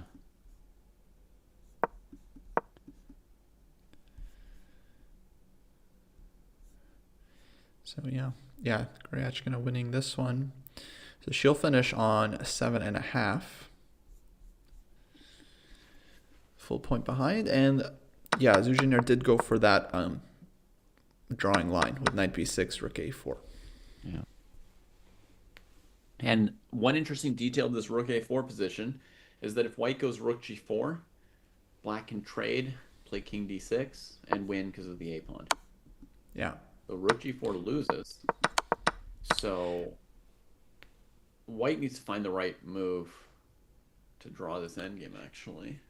Yeah, I was thinking b7 first, rook b4, and then rook g4. Okay. And then after rook takes b7, you would take the h-pawn? Take the h-pawn, and yeah, I would think white should have enough there. Yeah, and then against rook b4, you could always switch to h8 and a8 and stuff. Yeah, there's probably several ways to draw this endgame as if it were a cat. Yeah. To be skinned. I was thinking one idea would be basically you play b7, rook b4, and then king f1, and you wait for the opponent to play a4, then you play rook g4. There, maybe. Another idea is to play rook a7 first, just to be behind the pawn. So rook a7, I think she rejected because of king d6. Right. Yep. So I like her solution. Rook this a8, is like I think that's iteration. very clean. Yeah. Rook g8, excuse me. Yeah, it's very very clean now. Threatening b7, so black has to go rook b4. Yeah, and now rook a8, and perfect. yeah, they're gonna shake hands. I think Drew's gonna keep playing. You think so? Yeah. Wow. Wait, let me see. We need the video now. You can see the video to see what you read in her body language.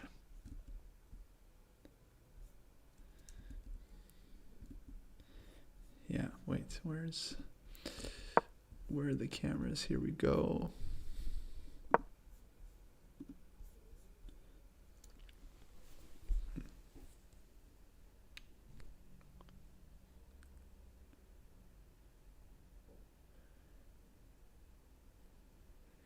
Yeah, she's making moves, but she's I'm seeing now. So rook a8, king f5 played very quickly. Rook g8. Muzachuk has a plan. She's headed to g4 like the blind bandit envisioned. Yeah. And Muzachuk just gave her a look like, are you even better here? But hang on, if you go rook g4, what if black takes? Takes king f4. Yeah. Yeah. Fair. You could just lose, right? Black puts the king on f3, plays e4, e3, and then walks to h3. Yeah, I think she just wants to have Rook G4 available so that black can't. Yeah, Rook G7.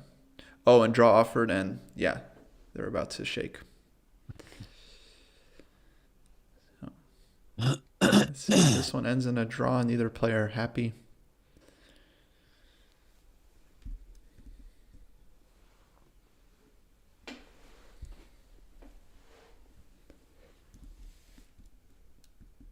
And that leaves us, folks, with the final game of the candidates.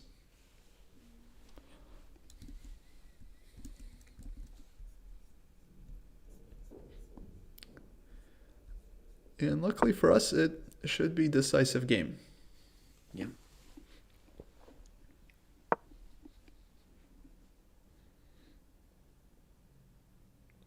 For me, Goryachkina is like a really interesting player that I feel never fulfilled her full potential. Because I remember she was very young and very 2600. Yeah. It was very like, promising for a moment there. Yeah, it'd be like if Divia was 2600 right now. It'd be like, oh, yeah, she's coming for everyone. Here's a trick that doesn't work. Knight e7, knight e7, a7, knight c6. Yeah, never too late to spoil.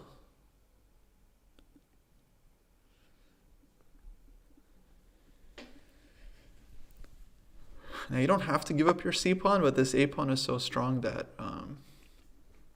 I think White's winning without the c pawn, right? Mm-hmm. But yeah, this is Without too the much. c pawn, it might be a study though. It would be tricky because the black king's following you, and Yeah. you have to do it just right. Okay, king d3. Yeah, this is what she's trying. But now knight e7 does seem to work. Don't really need it, but Oh, I need it. it's pretty concrete. The right way to play chess. Yes. Played, nice. Chasing the knight around with your king, even if it works, you feel kind of like a fool. You know what I mean? It's almost like humiliating to chase the knight around in circles with your king. Like it's like you're in a slapstick movie and people are laughing at you. Yeah. You play something like knight e7, it's like, just elegant, just pure And that's it. mathematics. There's the resignation. Yeah.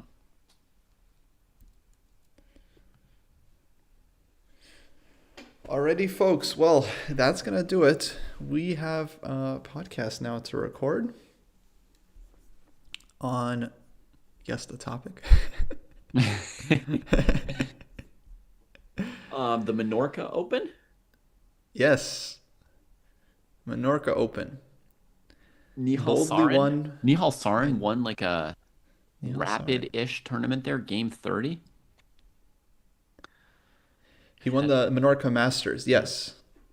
Over Gukesh was in that tournament, and other strong players. Yeah. I think Gukesh had, again, somewhat lackluster. He finished third or so. Yeah, -1 score, I think. Got 2-0'd by Nihal.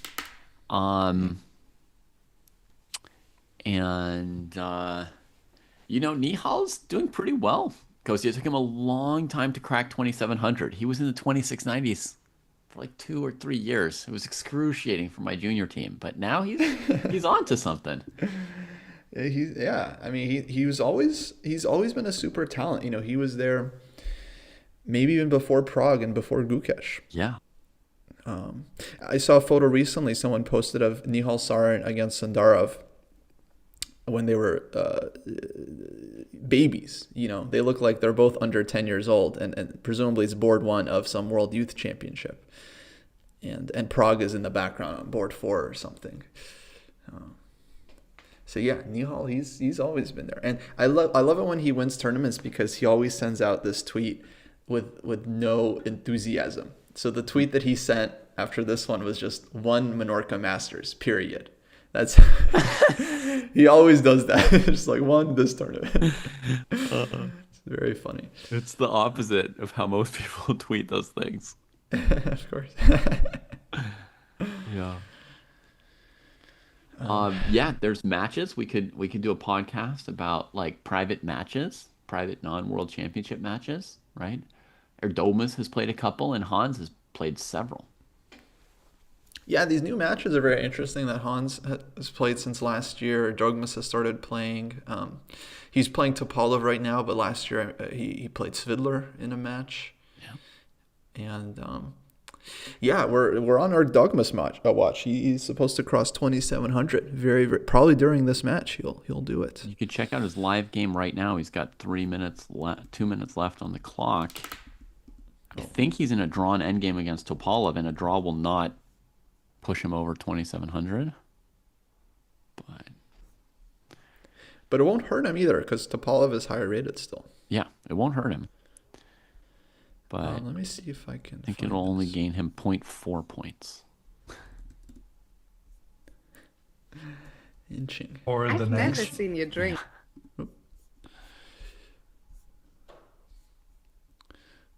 Where is this? Where's this match?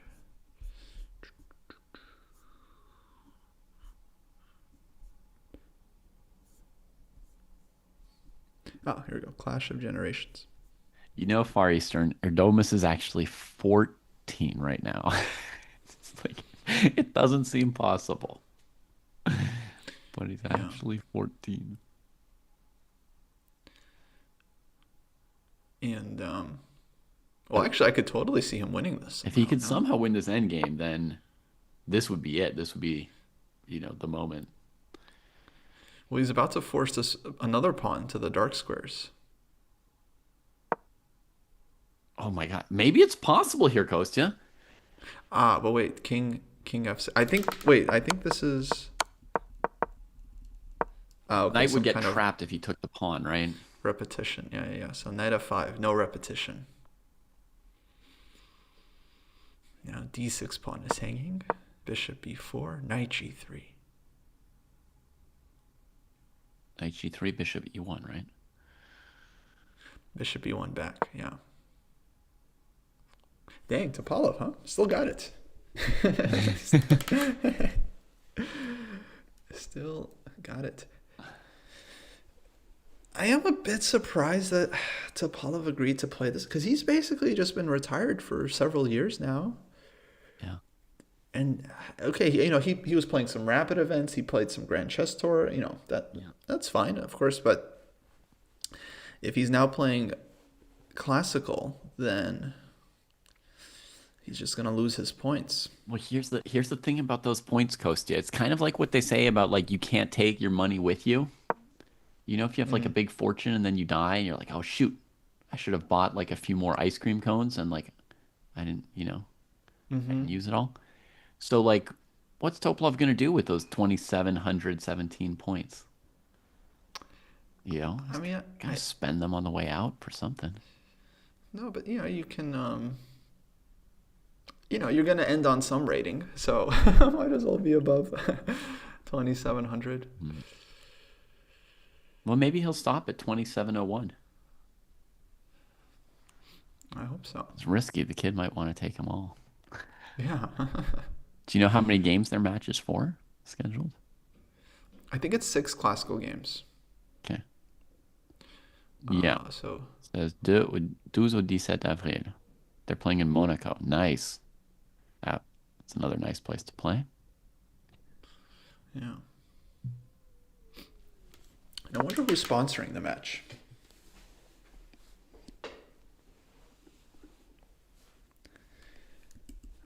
Because that's the only way I feel like if I was Topalov, I would agree to this. Yeah, I would assume that was kind of the point I was making. I imagine like he's spending his rating points to bring in money here. Oh, I see. Just like cashing in the chips before you leave the casino. They've got casinos in Monaco, right? Oh yeah, famously.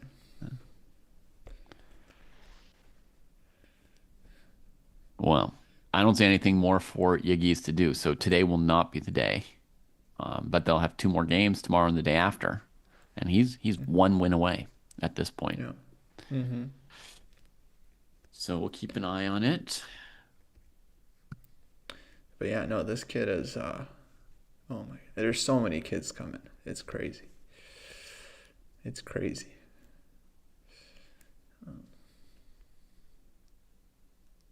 Yeah. Alrighty, folks. Well, I think we'll probably wrap it up there. That's it. So thanks for joining us for the candidates. Heck of a candidates, you know. Very, very hard to expect this this outcome and the way it happened. Yeah. And my suspicion, folks, is that we'll be covering the World Championship match, Sindarov Gukesh, later this year, and the Olympiad.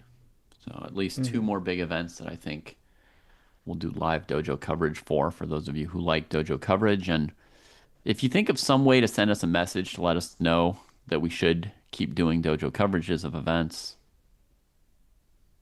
let us know what you think we should be doing. Yeah, folks. You know, there's many ways to support the channel. We basically make nothing off the coverage. We just like it. We would be following the games anyway, and it's much more fun to follow them with our friends and doing the watch party. But would be awesome to get some support.